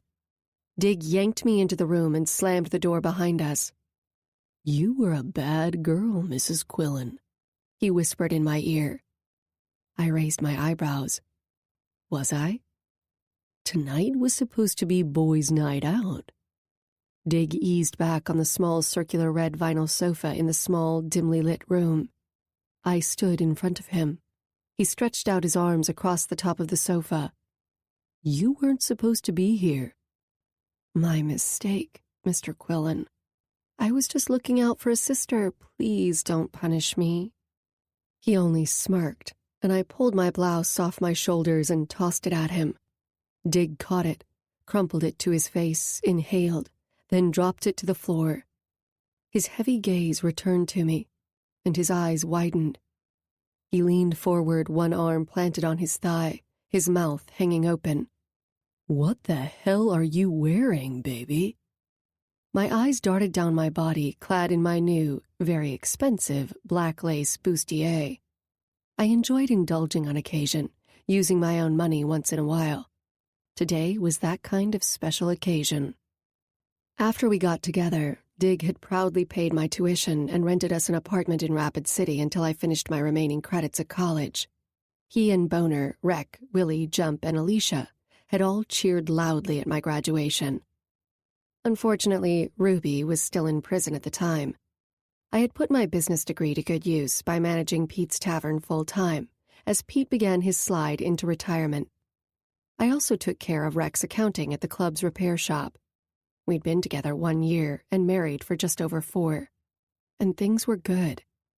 In fact, we felt ready to take the next step. Finally. Today was my day off from work, so me and the girls went out and did a little shopping at the new mall this afternoon, remember? I bought this. My face heated. We got back to the club after going out for dinner, and I was trying it on again when Alicia got on her tear about Jump being here with that new dancer, what's-her-name. I had to drop everything and deal with the situation. And I didn't get a chance to take it off. Dig only stared at me. "You like it?" He let out a laugh and shook his head. I put my hands on my hips and sauntered over to him on my high-heeled boots. I leaned over him, my hands resting on his thighs. "It was supposed to be a surprise for you. To celebrate," I whispered. "Celebrate." His eyes were glued to my breasts, which spilled out of the tight corset. "I threw away the birth control pills this morning, like we'd talked about. We're starting this for real." Dig's eyes shot to mine. A grin lit up his face. He leaned forward to kiss me, but I pushed off his legs and took 2 steps back. He tilted his head at me, a hint of amusement in his eyes as he licked his bottom lip. "Can I be of any service to you this evening, Mr. Quillen? Or are you otherwise engaged?" I shimmied out of my skirt and let it fall to the floor, revealing the matching thong. Dig's eyes darkened, a slow smile building on his lips. "Otherwise what?" "You know, busy." Suddenly I was short of breath. He crooked a finger at me and I sashayed back over to him. He took my hand and kissed it, then pulled me in swiftly until I straddled him. Both his hands ran up and down the taut lace of the corset and tugged on the hanging garter belts. Dig nuzzled my exposed breasts, and I arched my body up into his, my fingers tangling in his silky hair. The electrifying thrill of being with him had not dulled or diminished over the years. I loved that about us. It made me feel truly alive. His thumb nudged past the delicate fabric of the tiny thong between my legs, and I gasped. "Music to my ears," Dig murmured, an eyebrow raised. I giggled. His thumb continued teasing me as he slid 2 fingers of his other hand into my mouth. His breathing grew heavier as he watched me suck on them. "Yeah, that's it, baby. He popped them out of my mouth and quickly slid them inside my wet center. I let out a soft cry, my eyes fluttering closed. Look at me. My eyes focused on his golden brown gaze. Is this my pussy? He breathed. Uh-huh. That twist of pleasure unraveled inside me. I squirmed in his arms and circled my hips. His other hand left me and stroked the soft leather of my tall black boots at his side. Shit. I don't have time to do everything I want to do to you right now. And what do you want to do to me? I asked breathlessly. His one eyebrow quirked up. You want me to tell you? Hell yes, tell me. He chuckled and nipped at my throat. His fingers inside me and his thumb over me moved in more determined strokes. His other hand slid down my ass. You still sore? I arched my back and let out a moan. No. Dig, tell me. What would I do to my wildflower? Dig went down his wish list in remarkably filthy detail. My entire body shuddered and groaned. I need you. I'm not fucking you here. What? My fingers dug into his neck. Why not? I don't want our kid conceived at the fucking tingle. I laughed. Baby, it's going to take the pills at least a couple of weeks to wear off. I reached for his belt buckle. Shit. Really? I unbuckled the clasp. Yes, really.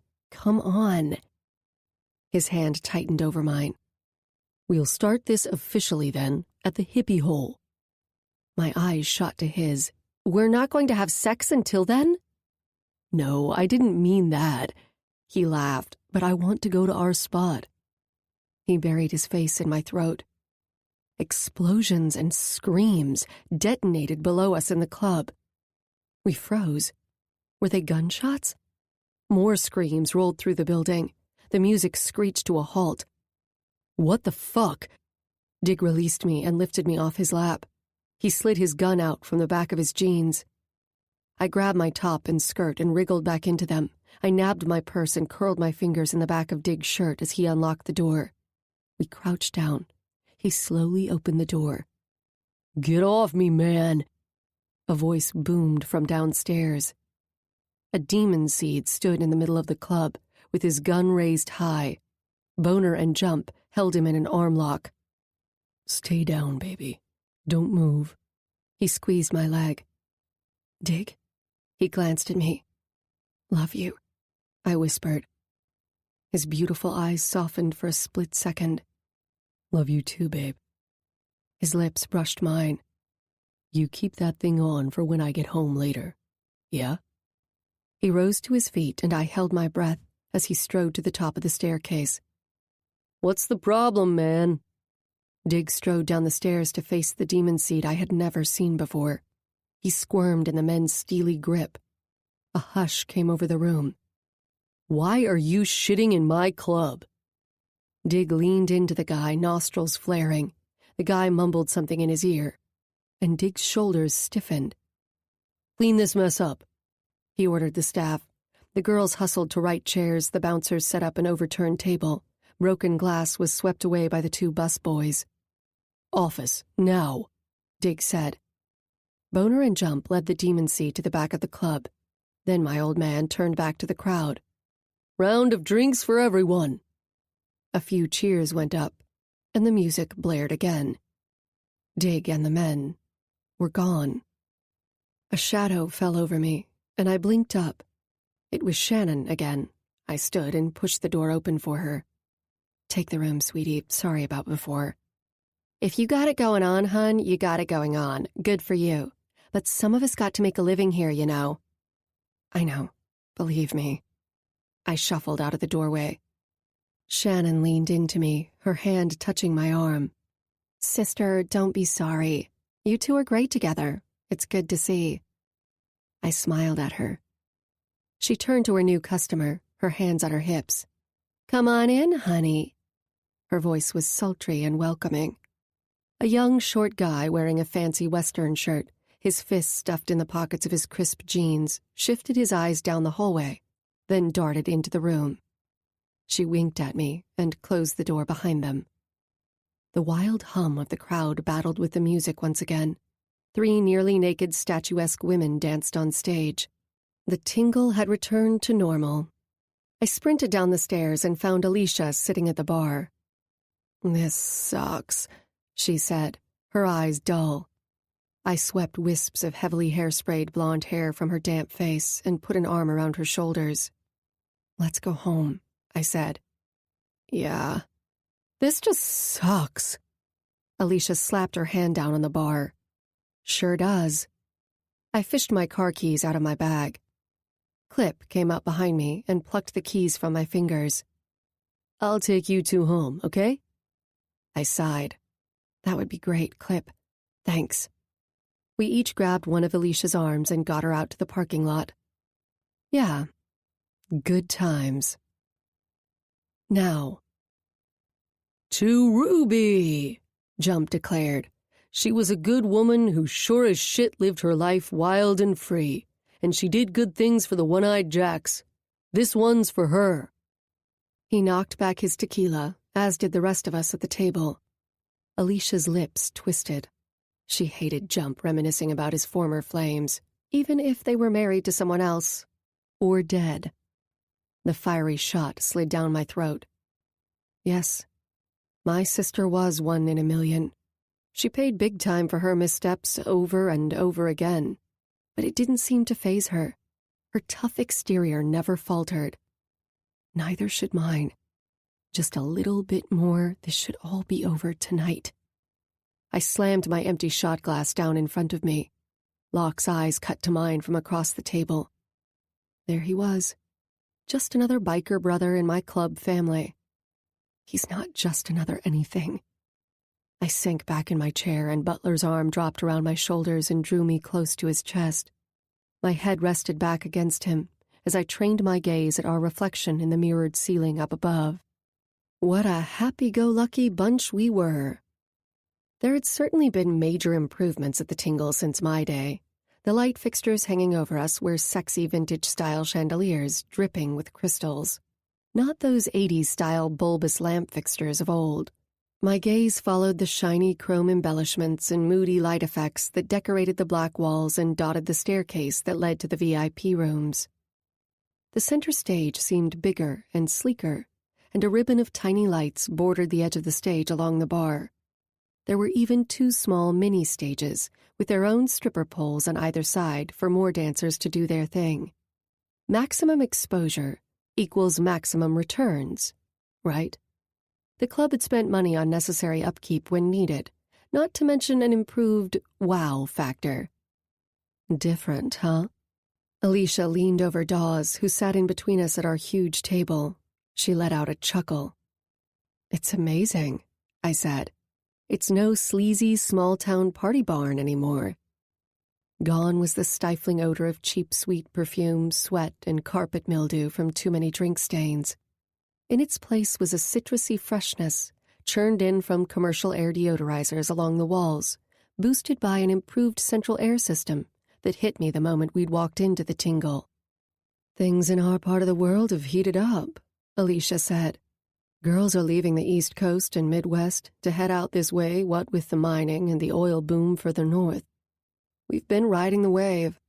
Those men have nothing else to spend their money on, at least the ones who aren't sending most of their pay home to their wives and kids.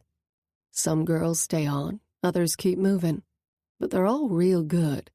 And things just keep getting busier with a better crowd, not just the same old cowboys and farmers." "Are those more private rooms over there?" I asked, pointing to 2 doors against the far wall. "Yeah, they're bigger than the VIP rooms upstairs. They're for groups, like bachelor parties who want their private show." Alicia grinned. "That was my idea. I was the house mom about 10 years ago." "Really?" "Someone had to keep these girls in line, look after them, keep them organized. What the hell do our men know about running a strip joint, other than getting free pussy and booze?" I laughed. "It was good, sister. I liked it. Then I found a manager with a lot of experience at a club in Milwaukee, and I got her to come out here. Things really took off. It's been awesome." "Good for you." Butler's hand stroked my thigh. You okay, babe? His blue eyes searched mine. He really cared about me. That was the rub in all this, and I cared about him, too. I'm good. I sat up, settling my hand over his.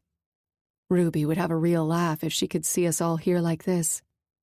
Yeah, I bet she would. He smiled at me, and his lips touched mine. The lights flashed for an instant, and I settled back against Butler to watch the show.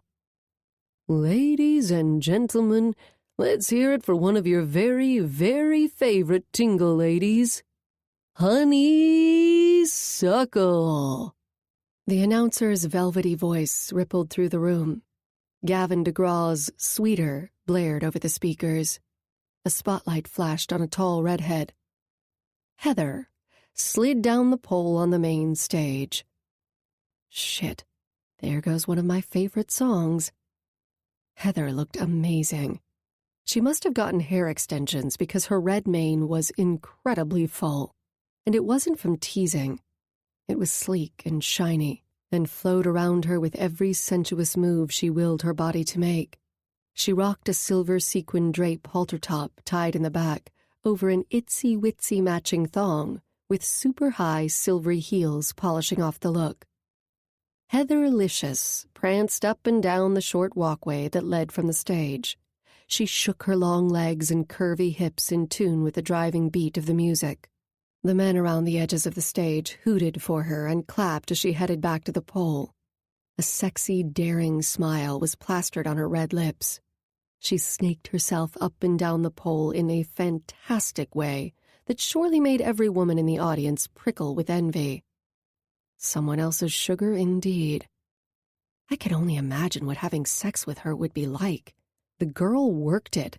She worked it hard. I clenched my hands together in my lap as I imagined her and Locke fucking. Raw images tripped through my fevered brain.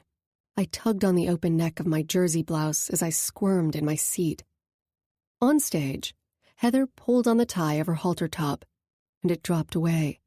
She stroked her breasts with satisfaction and smiled at the men at the edge of the stage waving cash at her. She popped out a hip here and there at them, and they stuffed her thong with bills. A couple of them purposely tossed money onto the dance floor out of her reach. With a smirk on her face, Heather leaned over, her round, full ass high in the air, and snatched up the bills. Then she got on all fours and crawled like an alley cat towards the last bill. The men high-fived each other, hooting and cackling. Heather split her legs out to the side, sliding down to the floor. She raised her rear in the air, giving us a full view of all of it, and humped the stage. Then she smacked her own ass and rocked her pelvis as if she was desperate to be fucked and daring someone to do it. More tequila. Somebody, please. Honeysuckle then darted at the pole, lashing herself around it once more. She slid down the damn thing, one long leg out, her hair whipping in the air. Boner and Dawes whistled for their club girl. Who the hell wouldn't? I grabbed Butler's glass of beer and drained it. She's good, huh? He whispered in my ear, his hand roaming over my upper thigh. I grit my teeth, as if a lead weight was actually pressing in on my flesh instead. Had Ruby danced like this on this very stage with Jump and Dig cheering her on? Dancing, screwing, driving fast, and puncturing her veins with chemicals. My sister had once been so good at all that. All for fun, all for men, all for the club, all to punish the daddy she didn't have, all to make her mama blow her lid, all to put food on our table, keep a roof over our heads, feed our cars gas. Once upon a time, that had been the good life for Grace and Ruby Hastings. Butler peeled the empty beer glass from my grip. My empty hand curled into a tight fist and pressed against the edge of the table. I blinked up at the stage, but my vision was blurry. Honeysuckle Heather was still holding court. The music surged, the men howled and whistled. Acid licked at my throat and spread its sour poison through my veins. Heather swung her hair in circles and sprang back into a handstand. Very impressive on those damned shoes. The dollars cascaded in her direction once more. I glanced across the table. Locke watched Honeysuckle Heather, a cigarette hanging from his lips. He had to be reminiscing about fucking her as he watched her dance. Even so, I couldn't help but be transfixed by him at this very same moment. Something about his quiet bearing, the lean lines of his still body, all heat-filled, combustible, restrained power. Damn it, where's the tequila? Bear clapped Locke's shoulder, said something in his ear and laughed. Locke nodded, scrunching his eyes. He grinned and plucked the lit cigarette out of his mouth. Suddenly, those dark eyes cut to me, burning through the smoke he exhaled over the table. My stomach seized. Butler stroked my arm, his fingertips like sandpaper rubbing against my skin. "Be right back. Gotta hit the ladies' room," I whispered in Butler's ear, grabbing my small purse and quickly pushing off my chair. He nodded, his eyes never leaving La Honeysuckle on the stage. Shit! Does every man turn to mush when titties and G-strings romp in front of him? I charged to the back of the club through the thick crowd. I pushed through the ladies' room door, leaned on a counter, and took in deep gulps of air. God damn! Even the restrooms were quite clean and super snazzy. Gone were the tiny grubby sinks and squeaky faucets. Why the hell did that make me sad? My head snapped up to the mirror. Dark circles that even makeup couldn't hide smudged the pale skin under my watery eyes. I rubbed my fingers over my pinched cheeks. I switched on the faucet and held out my wrists under the cold water. Much better. Sort of. I couldn't tell anymore. Two young women next to me traded lipsticks and giggled at the mirror, just like Ruby and I used to do once upon a time. I pushed my hair back and dabbed at my face with a wet paper towel. I quickly reapplied my lip gloss, then took out my cell phone and typed a text. "On your way? Ready and waiting." I hit the send button and tucked my phone back in my pocket. I had to stay sane just a few more hours. Then it would all be over. I hoped. With a final glance in the mirror, I exited the ladies' room.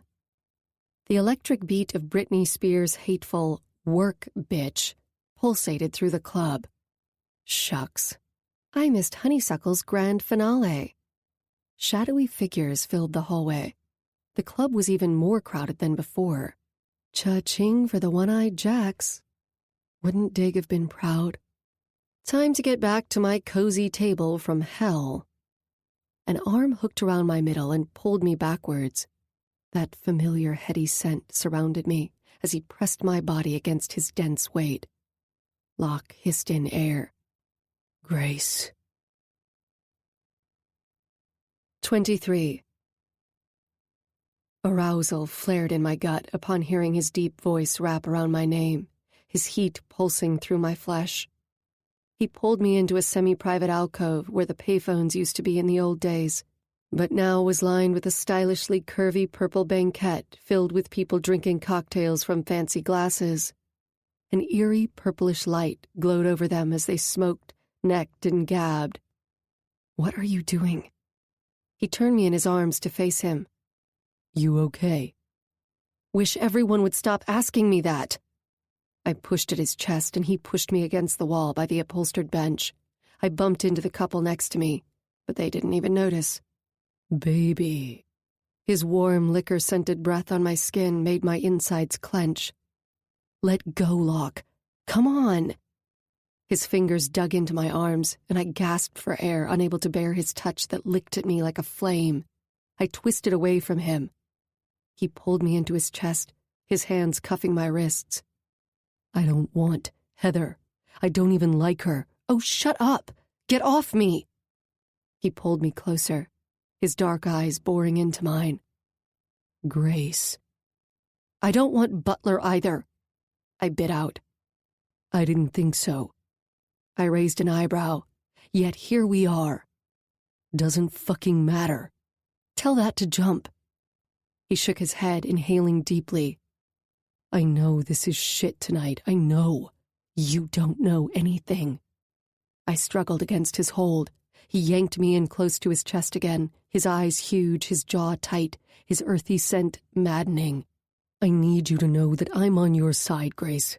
Whatever's going on. I stopped my movements and swam in his gaze.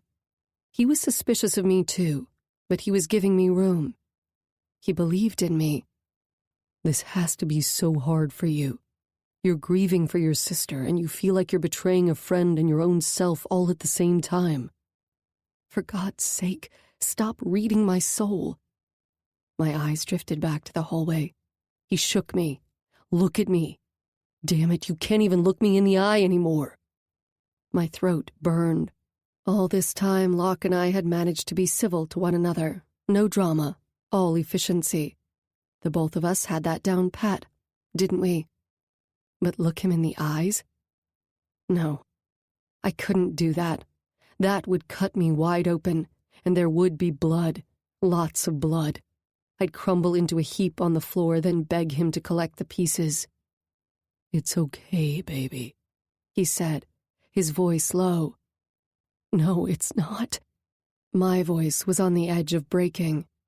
Yes, it is, because you got me. You deserve better than all this, but I got your back, always have. Locke's warm lips brushed my ear, and a shiver shimmied through me. His woodsy tea aroma rose from his neck. My gaze skimmed the edge of the eagle's wing which poked up out of the collar of his black shirt. Luckily, my hands were crushed to my chest. If I were able to wrap my arms around him, I would have done it and been lost down a cartoon-like spiral tunnel. I had to keep it together. I planted my forehead in his upper chest. No matter what, I've got your back, he said into my hair. My lips brushed over the arrow charm and bead on the leather cord he wore around his neck. The arrow. Protection, defense, power, force, movement. My vision clouded. I would need all those virtues tonight, because tonight I was determined it would all end. I had to end it. But couldn't I savor this rare, potent sensation of sanctuary and promise just for a moment? I sank into his solid embrace, and his arms tightened around me. Everything unlocks with you, Grace. Anything good suddenly fits. You're my key. I found you, and I'm not letting you go. Not ever. I've waited too long for you. A weight shifted inside me. In that instant there was no thumping music, no uproarious commotion, no clamor of drunken voices. There was only him. Only us.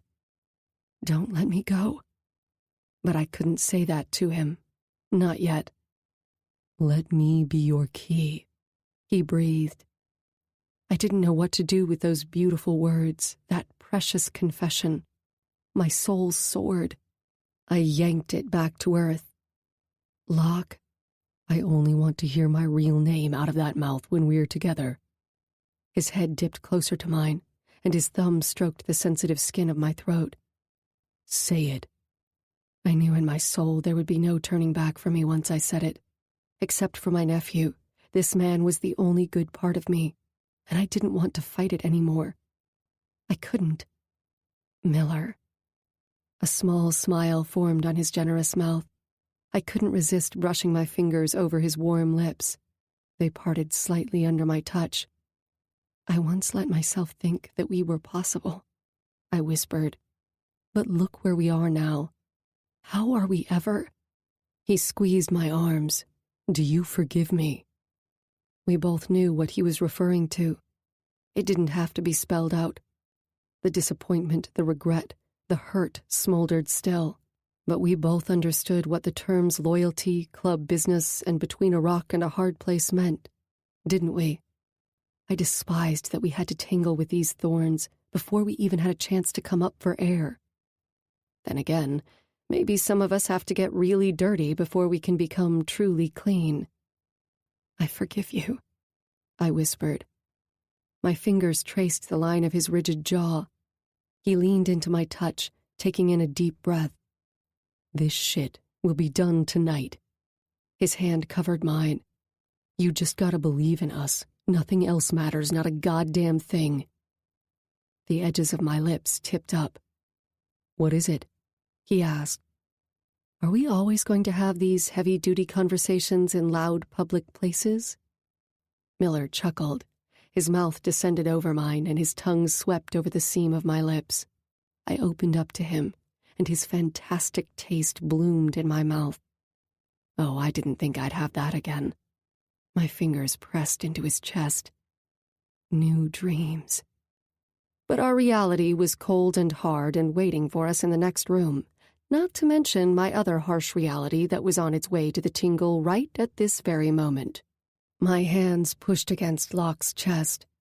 "I better get back. Don't come out for a bit." He released his hold on my body, but those brooding eyes of his, shimmering with yearning and hunger, remained on me. I drank in those sensations for a moment longer, my heart swelling in my chest. Then I turned and strode towards the main room. At the table, Jump, Butler, and Alicia laughed over something Boner had said.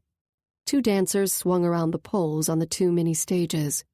The other dancers made their way around the room in new outfits and dazzling smiles to score their lucrative lap dances or to chat up the men and get them to buy them overpriced, watered-down drinks. Everyone knew the score in the playground, and everyone liked to play the game. I settled in my chair once more. Butler pulled me back into his arms against his chest.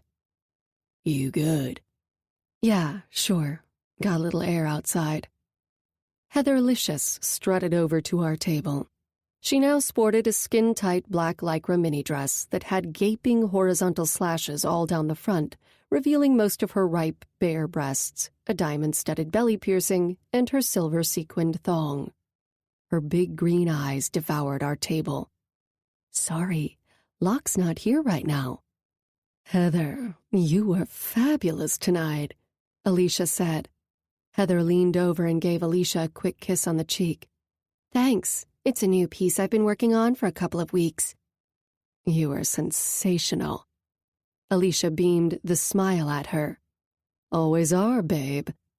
The 2 of them nattered on. Yeah, from 2-bit twat to fabulous and sensational. Alicia was quite the club den mother. She squeezed Heather's arm. "Go, do your thing, hon." Heather tilted her head at Dawes. She dragged her fingers through his mess of curly blonde hair. "Hey, baby, how did you like the show?" "You were amazing," Dawes said, his jaw slack. Honeysuckle grinned and slid into his lap. "Oh, that's what I like to hear." She giggled, her arms stealing around his shoulders. My phone vibrated in my pocket.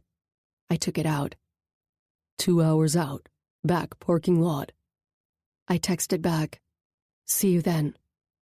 "Who's calling this late?" Butler asked, through a haze of smoke. "It's Alex checking in," I said, without looking up from my phone as I deleted the message thread. "He doesn't sleep much anymore." That was true, but it wasn't Alex texting me.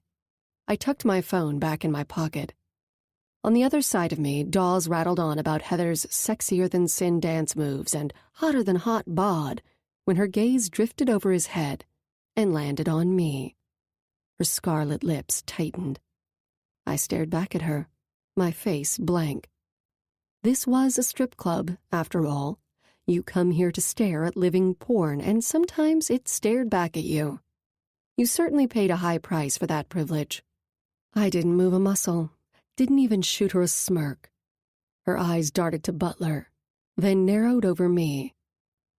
"Moved on, Vanilla?" she asked. Hell no. My lips curled into a tight smile. You get paid to tease a cock with a full wallet, honeysuckle, not be chatty with me. Heather's face froze. You better get to wiggling that ass. I can hear the clock ticking on those tips you want tonight. Her face blanched under her spray tan. "Is there a problem?"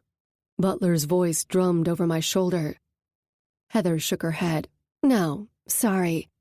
She swallowed hard and returned her attention to Dawes. "You interested in a private show, honey? I'll make it special just for you." Heather leaned into him and whispered in his ear. Dawes grinned. She took his hand in hers and rose off his lap. Yay, VIP room for Dawes and Heather. 3 fresh packs of cigarettes smacked down on the center of the table. My gaze shot up. Miller flicked open his Zippo and lit a fresh cigarette hanging from his lips. Those beautiful, austere angles of his face were illuminated by the glow of the orange-yellow flame. He settled back into his seat, and Heather slid back into Dawes's lap. But of course, change of plans, no VIP room for Dawes. Sweet, Boner muttered. He grabbed a pack of smokes and picked it open. My gaze slid to Heather, who stared at Miller while biting her bottom lip. Dawes tucked a number of bills in the strap of her thong, snapping it back against her skin. The boy wanted his time. Heather's face bent down to his. She looked lost for a moment. Then her fingertips rubbed over the wad of money against her skin, and she slapped a show-stopping smile on her face. She stood up and began grinding over him. Was this lap dance for Dawes or for Miller? What the hell was that about? Butler's fingers dug into my jaw and wrenched my head back towards him. Pain flared in my neck, and the air choked in my throat. You want to tell me why that bitch sliced you? You tore her a new one, then she eye-fucked Locke just like you've been doing all night? His voice hissed in my ear. Let go, damn it! You're hurting me! Something flashed in front of us. Miller pounded his fist on the table inches away from Butler's face, leaning all the way over the table to do it with Boner lunging next to him. Get your fucking hands off her or I'm gonna break them. What the fuck are you doing? Boner's eyes were on fire, his voice seething. Butler released his fierce grip, and I pushed back against the table and rubbed my neck. Sorry, baby, he muttered. Alicia's eyes had gone round. Her hands squeezed her husband's arm. Jump shook his head, his lips mouthing the words, "Young and the Restless," at me. I shot him the finger. Bear pulled Locke back off the table and clamped a hand on Boner's shoulder. All 3 parked themselves down in their chairs once more, but continued to glare at Butler. Boner drained his glass as if his life depended on it. Sorry. Butler lit a cigarette, his hands shaking slightly. You want to know about Heather? I asked, my voice sharp. That's Heather.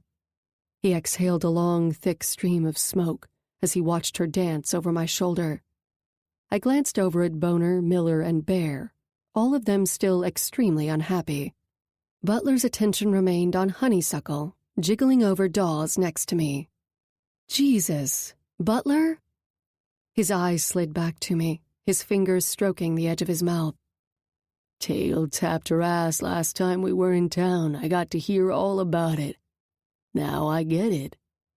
So, what's up with the 2 of you? She got her panties in a twist when I first came back to the club.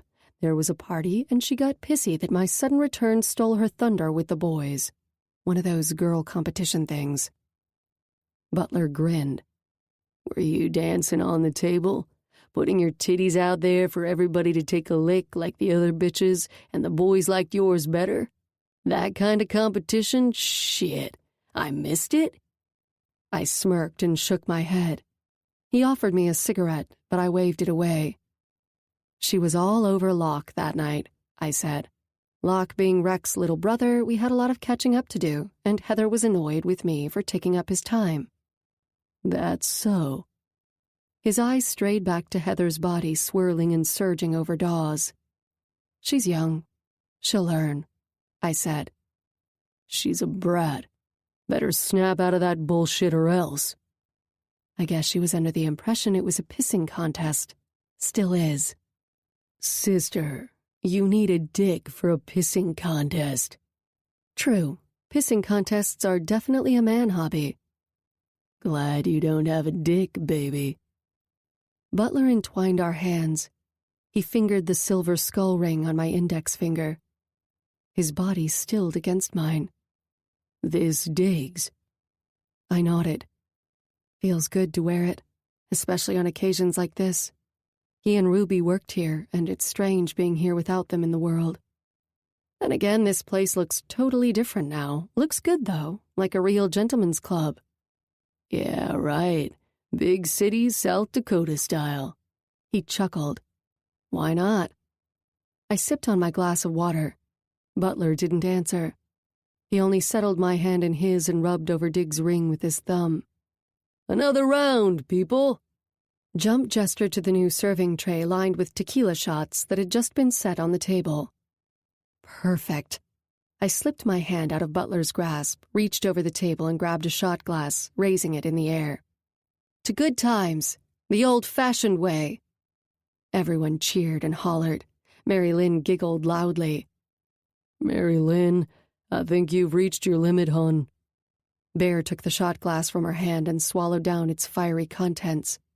Mary Lynn's eyes focused on the suddenly empty shot glass he put back in her hand, and she let out a stream of laughter. Alicia got up from her chair and went over to her. Susie climbed into Bear's lap and pushed her empty chair at Alicia. Where's Kicker, anyway? Butler asked. Don't you worry. My man is on his way. Mary Lynn slurred, dancing in her chair to the beat of yet another Rihanna song. He's on the road. He'll be here, Jump said, popping a handful of peanuts into his mouth. He eased back in his chair and enjoyed his view of Honeysuckle's undulating hips at work over Dawes. Dawes had melted into his chair. Heather's tongue fluttered over the huge bulge in his jeans as her almost bare ass circled in the air. Aw, man, Dawes groaned, his eyes huge. Heather swooped up his body, brushing her breasts over his torso as she went. Her mouth hovered over his. Later, big man, she said, snapping up off of him. She turned away and strutted towards the group of men sitting at the bar along the stage who had thrown so many bills at her when she had danced earlier. They clapped and hooted. Here she comes, one shouted. Hey, y'all, Heather crowed, hands in the air. Why don't you go find Butler? Jump leaned over me. Over an hour had gone by since Butler had left the table, allegedly heading for the little boy's room, and I'd heaved a sigh of relief. After Heather had taken off, he had felt me up under the table, his lips at my neck. He had whispered crude remarks about various dancers, the half of which weren't even that funny. He had lost me, and he knew it. But I had never been his to lose. A very tense Miller remained across the table from us. Once Butler had left the table, Boner had come over and sat with me, and Jump had kept his eye on me. I'd played happy tipsy, and it had kept everyone off my back. The girls and I had laughed and made silly toasts, and I'd finally relaxed and enjoyed myself. Dee and I settled into a more serious conversation over fresh beers. Why is the timing always off? I sipped on my drink. What do you mean? Sex, what else? Last year I was like Peg Bundy. I couldn't get enough, wanted him all the time, and he was bitching, would you believe? I swear I felt like a wild 18-year-old boy, but with a 45-year-old woman's psycho moods to match. I snorted and clinked my glass against hers. We laughed. It's true. Get ready for it, sister. Judge couldn't keep up with me. This year, he wants it all the time, and I'm totally off my game. I mean, what the hell are we supposed to do with that? Not to mention I suddenly have to watch what I eat all the freaking time or it goes straight to my hips. I hate this. Are we talking about early menopause? Alicia slid into a chair next to me. Not surprisingly, Alicia had a solution to that predicament. She rattled off a list of vitamin supplements Dee should take and books she needed to read. Sister. Jump squeezed my shoulder. I hadn't noticed that Butler hadn't returned to our table until Jump just now pointed it out. I assumed he was busy rewarding himself with a mighty fine dose of blow in some dark corner. However, it was my job to keep him busy tonight. I checked my watch. I had a rendezvous with fate in exactly 30 minutes. I smiled at Jump. Why don't you go look for him, honey? Why don't we go together, sweetheart? I got up from the table, putting the long strap of my purse across my shoulders. Later, girlfriends. Dee and Alicia smiled at us and continued gabbing. With my arm through his, Jump and I went for a stroll through the tingle in search of Butler. Kicker called. He hijacked the truck and secured it in our safe house. He's 10 minutes out. Good news. Now where's that douchebag? We walked through the hallway towards the restrooms and stopped at the Purple Alcove Lounge. 2 lipstick lesbians were there alone, kissing frantically on the couch. Jump let out a growl. Fuck me. That's what I'm talking about. I pushed him towards the men's room while I hit the ladies, but there was no sign of Butler. Bet he's getting himself a private dance in a VIP room, I said. You think? We pushed through the lingering crowd on the stairs. A few couples danced together on the second level, and several lap dances were going on in big armchairs tucked in dark corners. Every VIP room door was closed. Who you looking for, boss? Asked a tall African-American woman in a tight, long black dress, flecked with gold and wearing gold lipstick to match. She raised one elegantly groomed eyebrow at us. Sandra, this is Sister. Sandra's our manager. Hello, I said. She smiled at me. Hello there. Her voice was smooth as silk. Looking for my boy Butler. You seen him? Jump asked. Sandra nodded. Number 2 with Heather. She moved forward swiftly and unlocked the door with a key. Jump pushed it open. Heather was on Butler's lap, facing away from him, pumping up and down over him, her hands clasping his thighs. Butler's jeans were partly pulled down his legs. Giddy up, cowgirl. A scowling Butler leaned back on the sofa, admiring her quivering ass, as he held his dick in position, and jacked his pelvis up into her, grunting loudly. A grimace was pasted on Heather's face. Her lips parted. Fucking perfect. Jump muttered, grinning. He clapped his large hands together. Yo, party's over. Heather's head flipped up. Her mass of red hair went flying, and her eyes were wide. Very wide. She sniffled. Someone had been in the snowy powder. Get lost, Heather, Jump said. Butler's jaw slackened. What the fuck? Heather pushed up off of Butler's lap and stumbled forward. She yanked her dress down her body and skittered towards the door. She righted herself quickly, adjusting her silver thong. She made it to the door where I stood and leaned over to adjust the strap on one of her platform sandals. Her eyes flared at me, her breathing choppy. Did you enjoy that? Wow, the girl had an agenda. I smiled at her. I did. Very much. I can't thank you enough, Heather. She jerked her head back at me. I needed to scrape Butler off in a big way, I said. Heather's arm shot out and gripped the doorframe. She shuffled back a step. Worked out great for me. Hell, you did all the dirty work. What the? You better go. I cut her off. The grown-ups have to talk now. Heather hustled out the door, and I closed it. Baby, Butler said, tucking his dick in his pants. Save it. I leaned back against the door. Jump laughed. I get it, Butler. Your boys tried Heather, and she was a hot piece of ass, and you had to stick your dick in her too, right? His forehead rose, and he blinked. She came on to me, beautiful. Offered me a flippin' dance thingy. Oh, come on. This is the tingle, for Christ's sake. He wiped at his nose with the back of his hand and sniffed loudly. His fingers fumbled with his zipper. I'm done. No, wait. Baby, wait. I'm done with you. And I'm so done with your addictions, baby. I've had enough. I frowned and turned to Jump. I'm out of here. Jump's heavily ringed hand reached out and cupped my face, his lips twitching. Have Locke take you home. Locke? Butler yelled. What the fuck? What the fuck? I smirked at Jump, turned and opened the door. Butler let out a howl. Hang on, wait! Shut the hell up and sit your sorry ass back down, Jump spit out. I shut the door behind me and checked my watch. I charged down the stairs, darting in between people. Miller stood at the bottom of the staircase. His heavy gaze stopped me in my tracks, and I held my breath. Boner perched in front of me. Sister? Room 2. Jump's got him. He's a mess. You good? He asked. I nodded. His hand slid down my arm, squeezing it. Then he charged up the stairs behind me. I landed on the bottom stair in front of Miller. My eyes soaked in his. Fuck. I've got it bad for you, he said. You have no idea. Miller. Grace reached out and touched the side of my face. My hand covered hers, and I tilted my mouth and pressed a kiss into the edge of her palm.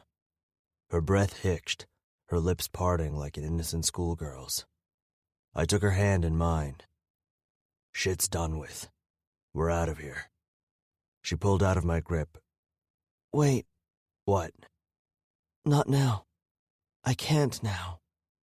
My scalp prickled. What are you talking about? I can't. Not right now. An uproar rose up behind me. I swung around. Vig bulldozed through the club along with 5 other demon seeds and Creeper at his side. My arm shot around Grace, hooking her behind my back. Vig jerked his chin at me. Where's Jump? I want my goddamn truck. And Crank. He better be in one piece, man, said Creeper. Vig's vicious eyes slid to Grace. I'm on my way to you, and I hear my truck's gone missing. This all a setup from the start with you as the main event? Grace's body stilled, and a prickle shot down my spine. Creeper scowled at her. Where's Butler? He came down to see you, bitch. What are you doing with Tonto? I shook my head as Grace moved to my side. He had to go fill his nose, and I just found him fucking some stripper. I'm over it. Vig threw his head back and laughed. Oh, yeah?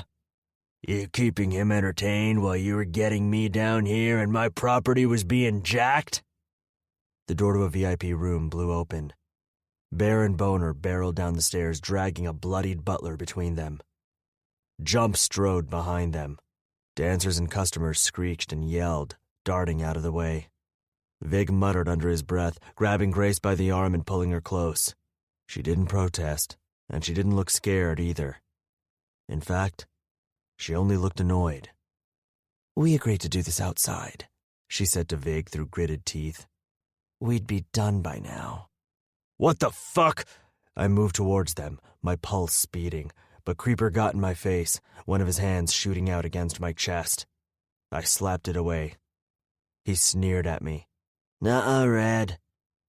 All bets are off now, Mrs. Quillen. Vig's voice was full of venom. You fuck with me, I fuck with you. I'd heard enough. I grabbed Creeper's wrist and jerked it, twisting it hard. He grunted and fell against me, and my knee shot up, pummeling his chest. Grace let out a yelp. Scuffling and urgent yells zigzagged through us. A gunshot detonated. Butler crumpled and staggered in Boner and Bear's grip. Oh, hell no! Boner cocked his gun. I reached for mine, but a ripping burn gashed at my arm. I flinched, but didn't let go of Creeper's wrist. The metal of a long blade flashed in front of me and plunged into my arm once more, the pain tearing through me. Creeper dropped to the floor and I clutched my bloody limb close. Women shrieked, punches, cracks, and curses exploding over me. No! Grace shouted. Vig, don't hurt him! I twisted back towards her voice. There was the pop and crack of another shot, and in the next instant, Dawes appeared out of nowhere, collapsing at my feet, shuddering and choking out a groan. Blood gushed from his side, smattering across the last steps. A heavy weight rammed into me from behind, and I swiveled, slamming my leg into the head of the demon seed who hovered over me with the knife. Peg sneered at me. My leg shot out, bashing him in the chest, sending him flying back with a wail, his bloody knife dropping at my feet. Dawes! God damn it! Jump hollered as he pulled me back. Aw, shit, we gotta call 911, Boner said. Bear's hands wrapped around the bleeding gash on my arm and pressed in. You okay? My heart was beating overtime. All I could think of was Grace. Something was wrong. Very wrong. My insides rattled and scraped against my skin. Grace! I clawed at Bear's jacket. "Where is she?" I pushed away from him and staggered forward. "Grace!" My jagged voice boomed through the now empty club, my arm throbbing, burning. She was gone. Vig and Creeper were gone too. 24. Grace. "Only one way this bitch is gonna give you what you want," Creeper said. "I've had enough of this fucking bullshit."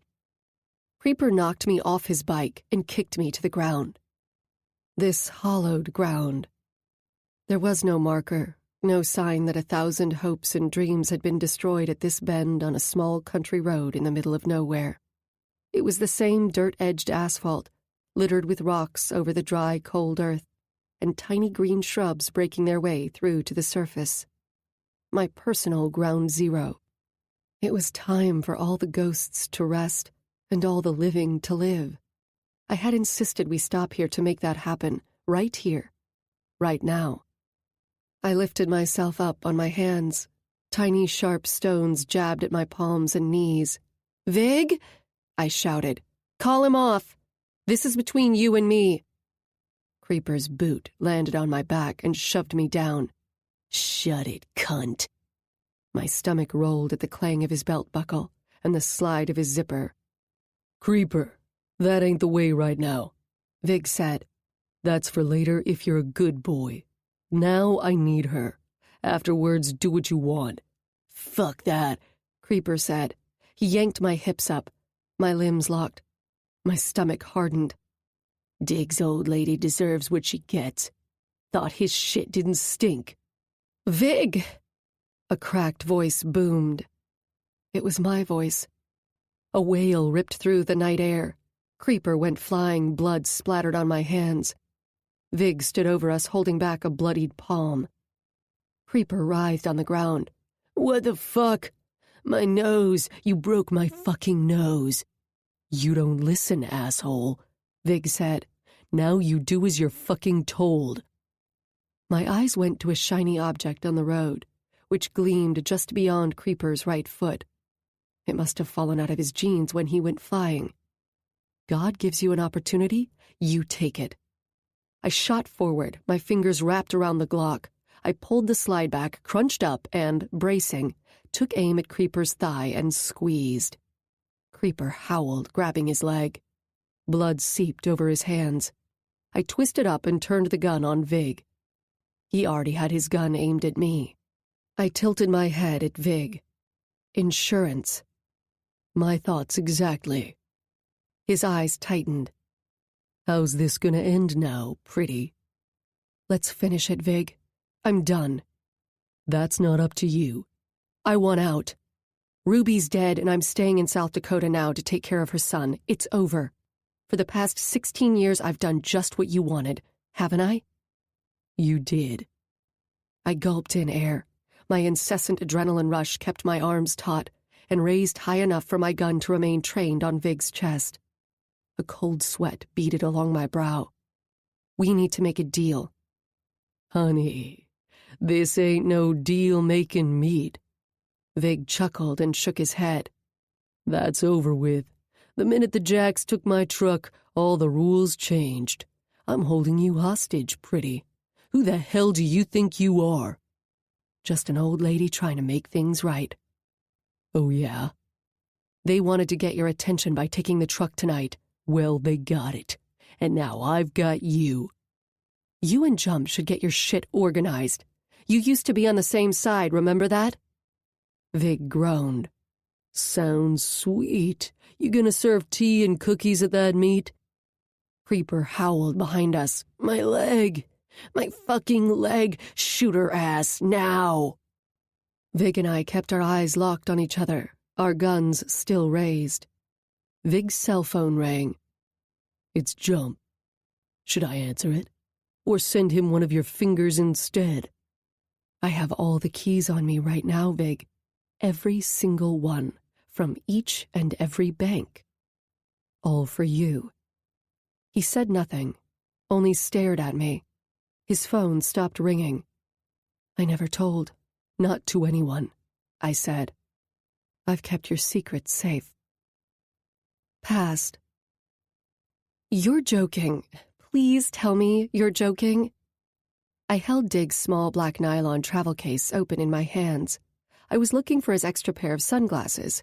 Instead, I'd found a baggie filled with raw gold granules and 2 small diamonds. Dig's eyes were hard. He didn't say a word. How could you agree to work with Vig? I asked. He needed somebody outside his immediate circle to trust. He knew I was that man. I sputtered. I can't even begin to comprehend. Vig's been going underground working with the Russian mob, doing odd jobs for them out west, making big contacts for the demon seeds. But he took a few more diamonds than he was supposed to have for his cut, and now they're out looking for them. He managed to pin it on someone else, of course, but they might see through that one day. Those 2 there in your hand are a very tiny sample. Oh my God. He needs to keep his diamonds out of circulation for a long while, leave no possible trace to himself. I agreed to stash them until he needs them, for a healthy cut. A healthy cut? And how much are all these diamonds worth anyhow? The whole load is easily worth over $500,000. The blood drained from my head. Do your brothers know about this? His jaw tightened. What do you think, sister? Holy shit! Calm down. The Russian mob could be after you? No, there is no way in hell, Dick said, shaking his head. Everyone knows me and Vig can barely stand to be in the same room with each other ever since our disagreement over Ruby taking the heat and butting heads over you, and 100 other things we've disagreed on. It's been that way for years and probably always will be. But I can have respect for my enemy. We can both find a way to strike a bargain when it comes to a once-in-a-lifetime opportunity. A bargain with the devil? I breathed. Oh, come off it, Grace. You're not going to tell your brothers? Not right now, no. Later, when it's done. I always share, though. They know that. They won't question me once they see what I can bring to the table. I'm going to have to tell you where I stashed them, just in case. Just in case of what? Now that you know some of this, you should know the rest. You'll be the only one. That explains the diamonds, but what about this gold? Dig made a face. Last week, this freak tried to outmaneuver me when buying a bag. It got ugly. Afterwards, I found it on him. Bonus. I figure I can work on flipping it in a few months, a year. No one knows about that either. It's safer this way, considering. You killed him? Grace. My voice shook. Bonus? Oh my God. Relax, baby. It's all good. Things have been real quiet, haven't they? It is not good, Dig. How can any of this possibly be good? I know what I'm doing. I shook my head. All I did was forget my sunglasses at home. This is why I don't tell you this shit. It's never enough, is it? I yanked on my ponytail. Whatever variety of shit the club has going on, whatever money comes in, it's still never enough. Dig's eyes flared. Sister, I saw a play. I made it. He bit out, his voice harsh. You always have to be ready for a new play. You know that. Always have to think one step ahead? That's right. His eyes flared. I don't sit back on my ass and wait to get served. That's not me. How can you not want better for the club? For us? We have better for us, don't we? My hand passed over my middle. Dig's eyes shifted to the movement. He exhaled and licked his bottom lip. It had taken us months to finally get pregnant. Now I was 3 months along, my bump barely starting to show. Baby, you know what I mean. He held out his hand, and I handed him the nylon travel case that held a sample of his blood-laced investment in the future. A veritable Pandora's box. But Dig didn't see it that way. He tucked it inside his jacket. Hop on. We're out of here. He swung a long leg over his bike, settled in the saddle and revved the engine. I didn't move. His eyes cut to me. Babe. The muscle along his jaw pulsed. My back stiffened. Coming, I said through gritted teeth, my tone harsh. What did you say? Didn't hear you. He spit out, his face tight. Any irritation or worry I expressed was sometimes translated by Dig as a personal challenge, especially when he was already ticked off or tense. My stomach seemed to drop 10 feet like a boulder over a cliff. I detested that particular tone in his voice, that chilling authority. I swallowed the quiver in the back of my throat and shuffled over to the bike. His arms were rigid, his knuckles white around the handlebars. I placed my hand on his stiff shoulder to steady myself, but he grabbed onto my wrist and pulled me into him. Grace. He pressed his lips together. My fingers pushed his golden hair back. The sun was setting, and the orange-pink glow in the sky broke over his handsome face. Get on, baby, he said softly, planting a kiss on my temple. His lips lingered on my skin just a moment longer, and I let out a sigh.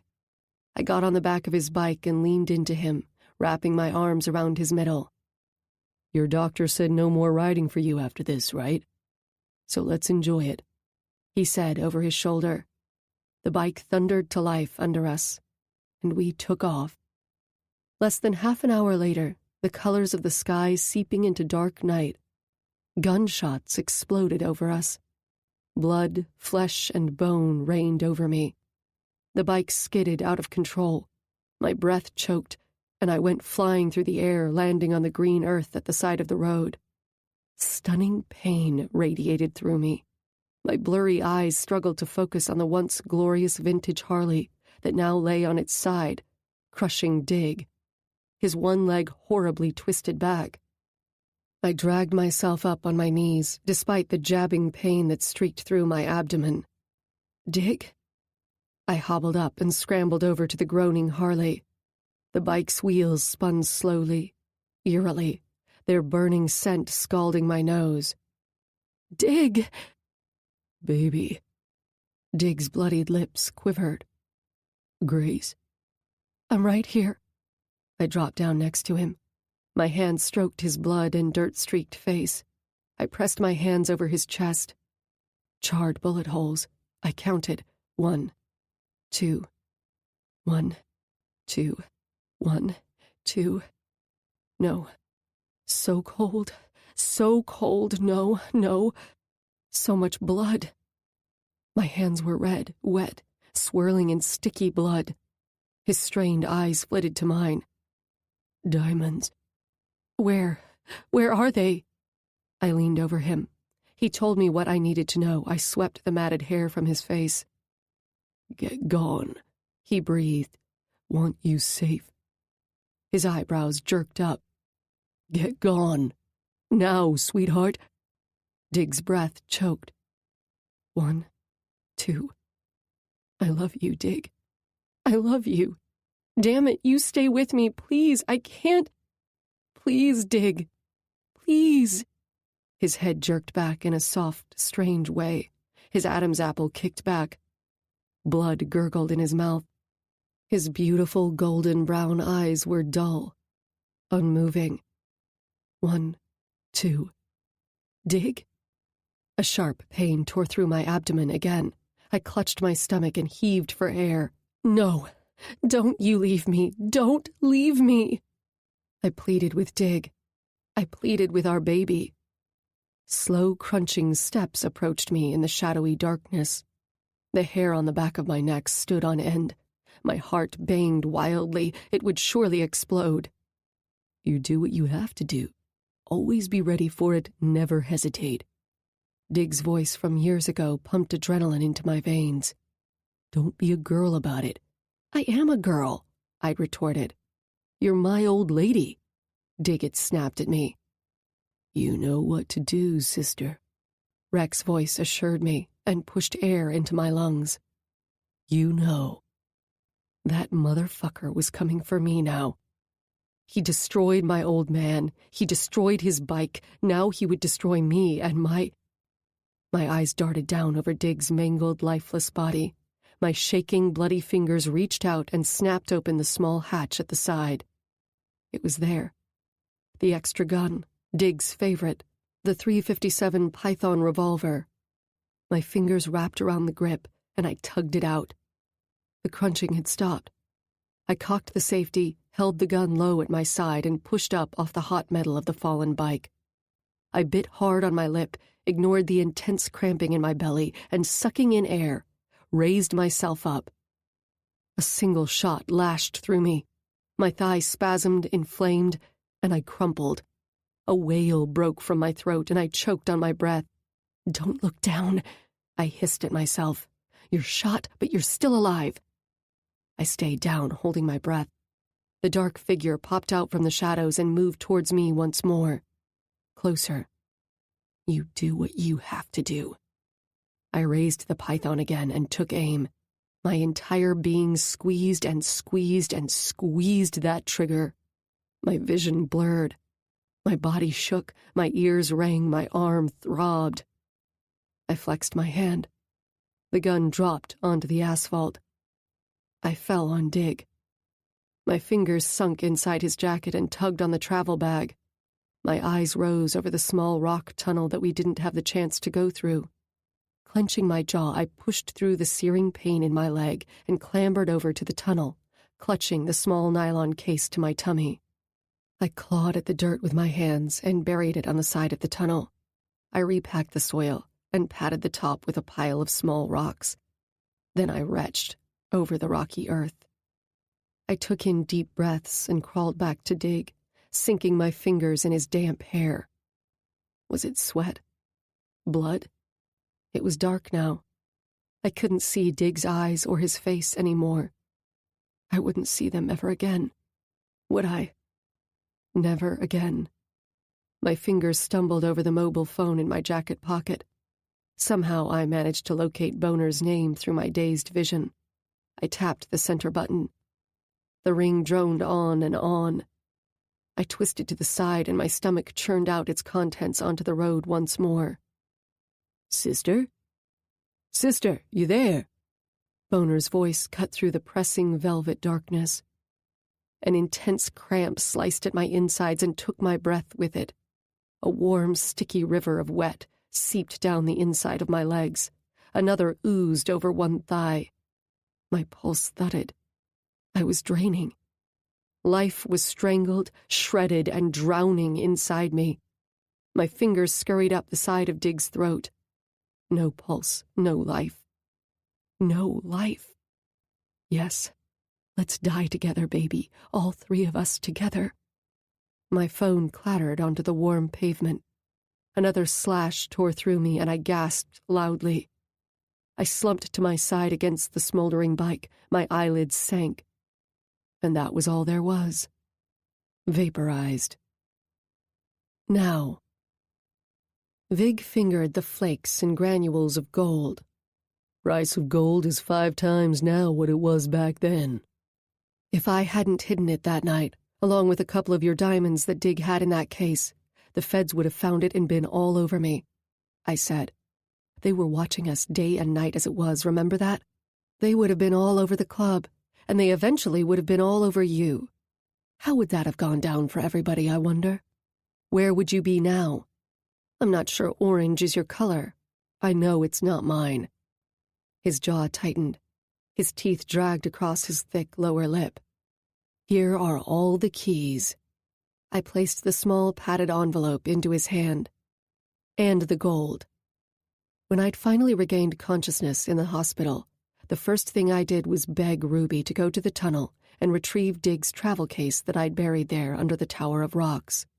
I'd made her promise not to open it and just head straight to the bank and open a safety deposit box with both our names on it and stash it there. Yesterday, I went to the bank in Rapid and retrieved the case. For the past 16 years, I'd been stashing all of his Russian diamonds in safety deposit boxes in both our names in every city I had ever lived. You keep the gold, sister. No. I can't even bear looking at it, Vig.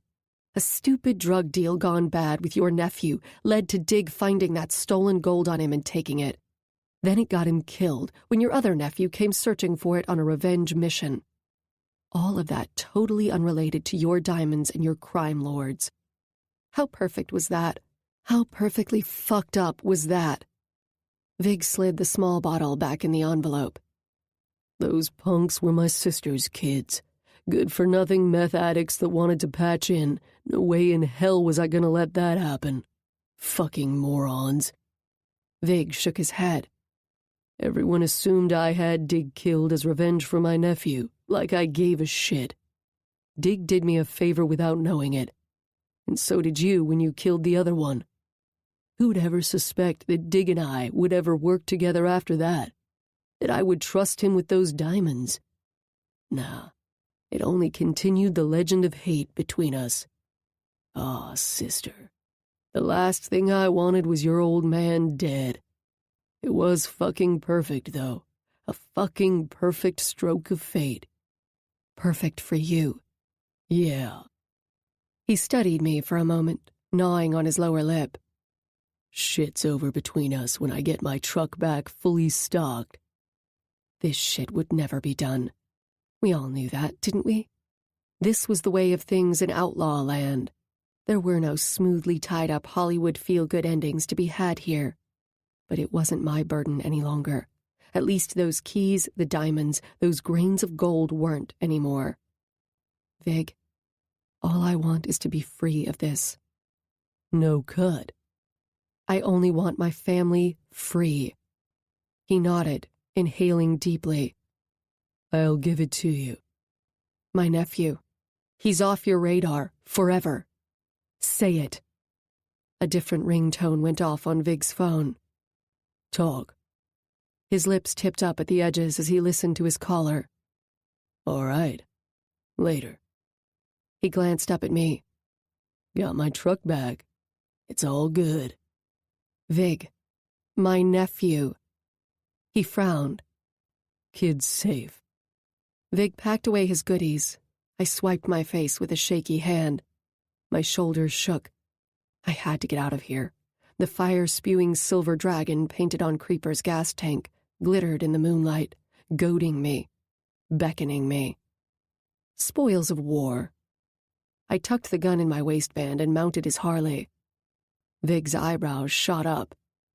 You sure you can handle Creeper's hog? I turned the ignition and gunned the engine. My eyes cut to Vig. Are you done talking? My bike. Get that bitch off my bike. Creeper wailed in the darkness. Your bike rides like shit, I said. I turned to Vig. Jerk doesn't take care of his own bike. Fucking disgrace. Son of a bitch, gotta deal with his ass now. Vig took out his cell phone once more. I gripped the handlebars, hit the kickstand, made a tight U-turn, then tore off through that tunnel. Sister! Boner roared up alongside me, just as I had turned off the hillside road which led back to the club. I shot him a glance. His long hair flew behind him. I could see the whites of his wild eyes in the inky darkness, lit by our headlights. I knew that look. Last time I'd seen it was when I had regained consciousness at the scene and watched Boner fight with the responding police officer, Trey Owens, and the paramedics to get to me. But I'd lost consciousness moments later, and had never found out who'd won that battle. That look clawed at my heart now. It was that same mixture of pain, anger, and sorrow that Boner wore when I insisted he bring me whatever pills he could get his hands on so I could end it in the hospital. He did it for me. But it didn't work. Caitlin had figured it out. She had screamed for the nurse and they had pumped my stomach. I'd woken up to face my hell all over again. That's when Vig had paid me a late-night visit in my hospital room. He had sat at the edge of my bed, taken my hand in his, and peered into my eyes. You know why I'm here. I'd nodded. He told you. Only because I found a couple by mistake. Then he told me. Just in case, he said. Smart man. I'm sorry he was taken from you. I'm sorry about your baby. But I need you now, sister. You're my only option. I'd tried to pull away from him, but I hadn't had the strength. His thick fingers had pressed in on my hand. "Shh. I heard about what you tried to do to yourself last night. Don't throw your life away, pretty girl. You be strong. Hardest thing you ever gotta do after everything you lost. But you got it in you. I know you do." "I don't," I'd whispered through dry lips. "You do. And I'm gonna make you a deal to inspire you. You stay alive. Your sister stays alive." "What?" "You stay alive, get better, and get the fuck out of South Dakota, away from your club. You go wherever the hell you want, but you keep moving every so often, spreading my diamonds as you go. You do what Dig was doing for me, but in a new way, a better way. I need this done. My shit's on the line until things settle down. Your old man gave me his word. Now it falls on you. Vig, please. I'll have eyes on you, but you won't see me again. We'll be in touch through email and unregistered cell phones. I'll set you up." He planted a kiss on my lips. "You open that sexy mouth of yours, or anything goes missing. Your sister pays the price, and I'll come for you. You know how all this works. I don't have to explain it, do I?" I'd only shaken my head. "You do this right. Keep it between us. She stays safe. So do you. Just stay alive and stay away. No contact with your club, ever, or I let them think that Dig betrayed them. I'm very creative that way." "No. Vig." "You in. Pretty." He was keeping me alive and killing me all at the same time. That was sheer fucking poetry. "I'm in." Vig had kissed my lips again. "Yeah," he'd murmured.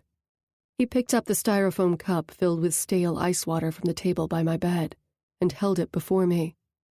A slight smile had tugged at the edges of his mouth as I'd taken the straw between my lips and drank. I had kept my word. I didn't want to stay in Meager anyway, and Ruby had insisted I leave and start fresh somewhere new.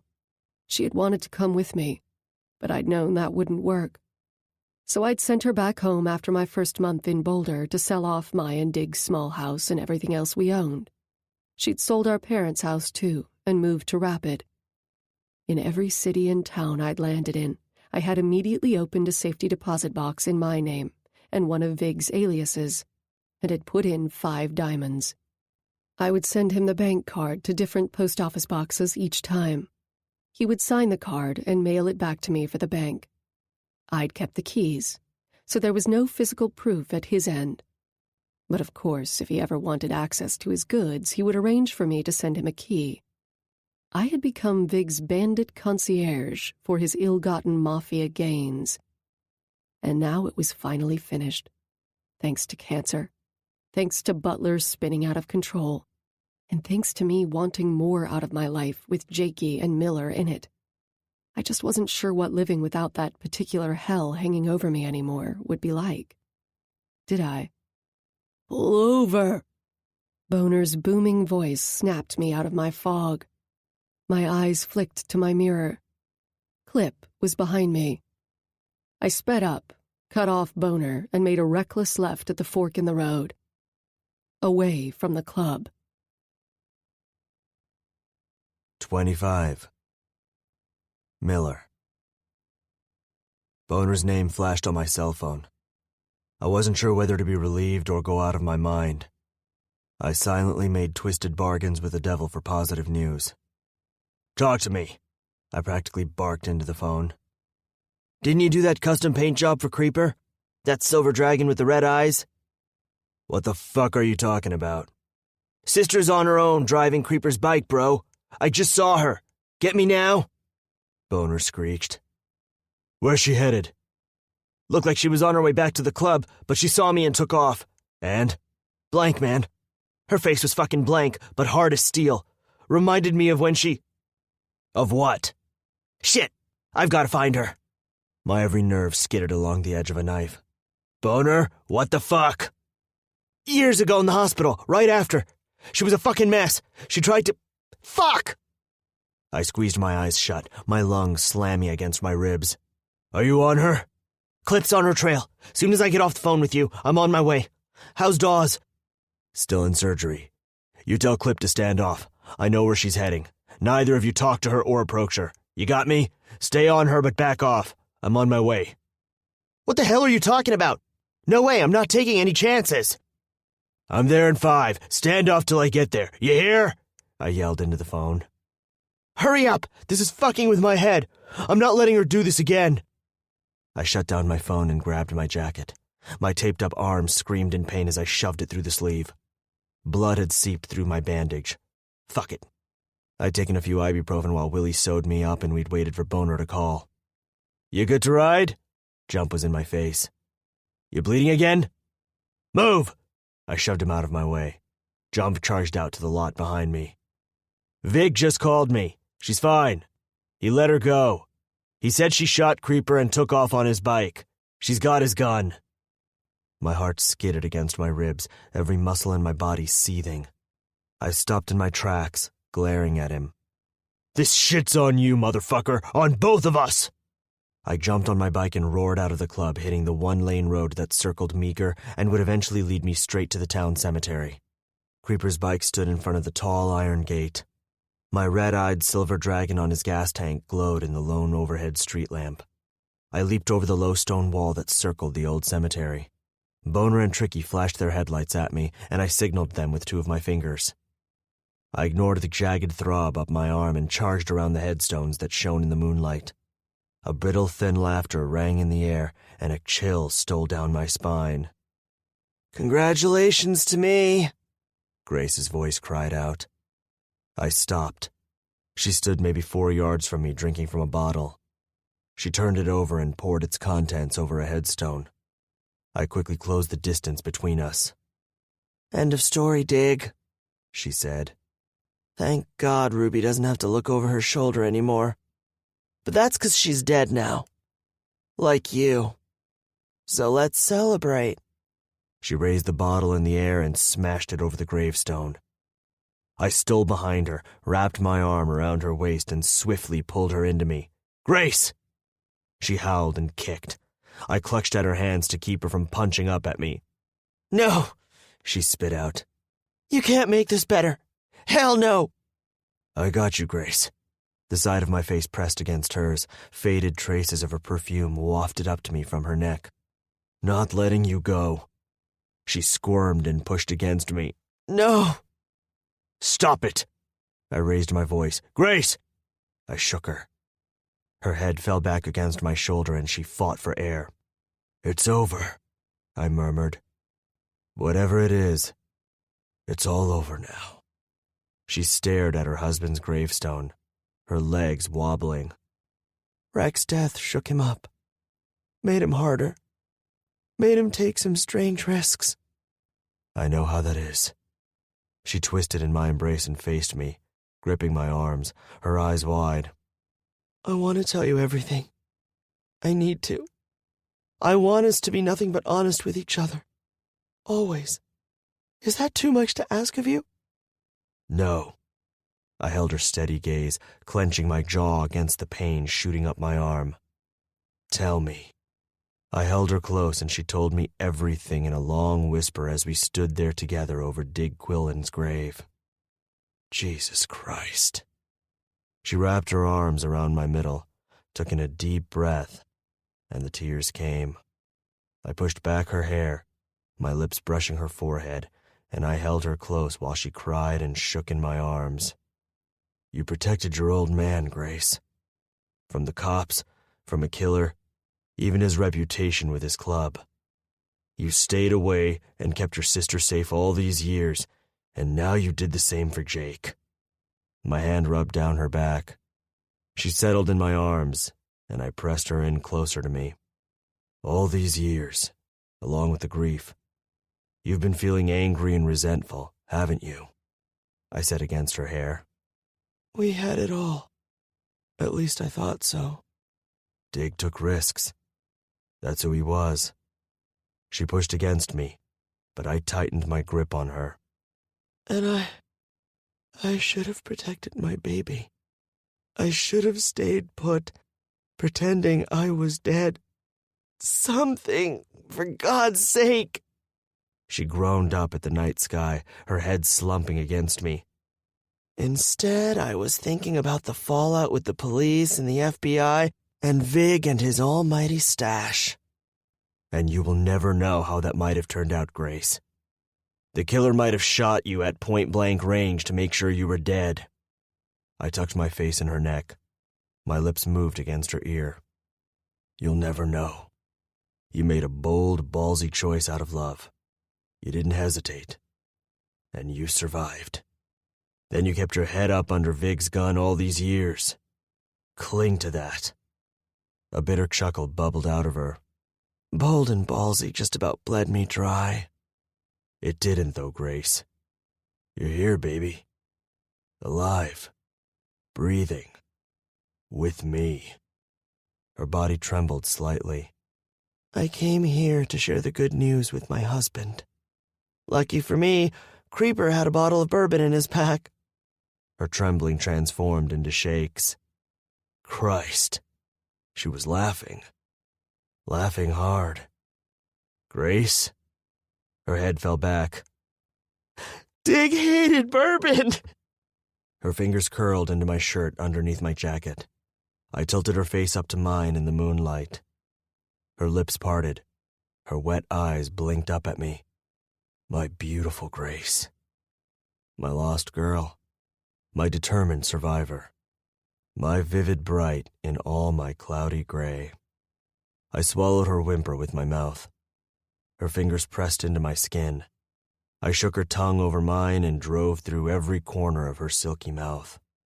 The taste of her salty tears drove me on. I wanted to sandblast that sadness out of her for good. She wrapped her arms around my waist, clinging to me. My head reeled. I didn't give a damn that we were standing over her husband's grave. Grace was mine, and I was hers. I dug my fingers into her thick hair. All this shit's done with. All of it. You made that happen. Be proud of that. I'm proud of you. You're done with the agonizing and the fucking guilt. You did good, Grace. You took on huge burdens for everyone, and now it's over. Let it go. Let the rest of them scramble over their scraps now. You live your life. You hear me? I wiped away the streaks of wet that stained her cold face, then loosened my hold on her hair, letting my hands sweep down her shoulders. She studied me. Are you going to scramble for scraps too? I shook my head. There's only one thing I want. What's that? My breath stalled. You, baby. Her round eyes searched mine. You going to cut out now that everything's over? Now that Ruby's gone? She shook her head. I've got Jake. You got me too. Yes, I do, she whispered. Her thumb reached out and brushed over my cut lip. You're bleeding. It's nothing. She took my mouth and sucked on my cut lip. The sting darted over my face.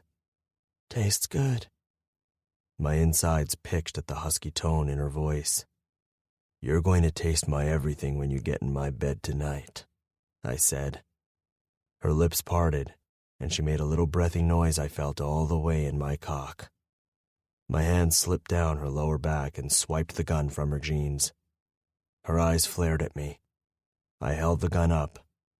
After we clean it, we'll consider giving it back to Creeper in the name of good faith. Or maybe you want to hang on to it as a souvenir? Grace's eyebrows lifted. I grinned at her. That's what I thought. Grace got on the back of my bike at the cemetery, and we shot straight to the club with Boner following us.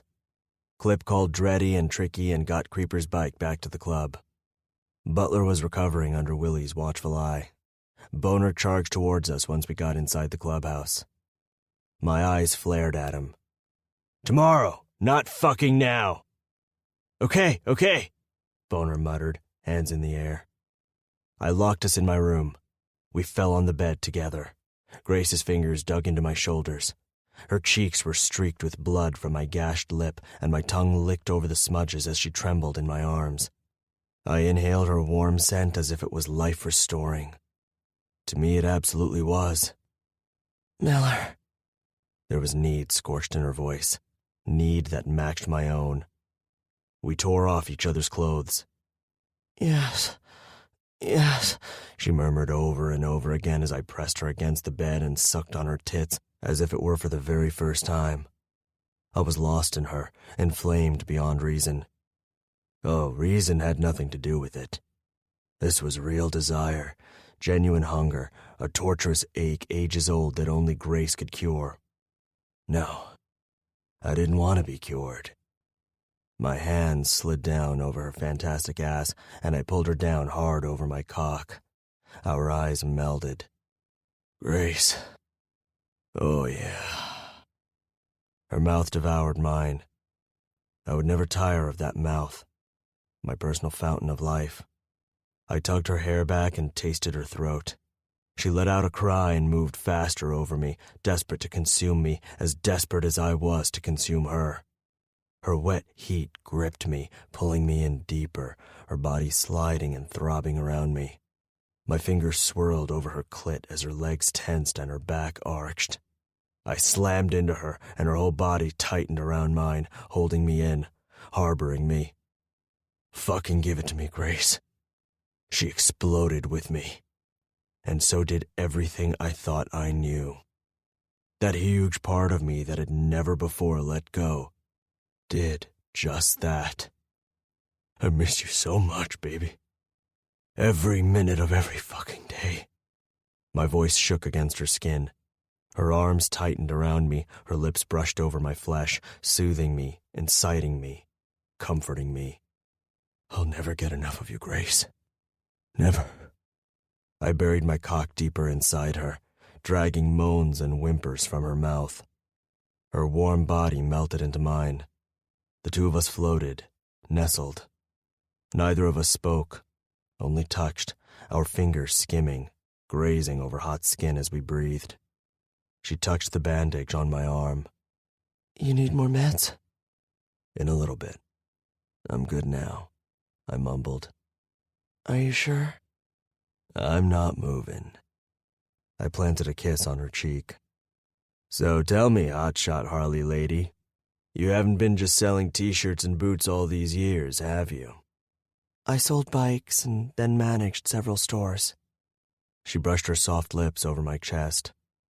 There are a hell of a lot of women riding these days, you know. I know. My fingers traced lines up and down her damp back. You have your brother to blame, she said. He got me on a bike first. He even yelled at Dig for not teaching me sooner. Good man. Dig was nervous about it. He said I'd be a lamb out among sharks on the road. So he taught me how to use a gun. I filled my hand with one of her beautiful breasts, my fingers rubbing over a nipple. Thank fuck for that. They taught me how to keep my cool in dire situations. She laid kisses across my abdomen. Again, Miller? Hmm? I've missed you too, She whispered. I tried really hard to ignore it. I've always been good at ignoring it and coasting on numb. It didn't work this time, though. This time it just kept hurting. I held her gaze. No more numb, no more coasting, missing, or hurting. We're done. We're going to live this together. Every goddamn day. I pulled her up over my body and drank from her sweet mouth, my hands digging into her silky hair. Her thumb traced dizzying circles around my nipple, and a tight shiver wound through me. My cock got harder than hell, and I rolled her over, tucking her underneath me. Second time. What? Her warm hands slid up my back. Her pelvis squirmed underneath me, searching for friction. I pulled up her knees so they were bent at my sides. Then I sank inside her heat with one long, slow stroke. Oh shit, there it is. That little gasp from heaven escaped her lips. Miller, oh God. Second time you got taken, and my life flashed before my eyes. I withdrew and thrust into her again. Her walls pulsed and throbbed around me as she took me in deeper. Her eyes were glued to mine. Every cell in my body was set to bursting. Only Grace did this to me. No pretenses, no holding back. Only my beautiful Grace. I can't lose you. I barely recognized my tense voice. I drove into her again, and she cocked her legs higher, taking me in even deeper. The bolts inside me loosened, the bars unhinged, the latches fell. I need you, baby. Can't lose you. You won't. I love you, Grace. God, how I love you. Miller. My heart soared out of my chest. I love you so goddamn much. Words I'd never spoken before to a woman were suddenly the most natural and instinctive in my soul's vocabulary. Her hands dug into the flesh of my back, her hips rolled up towards mine. I want to feel more of you. Give me more, baby. My blood surged, and I pounded into her. Heat rushed through every inch of me, and I drilled it back into her. She moaned loudly, her head tossing into the pillow, her wet eyes staying on me. We clung to each other, her body squeezing around mine. This is genuine, total, absolute. And I'm taking it and holding on. I let out a hiss and poured myself into my woman's luscious body and stayed rooted deep inside her. God damn it, I love you. Grace. My head rested on Miller's practically hairless chest. His steady heartbeat filled my ear, and I listened to it as it revealed its secrets to me. I took in a slow, easy breath and enjoyed the looseness in my every limb and the lazy caresses of Miller's fingertips down my back. I raised my head up and kissed a nipple, my tongue swirling around it. His breath hitched, and heat flared inside me at the sound. I licked and nuzzled the wing of the tattooed eagle on his upper chest, all the way up to the hollow at the base of his long throat. He cupped my ass, pulled me up his body, and settled me in his warm embrace. I inhaled the musky scent on his sleek, damp skin. It smelled like us. That carefully constructed hollow, empty glass box I had lived in for so long had been rendered useless, unnecessary, pitiful even. In fact, it could no longer hold me in. I liked this new fresh, sweet air in my lungs. I breathed out, and the glass walls disappeared around me. I stood on the edge unfettered and looked over without a trace of fear or hesitation. Truth is a painful sword. It cuts deep and stings. But the pain evaporates, the blood dries, and in the place of such savagery is a gleaming absolution and an absolute purity. It's blinding. It hurts, and it is utterly beautiful. I love you. Miller flies as eagles. A slow growl vibrated in his chest. He twisted my body back onto the mattress. His fierce eyes glittered over me. You are all mine now, Grace. He laid a trail of kisses over my face. These eyes, these lips and tongue. His hands and lips roamed over my body, savoring, biting, sucking, claiming. These tits, this stomach, these legs. I held my breath. He was baptizing my flesh with his mouth. His fingers sank into my rear. This ass is mine. He nudged his nose into my wet heat, and his tongue lashed through my slit. This pussy, all mine. Baby. Miller's mouth sank between my legs, and he sucked hard on what was his. My fists uncurled in the sheets. 26. Get out here, you whore! Fists pounded on the door. Oh, no. The fuck you say? Hissed Miller. He knifed up from the bed, pulled his boxer briefs up his legs, grabbed his Colt 1911, turned the lock on the door, and threw it open. Butler exploded in the doorway. Been listening to you two fuck all night and all fucking morning. Miller aimed the Colt at Butler's face, his long arms taut, his entire body rigid. "Glad to hear it, asshole." In a flash, Miller tossed the gun to his left hand as his right fist snapped back and landed in Butler's face. The crack zipped through the air, and my heart rammed up my throat. Butler staggered against the wall and crumpled to the floor. His red eyes hung on mine. "I've been wanting to do that for weeks." Miller pulled him up by the throat. I scrambled over the bed to the doorway, the sheet wrapped around me. "Miller, he's injured enough as it is." "Did you hear what this fucking worm just said about you?" Miller spit out. "I heard, but I owe him an explanation." "You don't owe him anything. Please." I wrapped my hand around his elbow just under his bandages. Miller released Butler with a jerk of his hand. Butler stumbled once more, struggling to stand up. "Fuck this shit," he muttered. "You got that right." Miller put his gun back on the dresser and jerked his chin at me. "Get some clothes on." I scooped up my twisted jeans and bra from the floor and went behind the door and tugged them on, then grabbed a heavy sweatshirt of Miller's that was thrown over a chair and pulled it over my head. I stepped away from the door and went to Butler. "Let's get a cup of coffee, all right?" I touched his arm. He shoved my hand away, grimacing. "Butler?" Yeah. He ambled down the hall. My gaze flew to Miller, who stood in the center of his room, his hands on his hips, a dark scowl on his face. "You've got 10 minutes with him, and that's it." I closed the distance between us, yet the tension in his face didn't fade.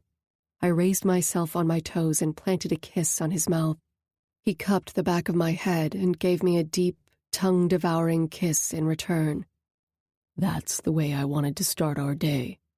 His thumb tugged on my now swollen lips. "How about I meet you in the shower in 10 minutes and we start our day then?" "I'm thinking that would be a very good idea." Miller released me and headed for the bathroom. I pulled on my boots and headed for the clubroom. Butler hunched over the bar and lit a cigarette. His eyes scorched mine as I crossed the room. I poured the fresh brew from the coffee machine on the end of the bar into 2 mugs and hopped up on the stool next to him and passed him a mug. "Thank God that bullet just scraped your skin," I said, swiping my hair behind my ears. "Yeah, big fucking lucky, that would be me.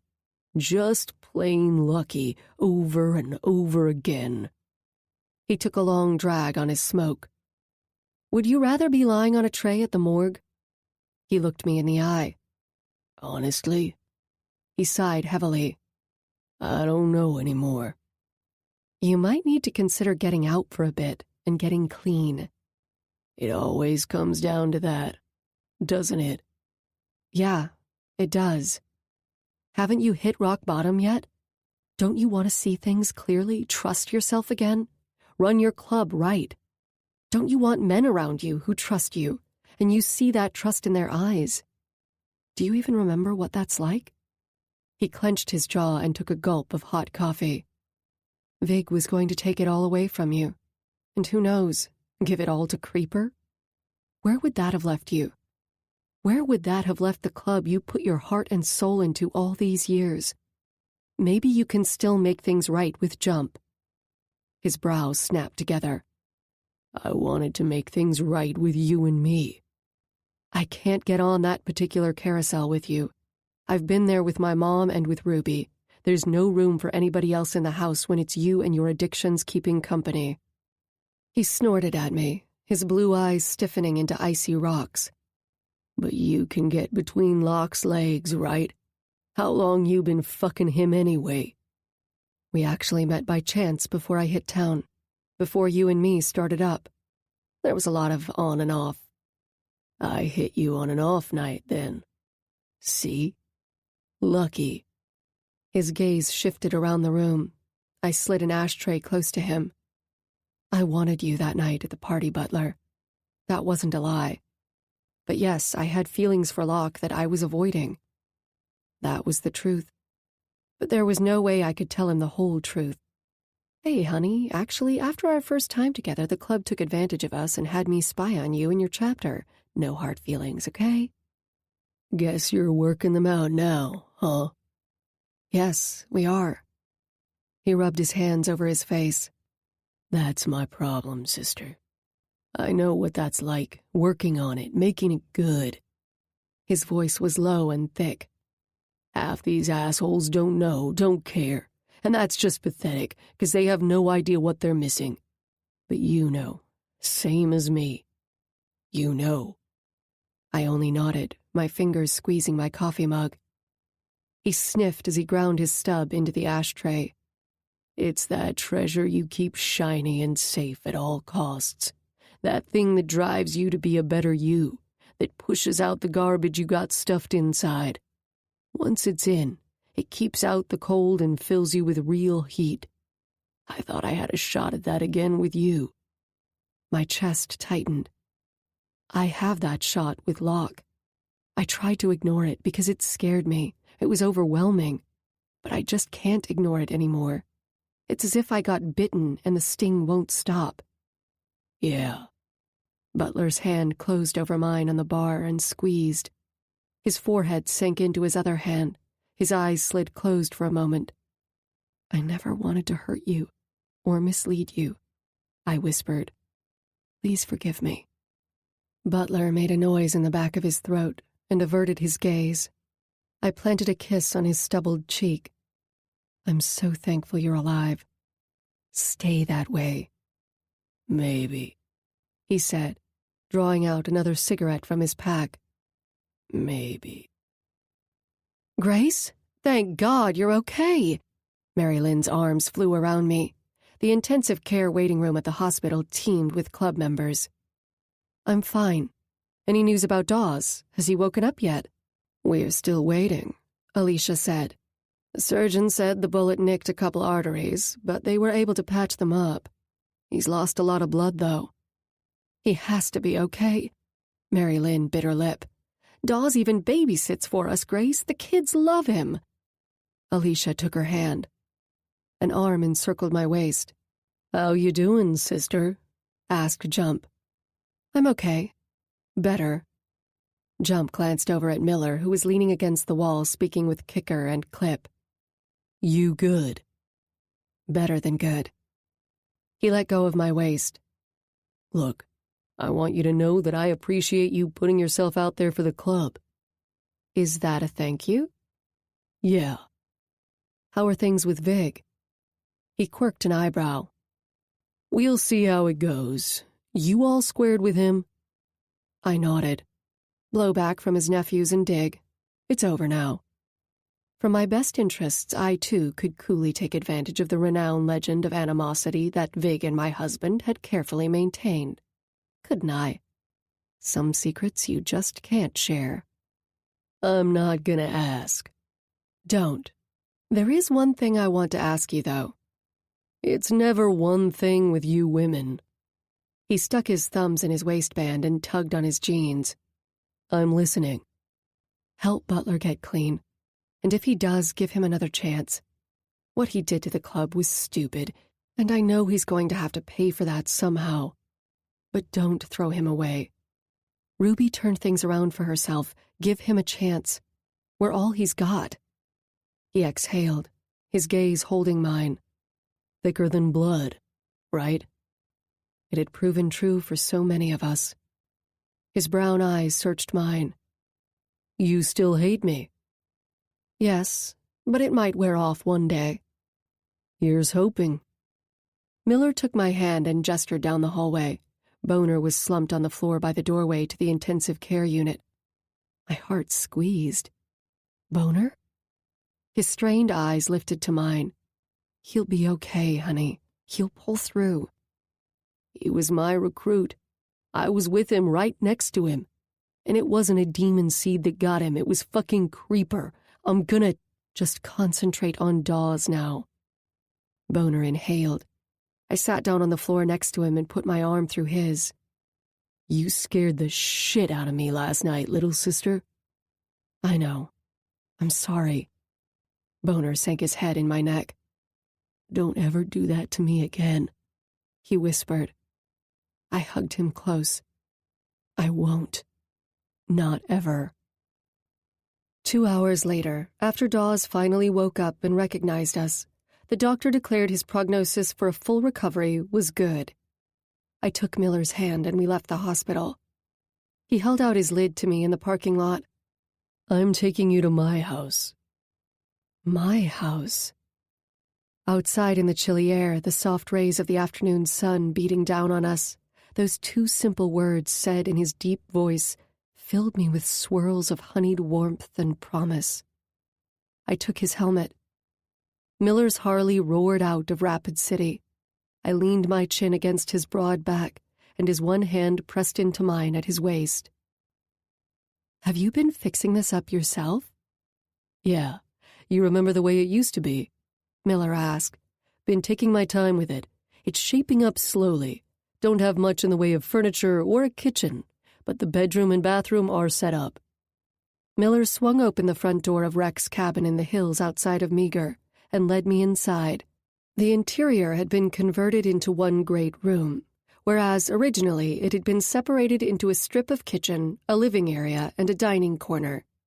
Now the space was open and airy. I entered, and the sunlight filled the room from the new large picture window. My hand went to my throat. Luckily, I noticed the construction supplies and tools before I tripped over them. Miller grabbed onto my arm. "Careful." "You cleaned the place out." "Yeah, I did." "Oh my gosh." "Rec was a hell of a pack rat." "Yeah, it was kinda bad." Miller let out a laugh. "You're being real generous, Grace." I placed my handbag on the mottled black granite of the kitchen island. My hand slid over the cool, silky surface. The rest of the kitchen had remained the same from Rex's day. A faded green fridge from the 70s, a portable electric stovetop, and rustic wood cabinets with scratched black metal knobs. "The kitchen's up next." I smiled at him. "I've cooked in this kitchen, you know? It was in bad shape back then." "That was brave, baby." "Yeah, it was." We both laughed. "You want to take a shower? Got brand new towels you can try out." "God, yes." I shrugged off my heavy leather jacket, and he took it from me. Miller led me down the hall and switched on a light in the bathroom. My eyes popped open at the sight of fresh white tile on the walls and floor, the brand new shower stall, toilet, and sink with sleek nickel fixtures, the well-lit mirror. My eyes widened. "You don't mess around." "No, I don't." He disappeared for a few moments, then returned with a long-sleeved thermal shirt in black and a pair of cut-off black sweatpants. "I don't think you'll need any underwear. Although, if you want, I do have a black panty I found in a motel room a while back." A smirk was plastered on his face. My eyes shot up to his. He had my lost black panty from our first time together at the motel. You didn't. "Oh, I did, baby. Finders keepers." "Well, tomorrow I'll need it." A grin stole over his lips. "Not so sure about that." My fingertips dug into the soft fabric of the folded clothing in my arms. The faint, fresh fragrance of his laundry detergent wafted up, and I breathed it in, my eyes sinking closed. "Grace." I blinked up at him. Miller lifted my chin and planted a kiss on my lips. "I'm going to light a fire." "Okay." My arms wrapped around his waist and I nestled in his chest. He chuckled. "Babe, you going to let me go so I can get to the fireplace?" "Not yet." I squeezed him tighter. The heat from the fire instantly warmed me when I entered the great room. A Lakota star-patterned quilt was thrown on the large sectional sofa. I stood still and let the heat of the fire seep through my bones. "Get in," Miller said, his hand at the small of my back. I crawled onto the sofa and nestled under the quilt. Miller, wearing only loose-fitting pajama bottoms, got in after me and tucked the thick quilt around us. "Better?" More than better. My gaze was riveted by the flames leaping in the hearth. "I made hot tea, and I've got these." He held up a package of oatmeal raisin cookies. I squealed. Perfect! He grinned and dropped the package in my hands. My fingers tore open the plastic and tugged out a cookie. I leaned my head back on his upper arm and munched. "Can we sleep here tonight?" "You sure? I've got a big bed inside." "The fire is too perfect. The sofa is roomy enough for both of us, isn't it? I'm much too cozy to move." He slid his arm around me and tucked me into his bare chest. The warm smell of his skin eased the tension in my joints a little bit more. We stayed that way for a long time, sipping tea, watching the licking flames of the fire, breathing side by side, me slumped in his embrace, and Miller's steady heartbeat under my ear. I was secure, on solid ground, and for the first time I loosened that iron grip I'd had on myself for so very long. I offered him the last bite of cookie. His full lips grazed the tips of my fingers, and heat spread through my body like a balm of warm oil. I pressed closer into him. After I got out of the hospital, I only wanted... As the notes fade gently, let your mind feel lighter, ready to re-enter the world of the story.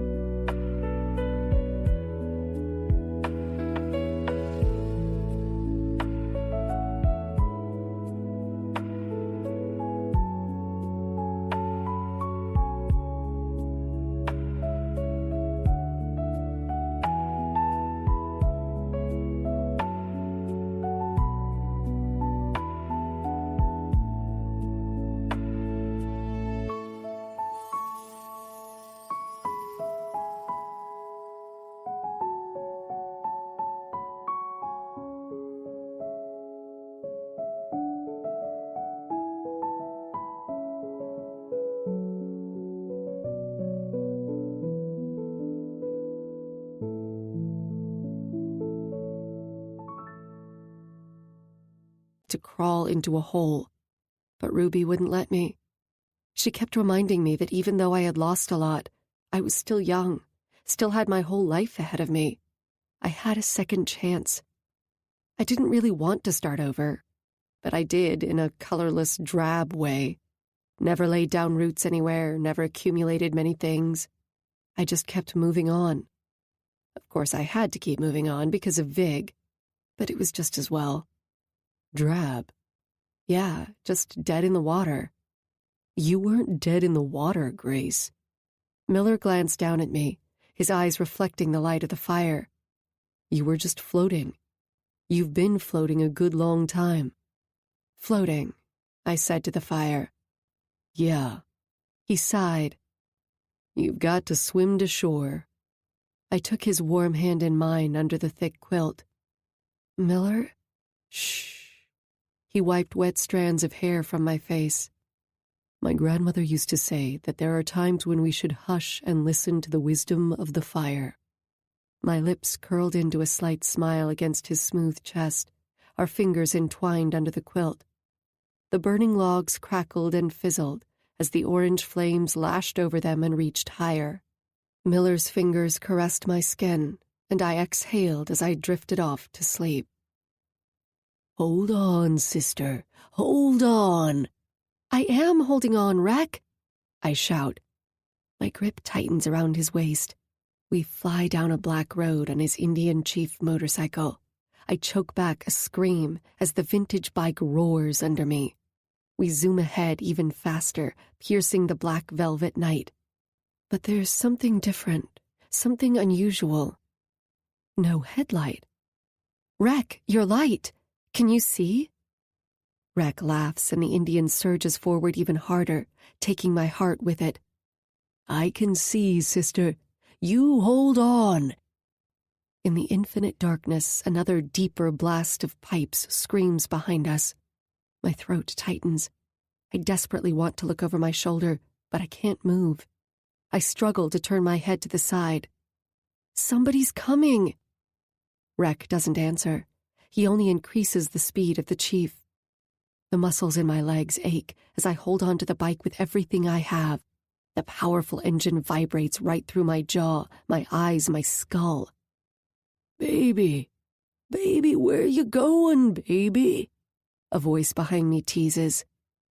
Butler's Harley comes up to the side of Rec's bike. Butler's eyes are glowing an eerie dark violet color. Caitlin sits behind him, her long wavy blonde hair glaring like neon in the black night, sweeping behind her. A punk Lady Godiva, whose violet eyes flicker at me.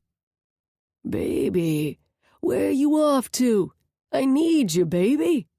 Butler laughs. Caitlin licks his neck and groans loudly, as if she's having an orgasm.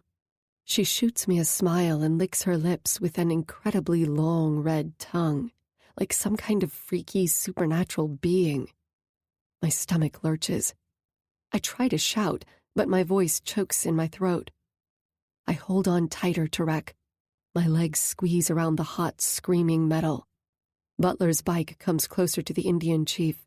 I try to hide behind Rec's massive frame, my fists tightening and thumping against his back to get his attention. But he doesn't react. Butler and Caitlin continue to laugh, and suddenly recede into the darkness. Rec disappears, evaporating from my hold, and only the roar of the Indian remains as the night swallows me whole. Grace. Grace! My skin prickled with cold sweat. My lungs strained for air. You're having a bad dream. You're okay. I'm with you. It's okay, baby. Miller held me in his arms. He swept my tangled hair from my face. I struggled to open my eyes and flinched in his arms. You with me? He planted a kiss on my forehead and stroked my cheek. It was just a dream, he whispered. Just a dream. So real. It's over. It's okay. Freaking crazy. It's over now.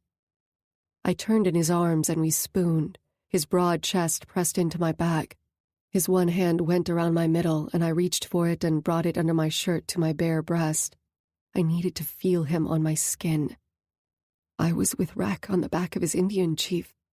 We were riding in the dark with no lights on. Then suddenly Butler was behind us on his Harley, looking like a freaky ghost, and he had a zombified Caitlin with him. They were following us, teasing us. Rec just kept going faster and faster in the dark, just looking straight ahead. What was that about the bike? What? You said the Indian chief? Yes, it was the one he fixed for you. I haven't seen that bike in a million years. Just bizarre. Miller's arms tightened around me. I have it here in the garage. He swept my hair to the side and planted a kiss on the side of my neck. Tell me about the dream. Rec was happy. We were riding so fast in the dark, he kept telling me to hold on. He didn't care about the darkness, his speed, or Butler. He just kept going faster and yelling, "Hold on, sister." Miller chuckled softly. But Butler and Caitlin, they were damn scary. That's done, babe. I rubbed over the hand that cupped my breast. I like it when you hold me, I whispered. He turned me back onto the sofa.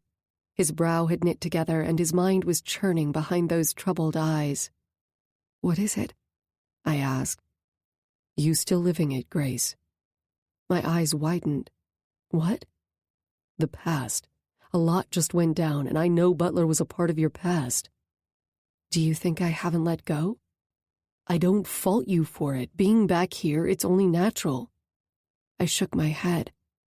Those old buried feelings came up, but they were like powder. Being with Butler was suffocating. I couldn't breathe. He's so lost, just stuck. Butler's been trying to fill the holes inside him with a bunch of crazy shit. Of course, I took a different route. I never let anybody get too close, so I wouldn't let those empty holes get filled by anyone or anything else. I think I wanted to hold on to that empty somehow, not fill it like he did. You can't hold on to empty. Miller's fingers dwelled at my throat. I tried, though. I tried very hard and trudged on. I made it an art form. My fingers swept over his broad cheekbones. I was so scared to come back. Scared because my sister needed me, not an empty version of me.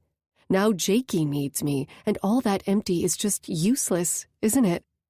Every time I'm with him, I feel that pull, that demand. It's a good kind of demand, isn't it? It's humbling. I want to give that boy everything. My voice shook in the darkness.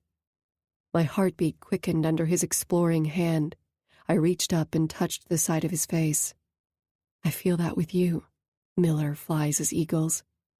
His hand stilled at the base of my throat. It's almost... His lips crushed mine. Yeah, that. I breathed into his mouth. That. Just everything. My hand slid up his sleek skin over the rippled muscles underneath. His breath snagged when my fingers lingered on his chest and brushed over the leather cord around his neck from which hung his beads and the arrow. My legs rubbed against the long, muscular length of his. There. I had confessed my darkness to him as I had done with no one else.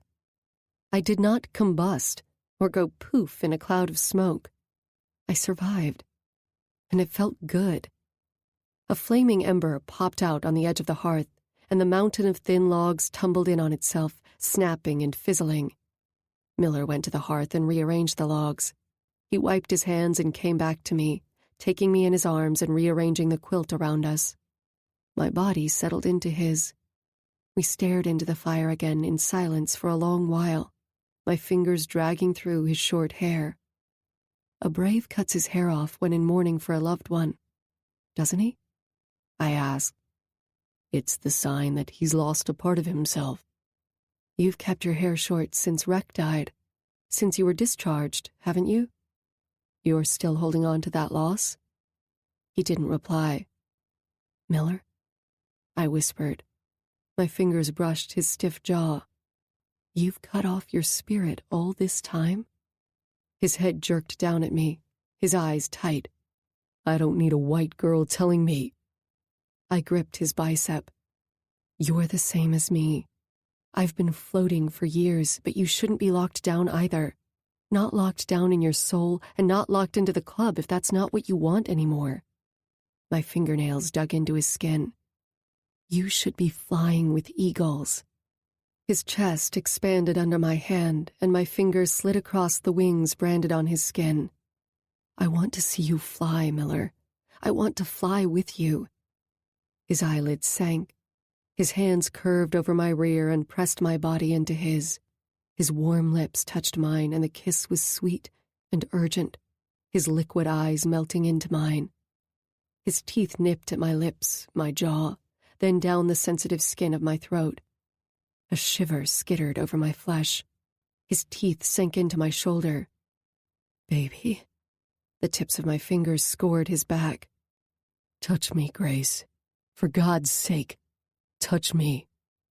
My fingers grazed the waistband of his pajama pants and tucked inside them, and my hand immediately wrapped around his velvety smooth cock. A deep groan escaped his lips. Heat coursed through me at that beautiful sound. His pelvis arched up into my hand, and his erection grew and hardened under my strokes. The need to envelop him with affection overwhelmed me. I shoved the quilt out of my way, sat back, and took him in my mouth. A hiss escaped his chest, and his fingers dug in my hair. My body ached for him more intensely with every heavy breath and grunt that I wrought from him. Stroking his balls, I took his cock in deeper, lavishing its hard length with my tongue, then sucked hard, my other hand skimming over his hip bone. He groaned and mumbled words I couldn't decipher. I wanted to be his refuge, the same way he'd made me feel safe and cared for. I wanted him to know that I cared about him, that he was worthy of living full and real with me. Most of all, I needed him to know that he mattered, that every little thing about him mattered to me. Ruby's words blasted right through my heart. Let go of that sadness and get on with the joy. I slid his wet cock from my mouth, brushing my lips across the velvet tip. I want to feel you inside me. I want you to take what you need from me. The logs crumpled in the fire and hissed at us. The orange glow flickered over the taut angles of Miller's face. He pushed me back against the pillows and shoved his pajama pants all the way down his legs as I swiped off mine. My gaze darted down the length of our bodies. I wanted to see us joined, watch his fantastic, sleek body work over mine. I wanted it all. His tip nudged at my pulsing entrance, and my swollen flesh hummed. I spread my legs wider underneath him, hooking a leg over his hip, my hands smoothing down the bunched muscles in his taut lower back. I wanted all of him, as much as I could possibly get. His body rocked against mine, and his thick cock slid inside me slowly. The blood drained from my system and rushed through my veins all at once. This was bliss. This was... Miller. I clung to his body. Grace, he rasped. He pulled out slowly, paused for a gasp-filled millisecond, then thrust himself inside me, burying himself deep. My body throbbed and spasmed all around him, stretching and pulsing at his demanding invasion. I raised my hips up to meet his thrusts, and he stopped, his fingers gripping my face. Maybe all those other guys you've fucked over the years let you take care of yourself, but not me. I'm giving this to you. When you come, baby, know it's mine. My heart skipped a beat as he pinned my hands over my head and raised himself over me, his eyes boring into mine, almost savage in their determination. Me in you, he breathed, and thrust deep once again. My desperate breaths quickened, shivers stealing over my skin. I lifted my legs higher against his sides to take all of him. Yes, I moaned with every rough and devastating jolt of his powerful body. All yours. He thrust harder, faster, hitting my clit with every deep stroke, sending me into an overwhelming spiral of emotion and pleasure. You feel so good, baby. Oh, God, Grace. His voice pleaded with me as if he was at my mercy. I knew I was at his. I tightened my insides around him, and his mouth fell open, his grip tightening over my wrists. Oh, fuck. My heart pounded through my chest and into his. I broke apart and flew. A savage grunt escaped his lips, his body stiffening, plowing into mine one final time. I whimpered, licking at his neck, desperate for the musky, salty taste of his hot skin. His large hands released my wrists and cradled my face as he struggled for breath. I took his earring in my mouth and sucked gently on his earlobe, my shaky legs rubbing his. He released his grip on my wrists, and my hand slipped between us. He groaned softly as my fingers swirled through the fantastic mess we had made, settling over the root of his cock, still embedded inside me. That's truth for you. That's as real as it gets. I'm not floating anymore, I whispered against his ear. 27. I stretched my limbs under the soft cotton quilt and turned my eyes from the glare of the morning sun pouring through the large front window. Miller definitely needed curtains. He'd woken up earlier and whispered something in my ear about getting coffee from the store, and with a tender kiss, took off on his bike. I sat up and smiled to myself. I leaned over onto the floor and nabbed the Henley when a thick white sketch pad caught my eye. It was open to a charcoal sketch of me, under this very quilt. I tugged the Henley over my head, smoothing it down over my body, and studied the drawing. My hair was swept across my one arm. A faint, secret smile was etched on my lips in my sleep. The long lines of my throat, the curve of my shoulders, arms, bare breasts, stretched out across the rough paper. I bit down on my lower lip, my breath catching in my throat. The thought of Miller studying me and sketching me early this morning, his fingertips rubbing over the paper to create the lines of my body as I slept, sent stabs of heat through me. My fingertips skimmed over the textured surface of the paper, my vision blurred. I flipped the page over, and there was another sketch of me. This one showed my bare legs twisted in the quilt, the curve of my naked rear leading to my bare back, and one arm stretched out under my head. Simple. Sensual. I turned the page. There were no more. It was a new sketch pad and had only those two drawings. I had to find more. I shot up off the sofa, hungry for a peek into Miller's concealed artistic self. Oh, this quiet man had a secret beauty all his own hidden deep inside, and I wanted to uncover it. I wanted to know it. On the opposite side of the room from the construction supplies were piles of worn sketchbooks in a rickety pine bookshelf. I grabbed one, and my fingers flipped through the thick pages. A variety of motorcycles, skulls with plenty of accessories, phantom skeletons flying on wings, stars in a naked woman's long hair that floated through a dark night sky, eagles, eagles, always eagles. The pages flapped to an intricately patterned butterfly in dark midnight-hued colors. My breath tripped. I turned over the page. An ominous landscape of hills with a grouping of 3 trees, the land saturated in blood red. That one over and over again. A souvenir of war? I flipped over page after page of this treasure in my hands. My heart stuttered at a portrait of an older Native American woman, the severe lines of her face softened by her large dark eyes. Miller's eyes. Her long, smooth hair had been worked in a variety of rich jewel colors, giving her a magical, otherworldly quality. Colored butterflies took shape from her strands of hair and flew into the sky. She shimmered with intense color, with vibrant life. Grace? I gasped and swung around. Miller, wearing a knit cap and his worn leather jacket, held a grocery bag in one hand and his keys in the other. He stared at me. "What are you doing?" "I found these." I held up the drawing pad in my hands. "They're wonderful. I really like them." I cleared my throat and raised the last drawing to show him. His eyes darted to the portrait in my hands and stiffened. "Is this your grandmother, Kim?" He only nodded. "It's stunning." Stunning. He dropped his keys and the shopping bag on the granite countertop, peeled off his jacket carefully, and leaned his hip against the island. "Come on, Grace." I grinned. "It is.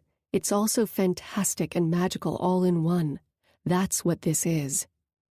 My eyes returned to the portrait of his grandmother. Fantastical. Oh, and I liked mine, too. I gestured at the sketches of me I had left on the sofa. A shy, yet mischievous smile crept over his face. "Get over here." Thick bubbles popped inside my chest. I loved that rough tone in his voice, the one that held a secret just for me. I scooted over to him, threw my arms around his neck, and gave him my mouth. He pulled me in tightly against his chest, lifted me up, and deposited me on the kitchen island. "Good morning." His dark gaze lingered on my lips. I plucked the slouchy knit cap from his head and mussed his short hair with my fingers. "Make the coffee, baby." Bossy." He leaned down and his tongue swiped over my smiling lips. I opened the shopping bag, pulled out the package of ground coffee, and smiled. Miller spent money on good, high-end coffee. Brazilian. Always. You like it? I do. Very smooth and rich. I held out the bag to him. Miller took it with a quick kiss on my cheek and busied himself preparing his equally high-end coffee maker. He sauntered back over to me, stretching out his arms on the counter at my sides, studying my face. My stomach dipped, and that hum took over my body. "We've got a few minutes before the coffee's ready." "I've got an idea," he whispered. He leaned in and gently kissed one corner of my mouth, and then the other. I sighed, my thumb rubbing over his lower lip. Those sensuous lips of his were what a few of my fantasies were made of. "I like you in my shirt and nothing else," he murmured. His cool hands slid up my bare thighs, and my breath caught. He rubbed his nose against mine. "Come here." I nestled closer in his arms.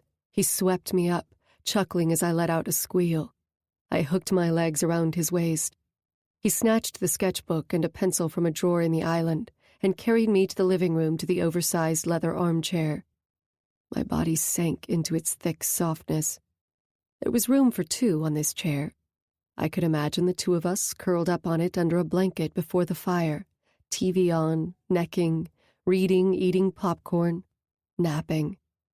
Very domestic daydream. He pulled my legs apart and kneeled down before me. My breathing accelerated. "I want to see you, Grace. Haven't really had a chance yet." His eyes were somber, wide.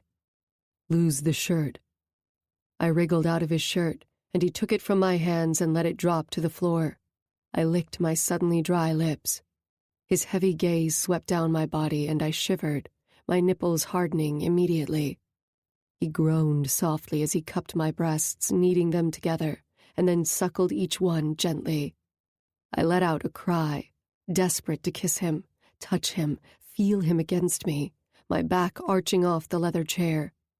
The pads of his fingers glided over my ribs, the curve of my waist, down my hips. His touch was feather-light, full of reverence, yet there was possession in it. A tremor betrayed me. "Are you cold?" I shook my head, unable to speak, mesmerized by his soft, heavy gaze. My fingernails dug into the thick leather. Miller's hands pushed my knees further apart. Sparks flew through me as his fingers lazily stroked my inner thighs. His thumbs lightly caressed over the center of my own cataclysmic tornado. "Oh, Grace." His husky voice pulled at my name.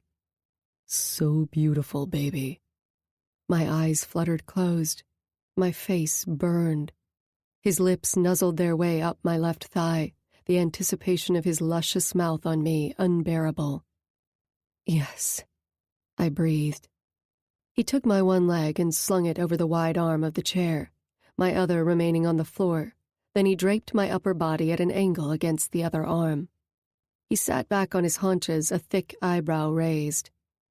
"Touch yourself, Grace." I blinked up at him. "What?" Miller sat on his knees on the floor in front of me and picked up the pencil and sketchbook. His pencil began moving quickly over the paper. He was sketching me. Touch yourself, baby, but keep your other hand up over your head. Heat flared over my skin. I watched his eyes dart between me and the paper as his pencil outlined and filled. My finger went between my legs as my other hand clutched the soft leather of the armchair under my head. Take yourself there, slowly, but don't come. I'm going to make you come. My insides seized and melted at his words, the commanding tone of his voice. I relaxed my head and my fingers moved, my gaze riveted on him, studying me, drawing. My breathing deepened, my one heel raised up off the floor. I surrendered to my own rhythm and to his focused gaze. He suddenly dropped the pad and pencil.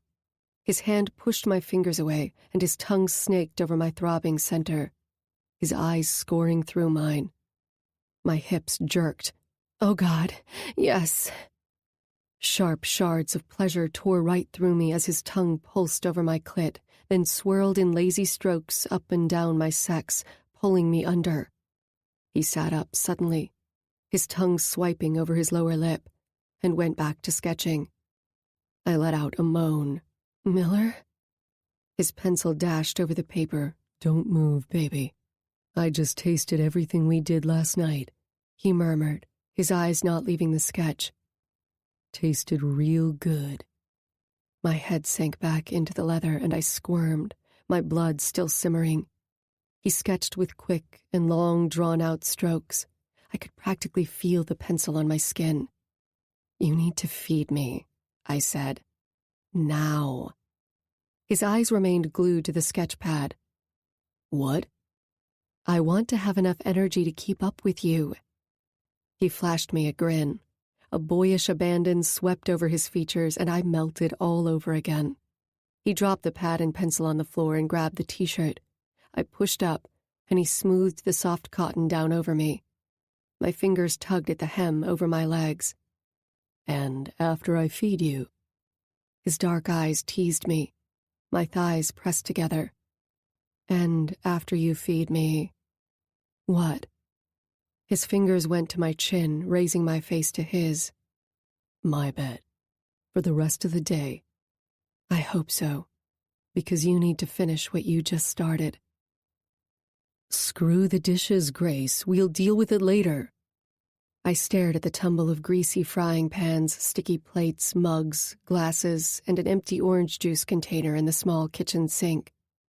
Ordinarily, my hair would have stood on end at such a sight, but I only giggled. We had devoured the bacon, egg, cheese, and English muffin extravaganza I had concocted, and now lazed on the stools at the kitchen island. Later on this afternoon, we'll go get your stuff. Miller swept over the granite with a wad of damp paper towels. I slid the salt and pepper shakers to the end of the island. What do you mean? I mean, you're moving in here. Today. What? He looked up at me and stopped wiping. What do you mean, what? Today? Yeah. I can't do that. I have to work myself into Jake and Alex's schedule. They're over in Rapids, so I need to find a place there. Then I need to find a job there. I swept my hair away from my face. He stared at me.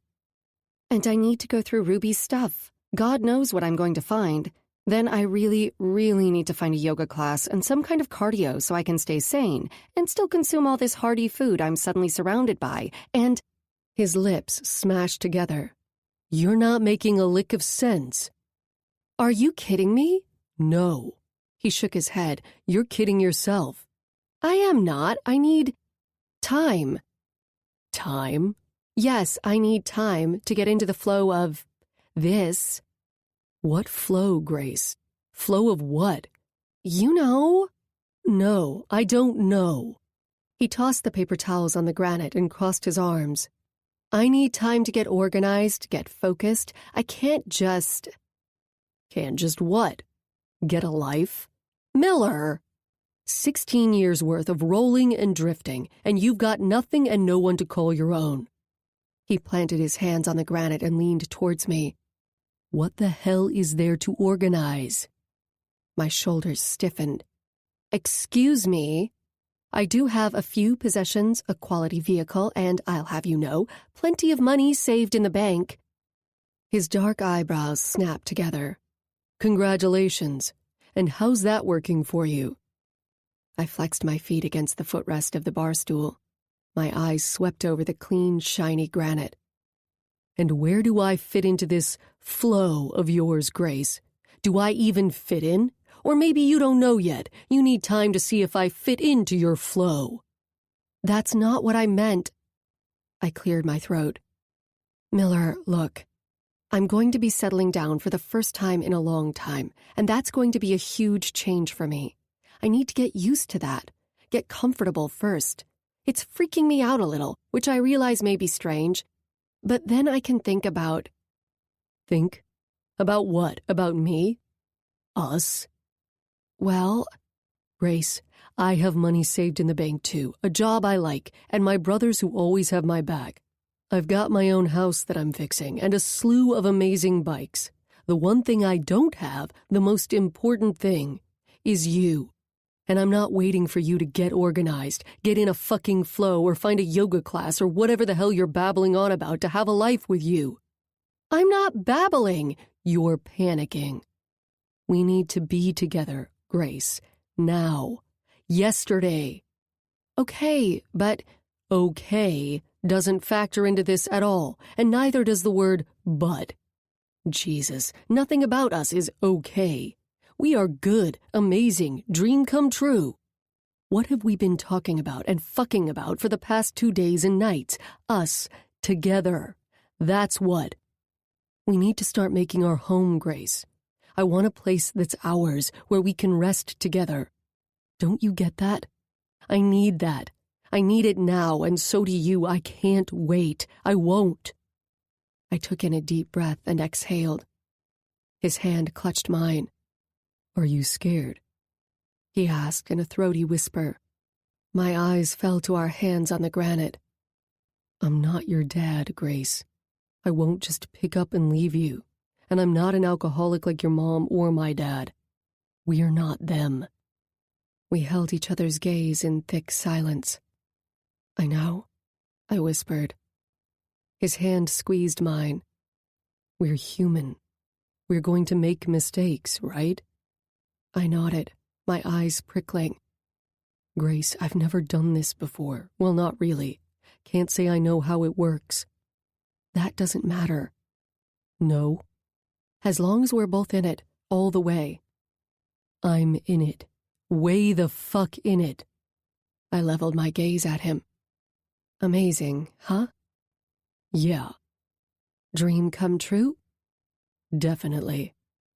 My blurry gaze drifted around the kitchen, the hall to the bathroom and bedroom, the huge front window where light poured through and illuminated the sectional sofa with our crumpled quilt, the massive leather easy chair where he had me pose for him, the crap shelf where years of his beautiful artwork was piled, his neatly organized stash of tools in the corner. No more ghosts, new dreams. Get on with joy, Ruby whispered in my heart. I rubbed my eyes and blinked. We'll fix this house any way you want. Miller circled the living room. Do up the kitchen with whatever appliances you like. We'll build an extension with a bedroom and bathroom for Jake.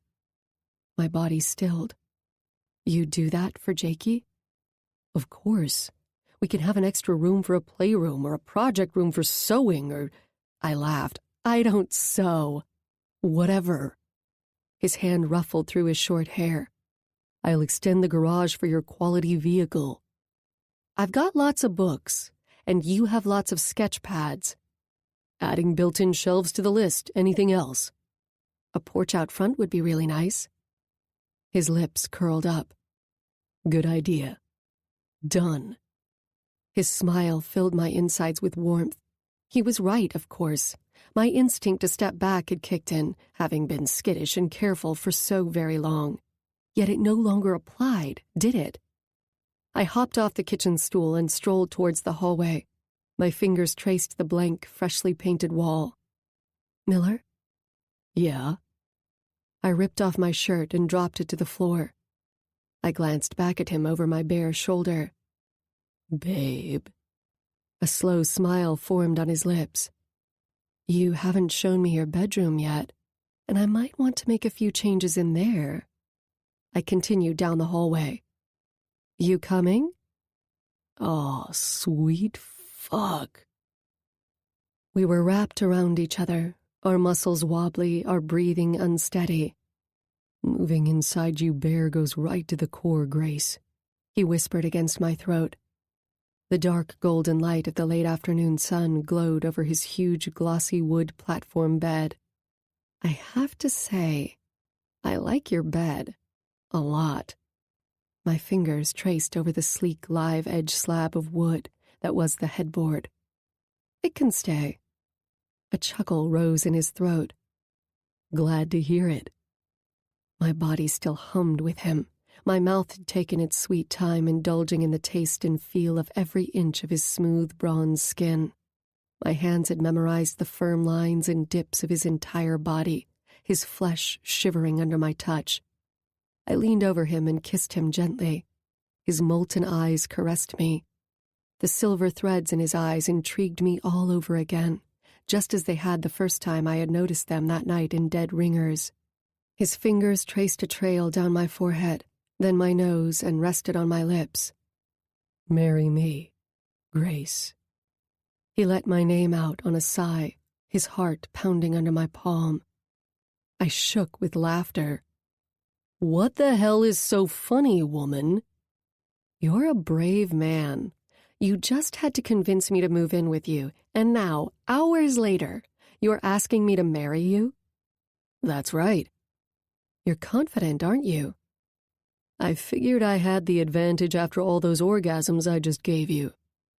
I bit his fingers and he laughed out loud. Babe, do you need to try me before you buy me? I shook my head, my lips sucking on his fingers. He stared at my mouth, his eyes heavy. So, was that a yes to my proposal? I nodded, my lips releasing his wet fingers with a pop. Say it. His wet fingers teased my nipple. I gasped and let out a laugh. Yes. He grinned, his lips brushing my forehead. Get up, baby. I want to show you the bike. I blinked up at him. The Indian chief, Grace. Miller gave my bare ass a pinch. Ow! I let out a huff, and he shot me a wicked grin as he pushed off the bed and sauntered from the room. I hugged his king-sized pillow and enjoyed the show. Long, powerful legs, lean hips, a small sculpted rear, a broad back, and even broader shoulders, all in a fierce yet graceful package. My man. All mine. I hugged the pillow tighter. I thanked God, the spirit of the great eagle, all of nature and the universe for him. For us. Miller's rich laughter rose from the bathroom. Babe, get your sweet ass out of that bed already.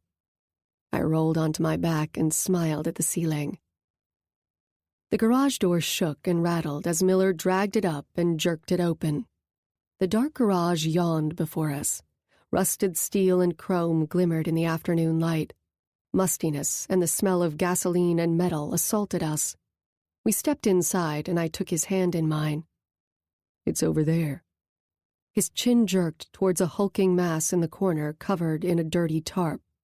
Years before he had taken in Miller, Rec had found a rare Indian chief frame from the early 50s and had stored it in his garage.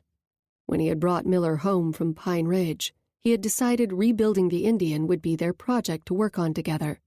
And they had done it. He had taught Miller everything he knew about a motorcycle and more. Rec had once shown me the bike, and also a photo of a grinning, skinny, long-haired teenage Miller straddling the Indian chief, with a Rec at his side, an arm hooked over the boy's shoulder. Miller pulled off the tarp. I froze. His lips pressed together. Is it the bike in your dream? I nodded. How can that be? I've only seen it once, and that was so long ago. Rec never rode it when you were away. Dreams are the language of the mind, Grace. Over time, your mind catalogs random items and experiences in your life and uses them as symbols to work things out when it needs to. More Grandma Kim wisdom? No, but she did have a deep respect for dreams. Miller rubbed the back of his neck with his palm and grinned at me. A buddy of mine in the Army was a psych major in college and was really into dream interpretation. We used to talk about this shit for hours on patrol. Oh. My gaze returned to the bike. The key is to understand what the symbols in your dreams mean to you. Then you can unweave the meaning of the thing, and maybe you'll learn something from its message about what you're dealing with or where you need to go. Okay, then. My brain flipped through the imagery of my dream.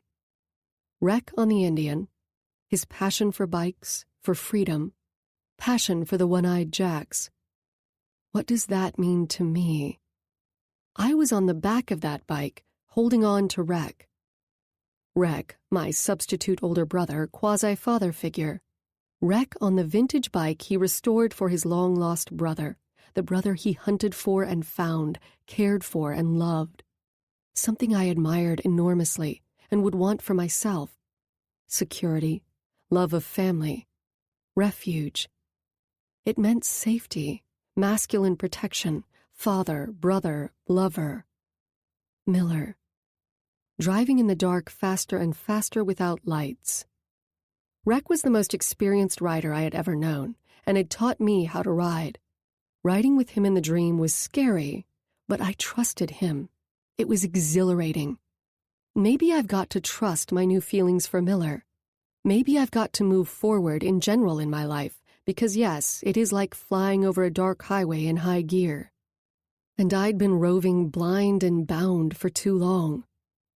My fingers brushed over the rusted, mangled handlebars of the damaged bike. The Indian. The treasured Indian. Rare. Found and restored over the years by the hands of a man who loved and gave and safeguarded. The Indian Company. The first American motorcycle company that later struggled to reinvent itself over the years and blast back into a very competitive market after several resurrections. My life. I grinned. What is it? I'm thinking over the dream, I murmured.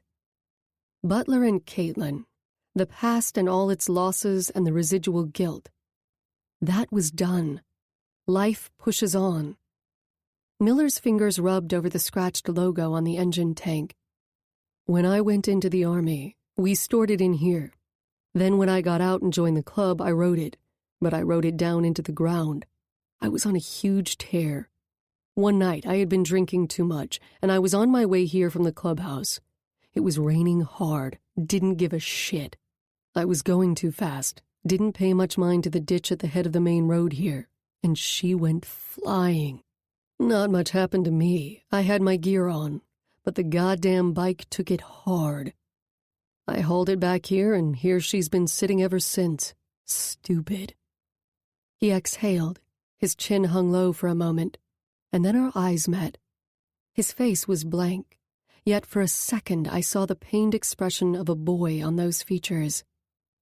This special bike, this treasure, now all banged up and bruised, somewhat maimed and pretty rusted, had lain under a dirty tarp in a dark cave of a garage for so many years. Yet this vintage bike was still a thing of unusual beauty, even if, right now, it looked more like a gaping wound. You never tried fixing it? I asked. His fingers tugged on his hoodie around his neck as he shook his head. You've got to fix it, Miller. It tells a story, yours and Rex. There's a lot of love and honor in this buckled metal. You've been fixing up the house. Baby, you've got to fix this bike. Miller's gaze remained on the Indian. Willie's been after me to do it. He's good for leads on the parts, which are pretty scarce these days. He knows a lot of the old-timers still around. I definitely need his help. Do it. His gaze met mine. By the way, who the hell is Karen, and why is she insisting I trick out her husband's Nova? My eyes widened, and I threw my head back and laughed. 28. That's my Nova? Bill's eyes creased, his gaze darted at Karen, then back to the shiny, hot muscle car tearing around the club track with Miller at the wheel. Karen smiled broadly and shot me a look as if she would burst any minute like a loaded piñata. Miller had not only tricked out, but amped up Bill's Chevy Nova. Going over Karen's budget, but figuring it was well worth the potential word-of-mouth marketing, Miller had put in some extras out of his own pocket. He and Tricky and Clip cleaned up the car inside and out, repaired any minor damages, and updated key details in the interior, making everything glossy and sharp. Tricky had installed a new transmission and cleaned up the engine that was still in pretty good condition. Miller had updated the exterior of the Nova with a sleek midnight blue paint job and detailed it with silver and black scallops and pinstripes down the hood and across the sides, reminiscent of 70s muscle car glory, Bill's favorite decade. Karen? What the hell is going on? Bill asked, his face red. Happy birthday, honey. Karen threw her arms around her husband's neck. Isn't she beautiful? Miller roared past us once more. Jake hopped up and down, whooping and clapping. He raised his hand at Clip, and the two of them high-fived each other. Tricky laughed. What do you think, Bill? I asked. Holy shit! Bill's hands tugged through his silvery brown hair. Miller slowed the car down and brought it to a smooth stop in front of us. Bill swallowed hard. I can't believe this. He slid his arm around Karen and laid a fat kiss on her. Does that mean he likes it? Asked Jake. Tricky draped an arm around his shoulder. I think so, my man. Miller got out of the car, glanced at me, and put the keys in Bill's hand. Happy birthday, Bill. Bill grinned at Miller and shook his head. Shit, son. He clapped Miller on the shoulder and pumped his hand in a firm shake. Whoa! He likes it! He likes it! Shouted Jake, sprinting towards Miller. Miller grinned and swept him up in his arms. As I watched Bill take his fab and very sexy Nova for a rip around the track, Miller came up behind me, wrapped his arms around my middle, and pulled me back into his chest. Thank you, babe, he murmured in my ear, his voice thick. I turned in his arms and kissed him thoroughly. Karen got herself that extended road trip to visit her sons in Cali. Little did I know, but Bill belonged to a muscle car club, and he and Karen traveled frequently to club events across 3 states. They showed off Miller's creation everywhere they went, and left his new business card behind. Upon Bill's return, he had the boys replace the engine for a meaner, higher-powered driving experience. The calls started coming in. Miller and Willie got to work on the Indian Chief soon after the Nova experience, as we called it. Willie contacted all the old-timers he knew who might still have Indian parts, and he rode off with plenty of cash one morning and came back a week later with a smile stamped on his whiskered face. He and Miller man-hugged for the longest time, mumbling into each other's ears as Tricky unloaded the truck. Jake, their official junior intern, helped organize and clean all the bits and pieces. And then the rebuild began.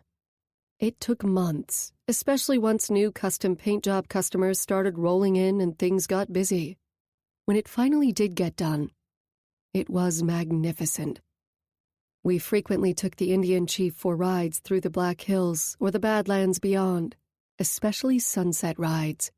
We'd pack a blanket and pick up goodies from Erica's Cafe and head out to soak in the purply pink-orange sky over the endless expanse of rolling land, both dry and verdant, austere and lush. Miller was right. That bike was a thing of beauty. Epilogue. You like it? My breath caught in my throat. Grace. I stared at the delicate white-gold diamond eternity band, studded with small emerald-cut diamonds around my finger. I lunged at Miller. I love it, I whispered in his ear. His soft laughter filled my chest. I was going to give it to you tonight over dinner, but screw it. I couldn't wait. Oh, I liked it over breakfast. Yeah, you are a morning person, aren't you? I do like it in the morning, baby. I've noticed that. He nipped at my lips and we kissed through our laughter. I figured you'd like to have a few rings like that to stack. We'll get another one for your wedding band, another for our first anniversary. Yeah, a new one every year, baby. I'm gonna fill your fingers with them. He swept the hair from my face. Happy engagement, Grace. Happy engagement, Miller. My hands tugged through his hair and I pulled him closer for a deeper kiss. He groaned in my mouth. Baby, I'm getting hard again. You don't let go of me. You're going to have to do something about it at lightning speed. And you know how I'm not into lightning speed with you these days. Get over it, I murmured. I pulled down his zipper, released his grateful cock from his boxer briefs, and slid down his legs to the floor. Oh, Jesus. He let out a hiss. His jet black eyes shone, his lips parted. I licked at his hard shaft, then immediately took him deep in my mouth and showed my fiancé my enthusiastic appreciation for my glittery engagement ring. He came in lightning speed, his hands digging in my hair, his hips thrusting, my hands squeezing his gorgeous, tight ass. I took a final lick at his tip in farewell, then smoothed his black boxer briefs up over him, tugged up his jeans, zipped them, and stroked my hands over his taut abs. I held his somewhat astonished stare and grinned. Ready for work now? He fisted a hand in my hair and pulled me close.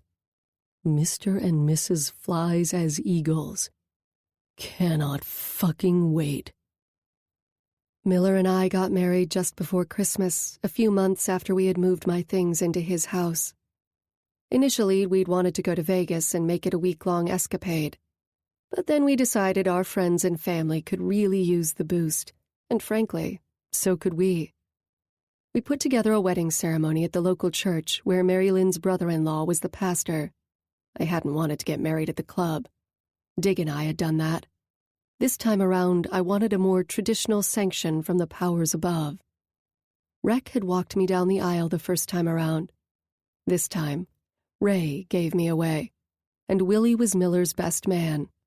Jake, of course, was our handsome ring-bearer, with Kicker and Mary Lynn's girls leading the procession down the aisle, tossing rose petals everywhere.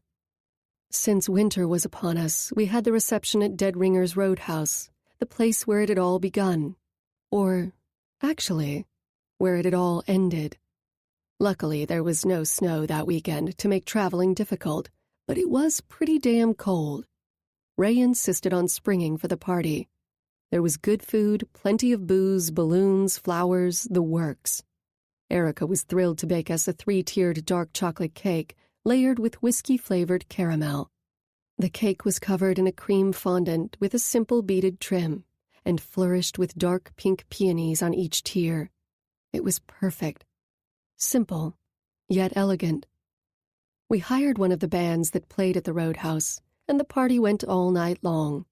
All the One-Eyed Jack's brothers and their families were in attendance. Everyone except for Creeper, of course, and Butler. Butler had given up the presidency and checked himself into rehab. I hoped he'd stick it out. There was plenty to celebrate, though. Jump and Vig had worked out a truce that satisfied everyone, at least for the time being. I wore a strapless, cream-colored floor-length gown with narrow pleats and a thin lilac silk ribbon at the waist. Underneath, I wore an amazing cream-colored corset that Lenore had made for me. And later that evening, Miller showed me his keen appreciation for it.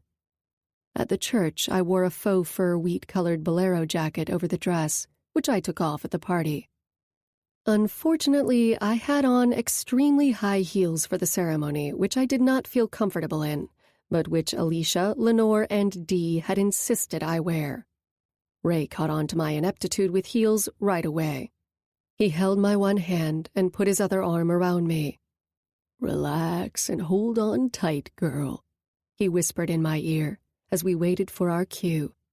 I squeezed his arm, and we made it down the aisle just fine under Miller's strong gaze. My groom's dark eyes were glassy and full as he took my hand in his. "You take my breath away," he whispered, his voice catching. He brought my hand to his lips and kissed it gently. "I love you," I whispered, my eyes filling with water. After a few prayers, our simple vows, and a blessing, Miller slipped another diamond eternity band on my finger, and I slid a white gold band on his. As soon as we got to dead ringers, I tossed the stilettos off at Dee. She handed me my pair of brand new and very amazing light brown leather cowboy boots, embroidered with different colored flowers I had splurged on at Pepper's to suit the occasion. Of course, I made sure the band played plenty of country music. "You don't know how much your sister wanted this for you," Alex whispered in my ear as we danced. I know she did. "She's smiling down on you, Grace." I hugged my brother-in-law and planted a kiss on his cheek. I can feel it. "You sure you're okay with the arrangement?" We're thrilled that Jake will be living with us. Never doubt that. The new addition to the house was all Miller's idea. I'm sure both of them will probably turn the new playroom into a man cave. Miller had hired a contractor right away. The kitchen was turning out great, with new hardwood cabinets, dark wood flooring, and granite countertops to match the one on the island he had already installed on his own. The stainless steel appliances had just arrived and were huge, gleaming, and begging to be used. Willie had built a mantel for the fireplace out of layers of stone. I had found 2 incredible frames made of driftwood from a local gift shop, and had Miller's small painting of a dark butterfly along with his portrait of Grandma Kim encased in them, and hung over the mantel. They were the perfect blaze of color, in an otherwise calm, earth-toned room. I'd found the photo of Miller and Rec with the Indian on an old bulletin board at the repair shop. I had it enlarged and mounted in a black frame, and hung it along the wall in the hallway, along with other prints of a teenage Miller in his high school football uniform, and one of him in his army uniform, hugging Rec goodbye, before shipping out for the last time. There was another photo of a young Miller with Rec, Dig, and Boner working on bikes in the shed. I had never seen that one before. I also put up a photo of me and Ruby at her high school graduation, me squeezing the life out of her, and another of Ruby, Alex, and Jake when he had taken his first steps.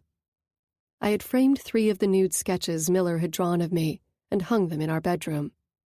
All the others, and there were plenty more he drew later, most of which were not for public viewing, I stored in a large leather file box with special tissue paper in between each one to preserve them.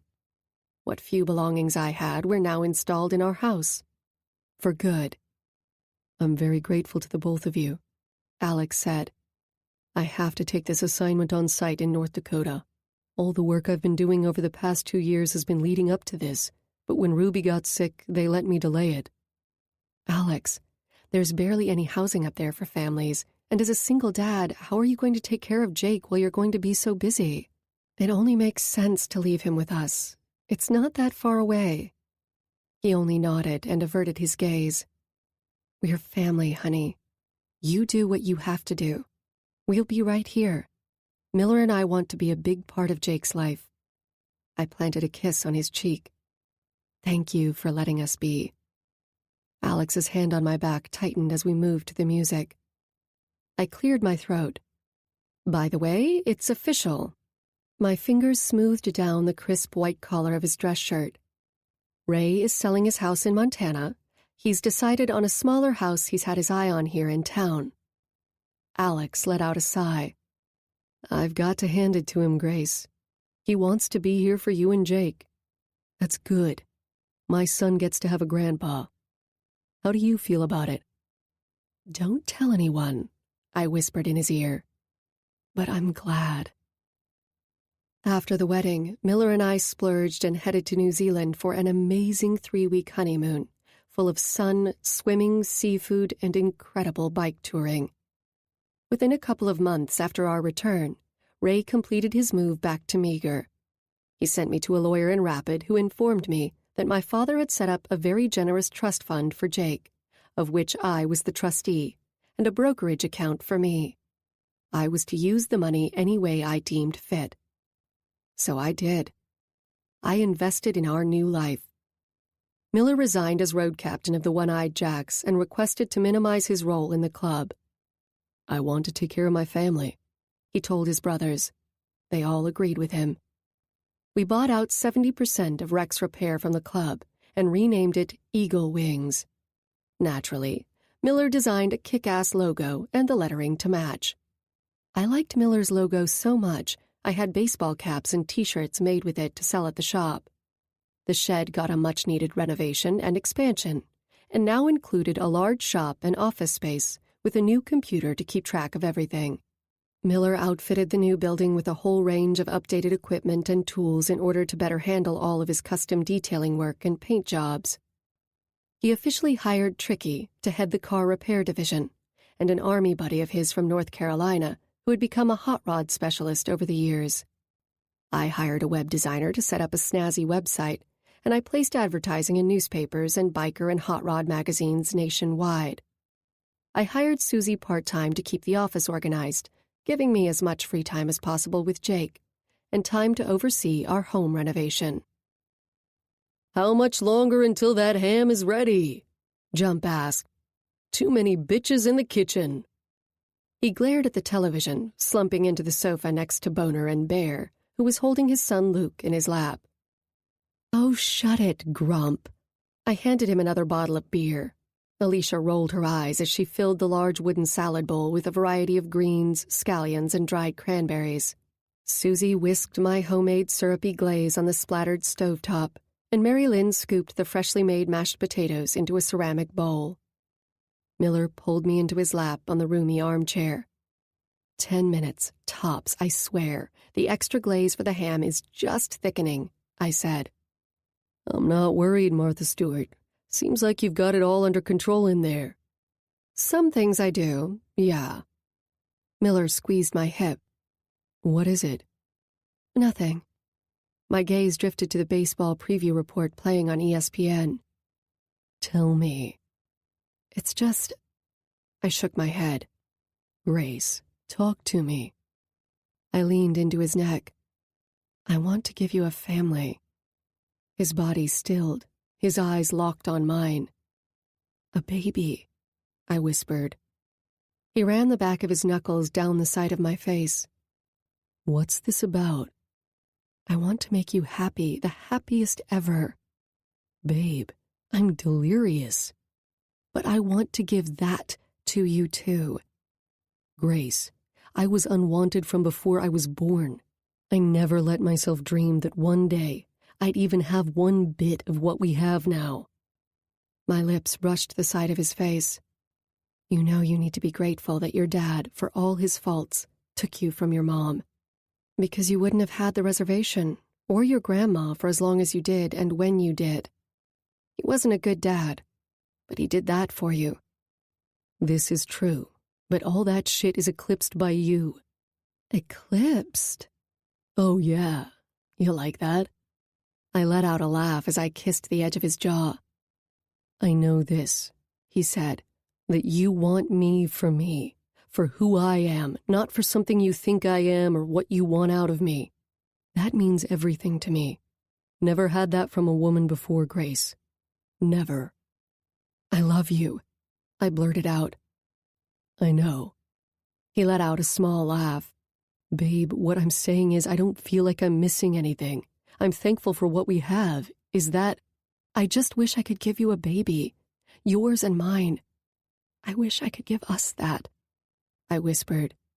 "Am I being greedy? I love having Jake be a part of our family. He's a blessing I never expected." "He is." His hand stroked my middle. "I would love a kid with you, Grace. Of course I would. But that decision was taken away from us."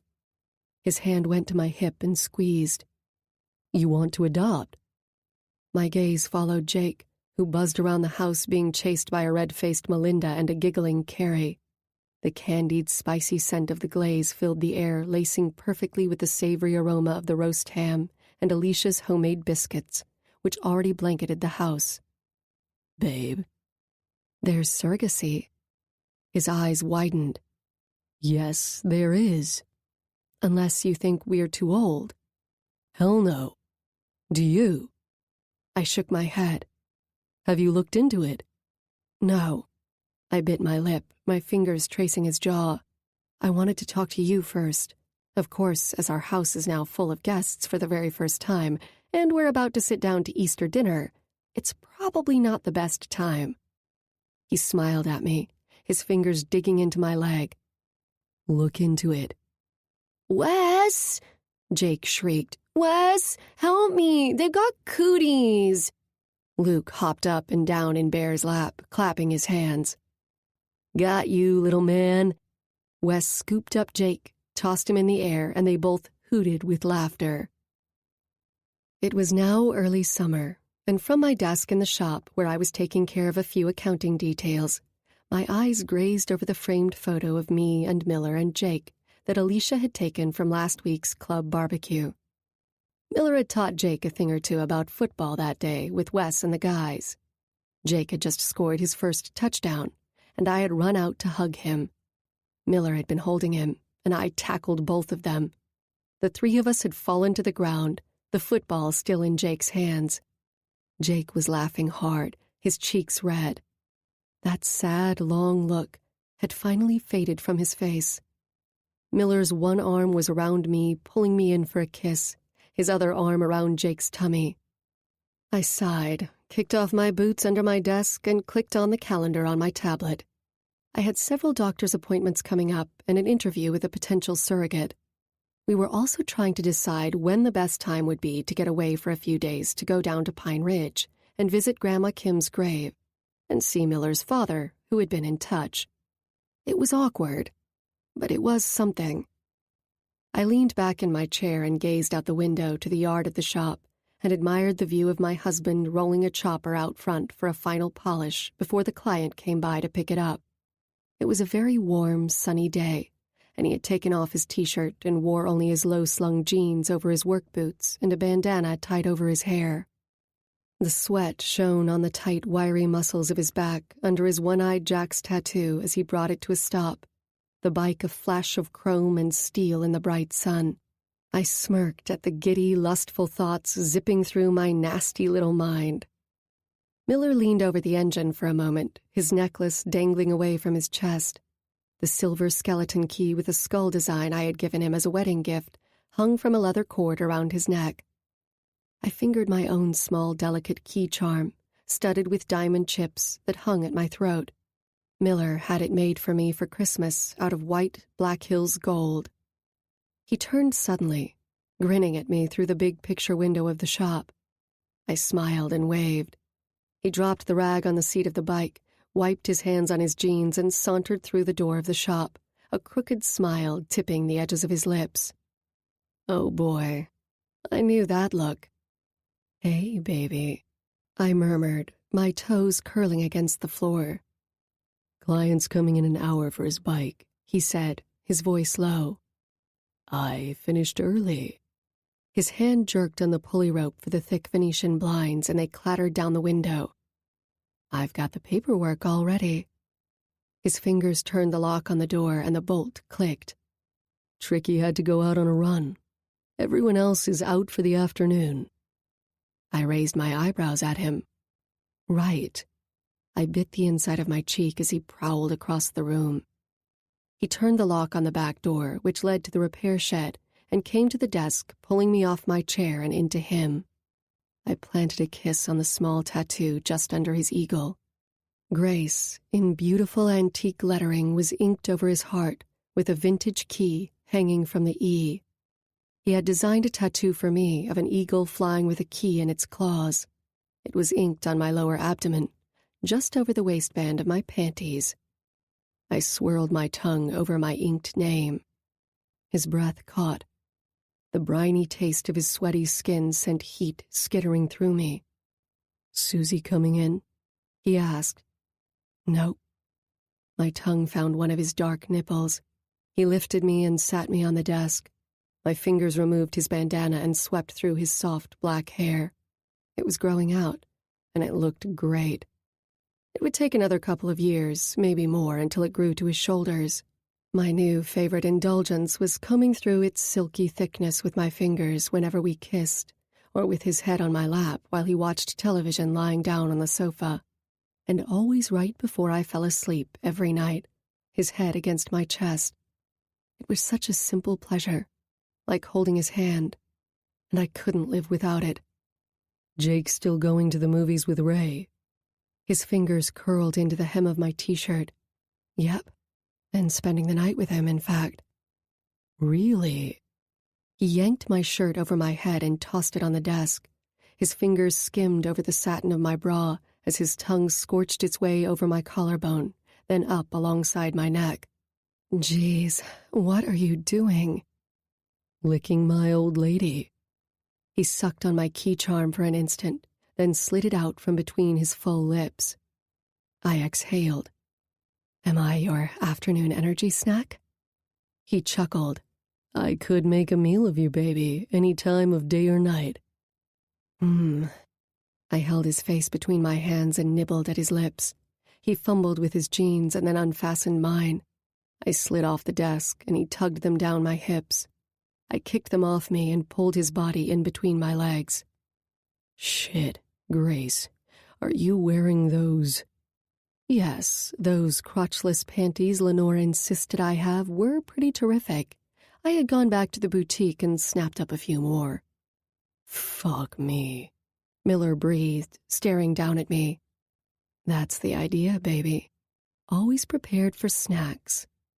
A growl escaped his throat as his fingers traced over my tattoo, then down the lace of the flimsy panty, finally sinking inside my wet pussy. I leaned back against the desk as Miller clasped one of my legs, holding it high against his shoulder, his thumb stroking my clit back and forth. Baby.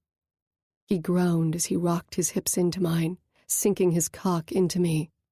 My body stretched around his heat, taking him in, and he settled deep. Oh, shit, yeah. His eyes squeezed shut for a moment. Mill. His one hand stayed wrapped around my calf against his shoulder, the other pinned my hip down. He dragged his thick cock out slowly, and my breathing stopped. Everything stopped. He thrust in again on a fierce stroke, and life made sense once more. I let out a deep moan, my head lolling back against the desk. What you do to me? Love you, Grace. Love you so much. He rolled his hips into mine over and over again, thrusting faster. My body jerked back and forth on top of the desk. My fingers clasped onto the edge of the furniture. An empty mug tumbled on its side, pens and pencils spilled over onto the floor. A pile of envelopes cascaded over the side. My body tightened. The harsh wave built inside me. Oh, God. Every time. Miller's dark gaze darted from my eyes to between our legs, where his fingers teased my clit, coaxing me higher, his lips forming a tight O, his breathing now short and quick. He loved watching, and I loved the burn in his eyes when he did. He drove faster inside me, grinding his hips against mine. I cried out as that excruciating current pulled us in, and the waves shattered over us both. He let out a deep groan, filling me with his sticky warmth, and my hand wrapped around the base of his perfect cock. Miller leaned over me and took my mouth in a rough, hungry kiss. The clouds cleared up. Full moon will be perfect tonight. After dinner, you and me have a date with the Indian. I kissed the underside of his jaw. Good. He released my one leg and hooked it around his waist along with the other. He freed a breast from a bra cup, taking the tip in his mouth, while his fingers swept across my chest and teased my other breast. I shivered, and my hands slid down his damp lower back. Love watching my cock inside you, he murmured against my skin. Oh, me too. He chuckled, his mouth brushing my lips. Gotta finish up with that bike. Come see. We got dressed. I raised the Venetian blinds as Miller unlocked the front door.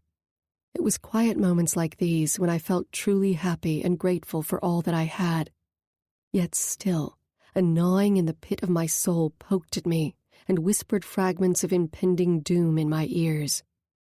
I knew it would take more time for those voices to finally quiet, but I was getting there. I closed my eyes and a smile curved my lips. My brain felt refreshed. My body felt whole and loved up. That was my kind of cardio, not that boot camp torture Lenore was always dragging me to. "Baby?" I blinked up at my husband. He fingered the wide V of my t-shirt, tugging it down. I grinned at him as he planted a kiss on the swell of my breast. I entwined my fingers with his as he swung open the door. A streak of bright sunlight gleamed off the cherry-red explosion of zigzags freshly painted over the body of the restored bike before us. My fingers curled in Miller's firm grasp, and a billow of warm air bathed us both as we stepped outside. This concludes Lock and Key by Kat Porter, narrated by Lucy Rivers and Vikas Adam. Copyright 2014 by Kat Porter. This unabridged audiobook is published by arrangement with Kat Porter and was produced in the year 2016 by Tantor Media Incorporated, a division of Recorded Books which holds the copyright thereto. Please visit Tantor.com for more information on our growing library of unabridged audiobooks and to take advantage of special offers.